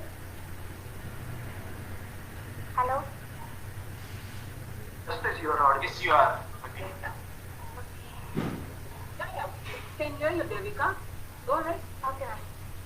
So, flexibility is when we face a problem, we are solving that problem in very fast. We are not lagging that. So, that ability to solve that problem is flexibility. And next is teamwork. That's all. Flexibility. And next is teamwork. We know that teamwork will develop, teamwork will lead the business to achieve success.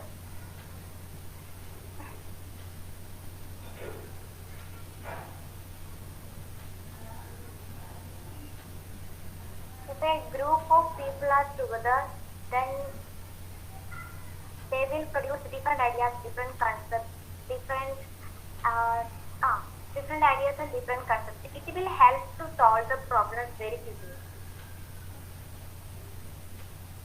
And next is the leadership. And we know that a leadership must have courage and self-confidence in order to have the motivation skill also to lead the people to achieve success in the business field. And next is the public speaking. Public speaking. It is a process of communicating face-to-face among the audience. And next is communication. You know, a lack of communication will lead failure in profession. So we must know the different languages, and we must know how to deal the language, and we must able to pursue others through communication. And final skill is problem solving. If one individual, okay, problem solving. We know that every field will have certain problems, and there will not any institution that having no problem. So we must have the skills to solve that problem. We must study the problem, and we must think a lot, and finally we must arrive to a solution that can be done in an easy manner.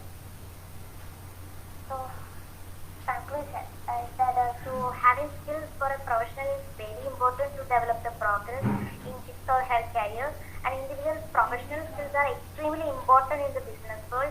The way that someone cooperates with others, handles their workload, and acts around the office can determine the success or failure as an employee. Skills like critical thinking, leadership, flexibility, public speaking, problem solving, communication, teamwork have its own importance in the career of the profession.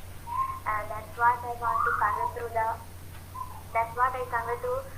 That I want to convey to my paper. Thank you.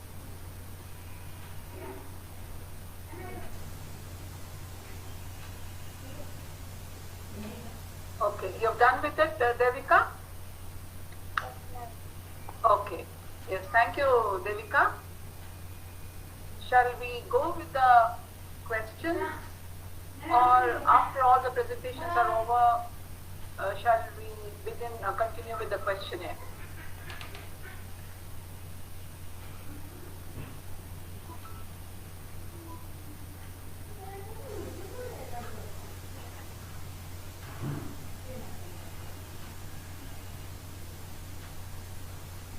Okay. Devika, that was a good presentation that you have given, and how you spoke about life skills and professional skills. Good insights you have given. Also, but I would like to say life skills, that is in our day-to-day life, until unless we are, perfect in the sense, not exactly perfect, how to manage in our day-to-day life. I think, like examples, I'll just give you some examples, like your habit, your behavior, attitudes, manners, right? And understanding, caring, sharing. These are the basic life skills. So suppose if you think about all these active life skills in a day-to-day life, and I'm sure that you can handle any kind of situation or as professional skills. As you said, professional skills like, time management, conflict management, leadership, all these things that you've given a very good insight.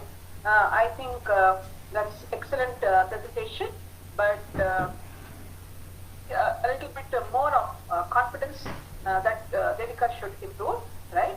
But very good. The brief time that was given to you, you have done excellently, and I'm sure this is the first time I think you are presenting as a student of English. I appreciate your courage during your presentation, right? Thank you, child. Thank you, Devika. Yeah, any questions do we have from the participants? You can put it on your chat box. Any questions? related to anything. Is anybody interested in any questions? Any participants?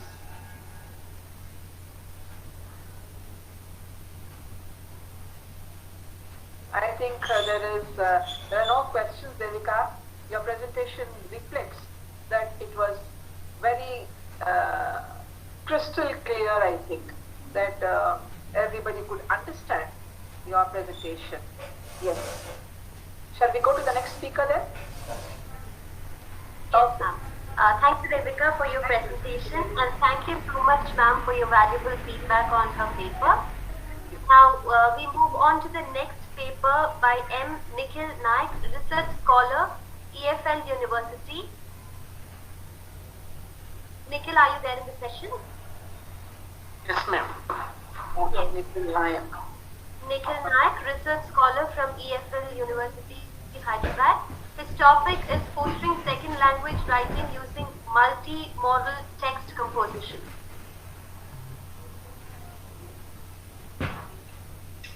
So Nikhil, you may start your presentation. If you have a PPT, you can share your screen and present it for us. Yes, ma'am, I'm doing.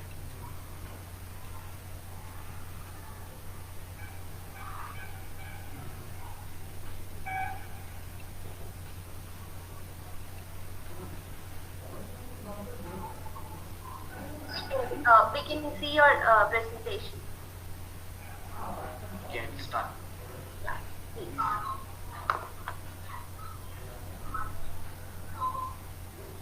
Good afternoon, everyone. I am Nikhil Naik, Research Scholar from the English and Foreign Languages University, and my topic is fostering second language writing using multimodal text composition. So traditionally, literacy meant to teach how to read and write. Literacy teaching and learning needs to change because the world is changing. In the 21st century, literacy is no more a static process of reading and writing. And it has been estimated by the World Economic Forum that 2/3 of the children entering primary schools today will work in jobs that don't currently exist. So to keep up with the highly globalized digital era, the learners of the 21st century require new forms of literacies, which are dynamic and inclusive in nature. They need multi-literacies. And multi-literacies is a concept and it's a term coined by the New London Group in 1999, where they say literacy is the use of the socially, historically and culturally situated practices of creating and interpreting meaning through text. It entails at least a tacit awareness of the relationships between textual conventions and their context of use and the ability to reflect critically on these relationships. It also draws widely from like a wide range of cognitive abilities on knowledge of written and spoken language, knowledge of the genres, and also on the cultural knowledge. So, who is a literate person in the contemporary multilingual, multicultural, multimodal, digitally infused communities? What is literacy in the present day and age? In this context, multiliteracies offers us three parameters like diversity, multimodality, and the pedagogy, where they say diversity in terms of not just in terms of race, gender, class, or caste, but also diversity in terms of the learners' needs, learning styles, classroom infrastructure, curriculum, syllabus, and etc. And also multimodality, that is using multiple modes to produce meaning. And also pedagogy, which is very appropriate, purposeful, and gives learners and teachers opportunity to choose from a wide range of repertoire. And moving on to my linking it to the presentation. So multiliteracies focus on like multimodal text creation is one of the major aspects of the multiliteracies. So multimodal text creation gives our learners the diversity and also opportunity to make use of the different modes which are available. The learners in the 21st century are required to be competent and skilled in multimodal literacy, that is using different modes to construct and express meaning, and also this will help them to be better contributors of the 21st century new world. Multimodality, so what is multimodality, why it is so great? It helps in knowledge construction, engagement, and also acknowledges the diversity of the learners. In terms of knowledge construction, information acquisition is added to the learner's memory and integrates multiple representations to improve learning outcomes. Engagement. Learners become agents of their own meaning making by empowering them to be accountable and motivated by multiple ways to take in knowledge, skill, or concept. Diverse learners. One size, style, or type of learning doesn't fit all. It puts the learning content into context for the learner regardless of their background or experience. And multimodality also, like these are the multiple modes which learners can use to create meaning. Those are the linguistic, visual, audio, gestural, and spatial. They are also known as semiotic systems. In linguistic mode, it comprises of aspects such as vocabulary, generic structure, the grammar of oral and written language, etc. In visual, it comprises of aspects such as the color, the vectors, and the viewpoints, using of images, pictures, and all those things. In audio, it comprises of aspects of the volume, the pitch, rhythm, and different effects of sounds, music, etc. In gestural, it comprises of movements, speed, steadiness, facial expressions, body language, and etc. And in spatial, it comprises aspects such as proximity, direction, position of layout, organization of the text in the given space. So, this multimodal literacy banks heavily on this semiotic theory. And earlier, if you all are aware of the concept of synesthesia, synesthesia in medical terms is considered as a disability where learners are not able, where children or anyone who is considered as a synesthetic person, he will be termed as like he is not able to communicate or use one mode, like the major modes of print mode, written mode, and audio mode very effectively. Then learners used to be termed as synesthetic. But in today's age, this multiliteracy pedagogy tries to define synesthesia in a much more complex and broader way, where they say that synesthesia is not a disability.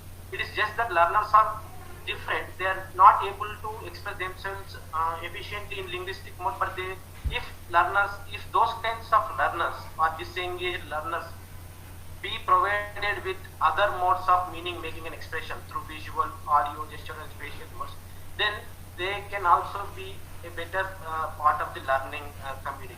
So this is how this multiliteracy framework or multimodal pedagogy sees this synesthesia as a concept. Moving on, so what is multimodal literacy?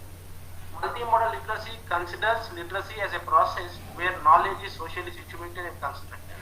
And it is grounded in socio-cultural theory, which emphasizes the social world and interaction as integral aspects of literacy and identity. Multimodal literacy holds potential, as research suggests that students who may otherwise struggle with school are allowed alternative modes for engagement and communication. They can engage in higher level things.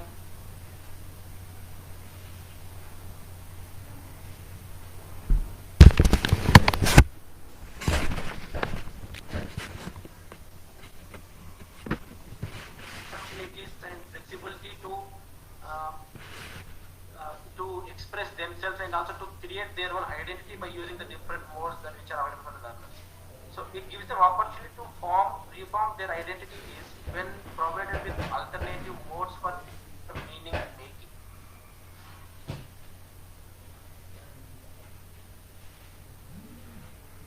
So what next?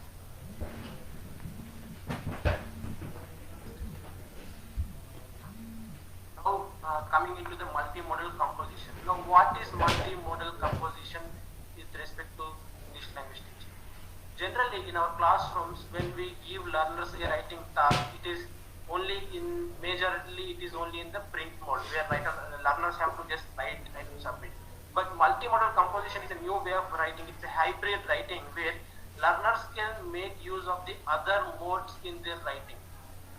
Like they will make use of the images, pictures from online modes, from different websites that which they can access, and they will also use the tactile representation, like how to put information in a Word document, what kind of font to use, what kind of what should be the size of the header, and what should be the size of the other parts, like it should be in points or it should be in paragraphs. So all this comes under the tactile mode. So learners will make use of the written, audio, and image. So making use of more than two modes, then the written text may be considered as a multimodal composition. Traditionally, in educational context, students are not encouraged to write in multimodal ways. But earlier also texts were multimodal in nature, but the kind of multimodality that which is available now for learners because of the advent of technology, learners never had this kind of opportunity before. So multimodal composition is all about expanding the way we communicate in classroom. It is an interdisciplinary concept that understands that communication is more than language. It emphasizes the use of different modes such as linguistic, oral, spatial, gestural, visual, and it provides learners with many options to evidence their learning. Findings arising across studies and consistent with theories of constructionism is the importance of allowing students time to explore in different modalities. So, as Grant 2008 says that there was a study by Grant where students were given opportunity to explore arts, like they can go to the art gallery and see the art, and they used it as a pre-reading activity where learners first engaged with the images, then they went to the classroom and listened to the classroom text, and then they engaged in a creation of text where they will use both image and written modes to develop a text. So they made perspective use of available designs they had, and they it transformed the power of their writing so much. And more remarkable is that they integrated these practices, that they put them to work multimodal design, and that showcase imagination and creativity. And several studies have pointed to the integrative, non-linear ways in which students construct meaning when they are provided with different modes. Writing as a process demands that pedagogical practices and understandings should incorporate designing, producing, and presenting as a key element. And there are also studies which point out that the need for change in the ways teachers provide instruction, and also they emphasize on the necessity of a paradigm shift from the traditional literacy practices to the ones which include variety of literacies where this multimodal composition is a part of curriculum. And this multimodal composition is also can be seen as an inclusive practice where it allows our learners for critical analysis of the text and deeper construction of meaning, as learners have the flexibility to make use of multiple modes and resources. Where learners engage in creative writing, so the way in which learners make use of various modes in collaboration with others is especially helpful for learners of English as second language learners. And there is a study by Vasudevan where he highlights a case of a student who was earlier labeled as a disengaged or very low proficient learner, but when the teacher began integrating the writing task with stories, elements of storytelling, with also where the teacher gave the learners flexibility to include images and some tactile representation were introduced, then the teacher saw that the student was able to express meaning much better than the other classmates. So after inclusion of these pictures, so the student began writing stories with the use of these pictorial elements and tactile information. So this shows that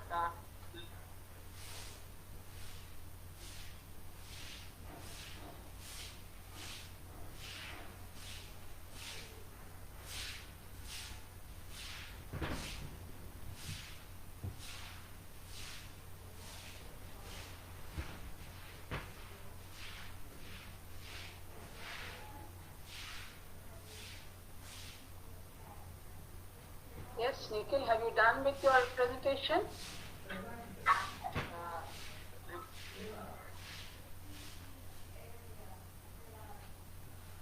Yeah, conclude your presentation, chat. Nikhil, you can conclude your presentation.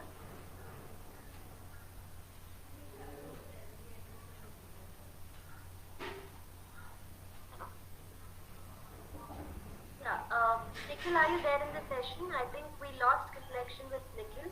Yeah, I am in the session. Yeah, can you please conclude your presentation? Yeah, just a minute. So, okay, I will not share my screen. I am in the conclusion part. Okay. So, multimodal pedagogies reframe the second language learning by giving prominence to diversity in terms of modes and resources of representation. The text plays in construction of it.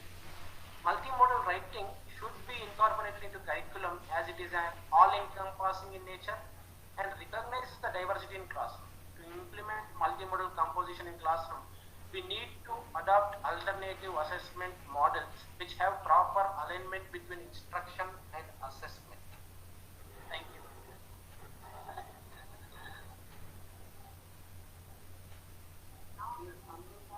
Have you done? Yes, madam. Okay. Thank you, Nikhil. It's a good presentation, and the topic you selected for your presentation also is very much for the day, especially today's webinar. Otherwise also, which is most relevant and apt in today's scenario, right? You're talking about multi-modal texts, right? Yes. And these kind of texts will give an opportunity for students to develop and come out with diverse interpretation regarding the text in this social, cultural world, right? And also, it enhances the student's confidence level when you use these multimodal texts.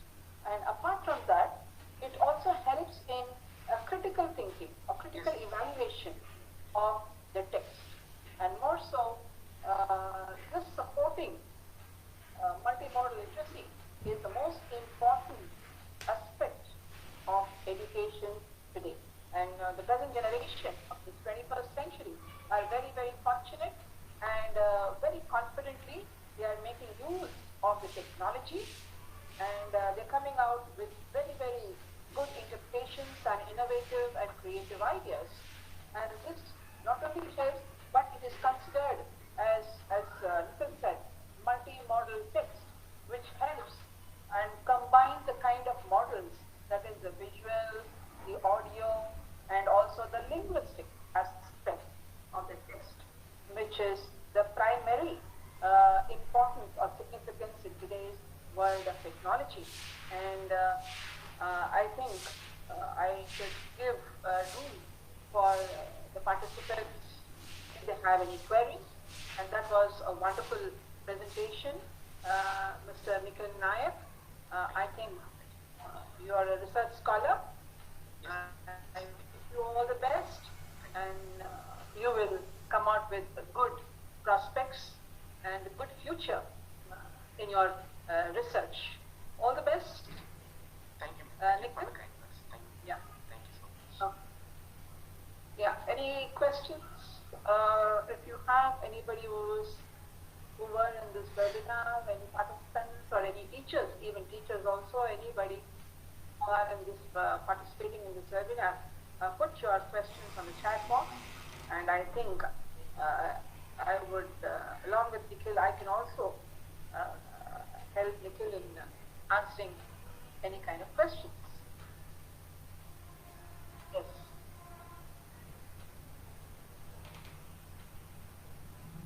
Any questions, please?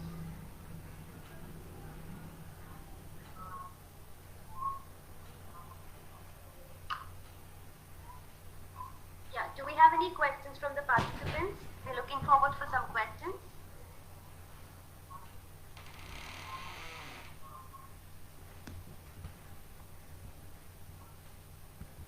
Okay, looks like there are no questions from the participants side. That means, yeah, the Nikhil's presentation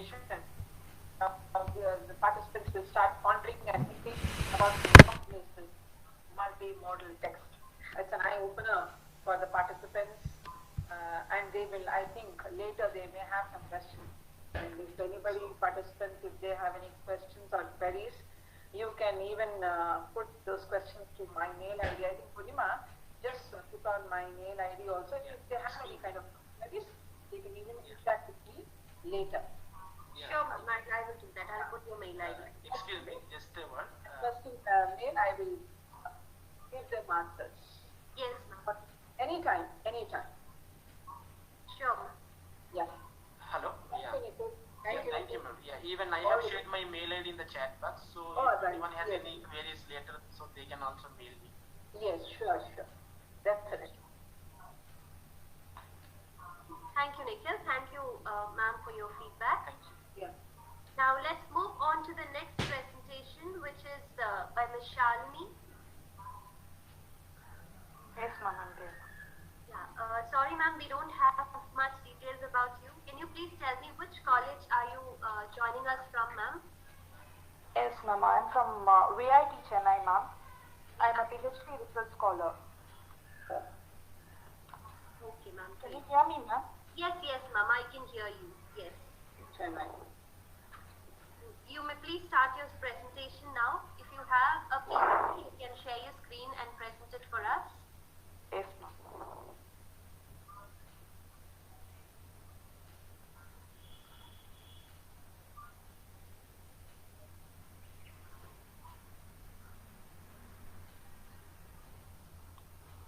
Kindly introduce today's speaker. Kindly introduce yourself, your name and from which place. Hello, ma'am. I'm Shalini from Vellore Institute of Technology, Chennai campus, ma'am. And I'm a PhD research scholar, ma'am. Shalini, ma'am, we would appreciate if you can keep your camera on while you present your paper. Ma'am, my webcam is not working actually. Okay, ma'am, no problem. Can I do a oral presentation, ma'am? No problem, ma'am. Yes, you can go on.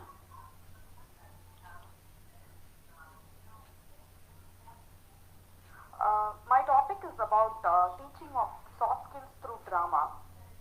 And literature is considered to be the main source that reflects the social, economic and social aspects of the society. And it is not only reflective of society, but also plays a major role in enhancing different skills of students by sustaining interest in learning. As the young generation is required to develop soft skills nowadays, the various genres of literature can be taken as teaching materials by teachers and the trainers to inculcate different soft skills. And my paper focuses on the different soft skills taught successfully to the students through the literary genre of drama. In today's competitive job seeker should fulfill basic requirements of the employer, and the purpose of the recruitment process is to identify the right candidate. As freshers, when students search for jobs, it is not enough for the students to get good marks in their exams and excel in their academics. The companies, institutions and workplaces where they seek for jobs, the organization doesn't only look at their academic profile, but they expect personal qualities, habits, attitudes and social graces that make someone a good employee and compatible to work with, which is called as soft skills. And it is also termed as, which refers to the personality traits, social graces, facility with language, personal habits, friendliness and optimism that mark people to varying degrees, and stresses that soft skills plays a significant role in one's success in their particularly in their one's professional life. Earlier, literature played a major role in inducing the moral skills, but now students are trained to develop soft skills through the different genres of literature. And I quote, Tahani Rafat states, dramatic activities normally take the form of group work, that is the teamwork, which is the main soft skills we focus nowadays in the institutions and in the organizations. Consequently, students were able to develop a sense of self themselves as they work together. That is called, which is called as self-responsibility. And drama makes the language learning more meaningful and attempt to prepare the students for real life situations. That is called as soft skills for their professions. And let me introduce self-responsibility. What is self-responsibility? It is the responsibility of each and every person who enacts the drama. If everyone in the team is self-responsible, then the drama will be enacted successfully. Self-responsibility includes leadership, time management, decision making, and emotional management. If the students are given the task of performing a drama, they learn all these skills to enact it. Leadership. First of all, they should decide a leader who takes the responsibility of being genuine to all the members and treat them equally of the team. If something goes wrong, the leader should take up the responsibility of solving it. He or she must be the first to organize the team and take the team in the correct path.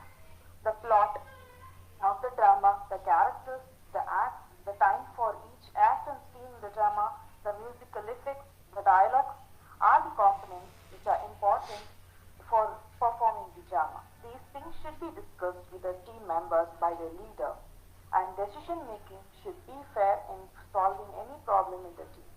If they practice leadership with all these qualities, they will be able to lead a group of people in the organization or too. Time management. It is the important skill that should be developed for a person. We have so many proverbs about time. A man who dares to waste 1 hour of life has not discovered the value of life. This is by Charles Dickens. And time should be managed with proper care. If we decide to do a work, we should fix the time to do it. Likewise, if the scene and the acts in the drama should be planned at the beginning itself. The 3 secrets of time management are value of time, time budgeting, and concentration. And let me come to decision making. In a team, there are 3 perspectives by which decision making is examined. Environment for decision making, methods for decision making, and tools for decision making. If these 3 are done correctly, then the drama will come out perfectly and successfully. Plotting the story, characterization, dialogue by each character, etc. are the important things to be followed and decided in drama. And through drama, the students develop communication skills. Communication skills which include both verbal and non-verbal skills. Only 40% of our communication includes verbal, and the other 60% is non-verbal communication. And communication is a bridge which develops good relationship with the people around us. It should be in such a way that convinces everyone. Especially while working as a team, whatever point we are communicating to others should be accurate and clear. When drama is enacted by a team or as a mono act, the dialogue, which is the main component of the genre, should be with clarity. And teamwork. A team is a small group of people with complementary skills and abilities who are committed to a common goal and approach for which they hold each other accountable. It is not correct if some work in the team and being in a team gets the credit. Each and every individual should take the challenges to become successful as a team. Good team worker should always listen to others' opinions. And I conclude with my experience with the students. I worked in a college, in a government college, where there are students who are from rural background, who they don't even have. Hello, ma'am. They don't even have. They don't even able to introduce themselves, but they were able to inculcate all these skills through drama. And I conclude, the paper enhances the qualities of few soft skills with the help of the genre drama. There are mainly 2 functions provided by literature. One is to provide pleasure and the other is to educate. The objective of any language is supposed to provide the learners of lifespans all the way through the written and the spoken expression. Thank you.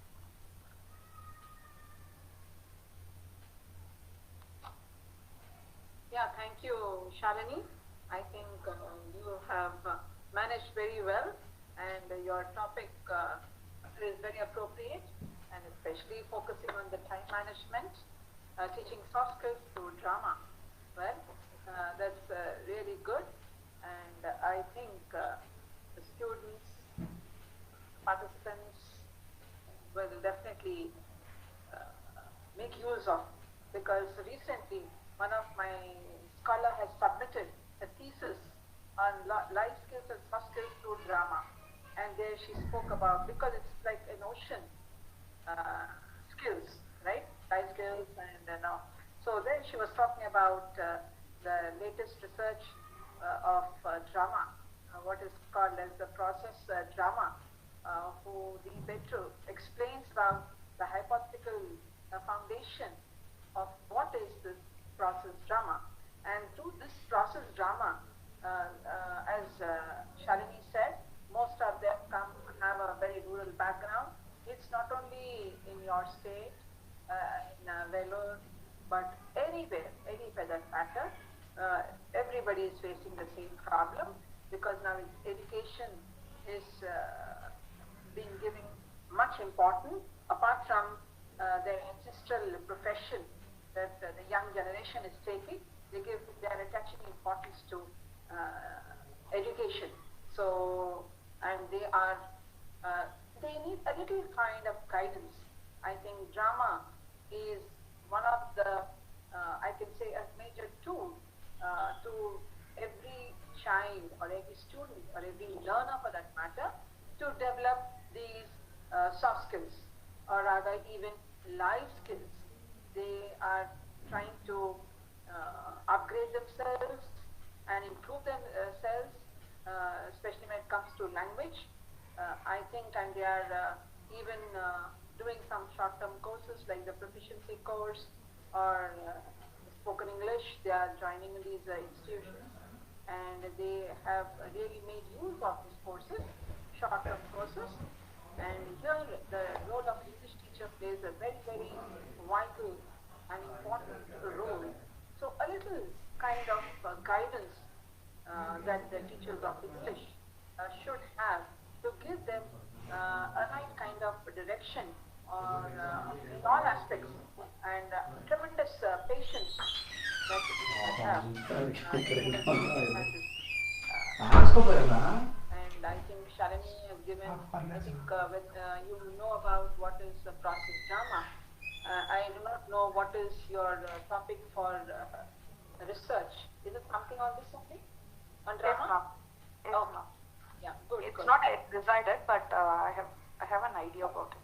No, you please go ahead. It's a wonderful topic. I told you, recently, I think 6 months ago, one of my scholar has submitted a thesis, teaching communication skills, and this is what I just showed on the screen. So this is what she has submitted her thesis, and awaiting for the examiner's review. And I've already received 2 reports from examiners, and one more report is yet to come. And we have given a very good, it's a kind of, and she selected 3 dramatists, that is some of the dramatists were Mahesh Dattani and Vijay Tendulkar. She has taken these 2 writers and 3 of these lecturers, and she is focusing on these skills. And she gave a very great detail about what is process drama, and then from there she began. Because basically, if you take any text, any religious text, it comes from poetry, and any literary text, poetry, and then drama. And in these kind of drama, especially when you talk of the ancient times, it was the folk literature. And when we were talking about example like Harikatha, Buddhakatha and all that, they would, and the impact was so greater. So hence we can always say that, because earlier drama was taken for granted. But now when language is exploring the horizons of ways and means as to how we can become confident and use the language to enhance individuals' personality in the place of either it personal life or in professional life, how English plays a very important role. Not necessarily that you have to be very proficient in vocabulary, but even simple English, right? Simple English, how you present it, how you put it across, that is more important. So I think, Shalini, I think you have given a wonderful insights about the teaching of soft skills to drama is something very innovative and a novel presentation, right? Thank you so much, Shalini. Thank you for you. I think this is rather very, very convenient to take up research. I wish you all the best. I wish you all the very best of everything, and I hope you would submit your thesis at your earliest. The sooner, the better. And I think now your generation has got, even if you take some quotations of the Google, acknowledge it. That is very, very important. And now you have the plagiarism test also. That also you can get it done. So acknowledge wherever the sources that you are taking, and you take the acknowledgement and then you put your own interpretation. That is what even Nikhil says, interpretation. The multimodal text, that what he was saying, that how these kind of texts will enhance for the development of students, confidence level that we can grow, right? Thank you. Thank you so much. Thank you. Yeah. Wish you well. Wish you well. Thank you so much. Now, I think it's open for the participants. If you have any questions, put it in the chat box.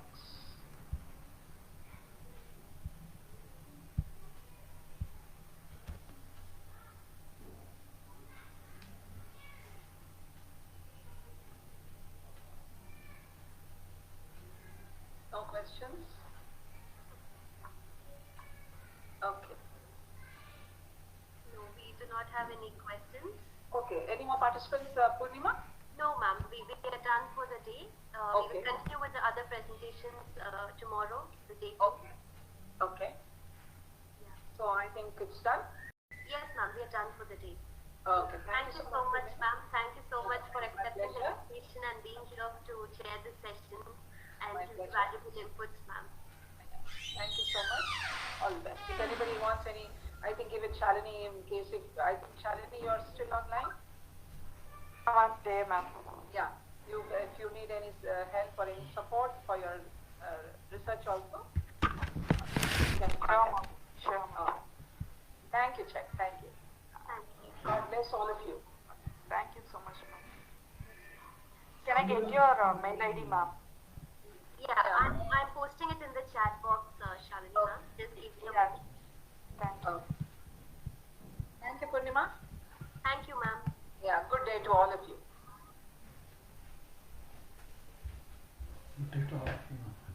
I'm putting ma'am's mail ID in the chat box for everyone.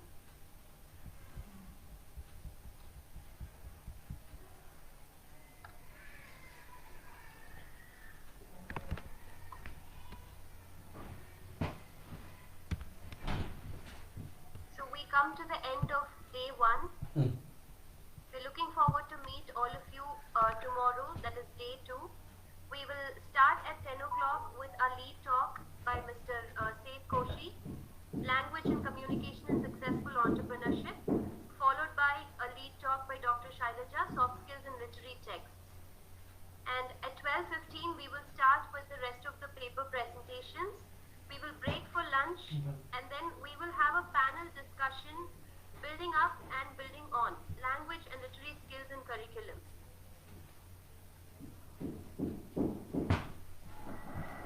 Yeah, thank you, Purnima. We are done with the day. Yes, ma'am. Yeah, congratulations. Thank you so much, ma'am. Thank Yeah, you. bye-bye. Take care. Done for the time.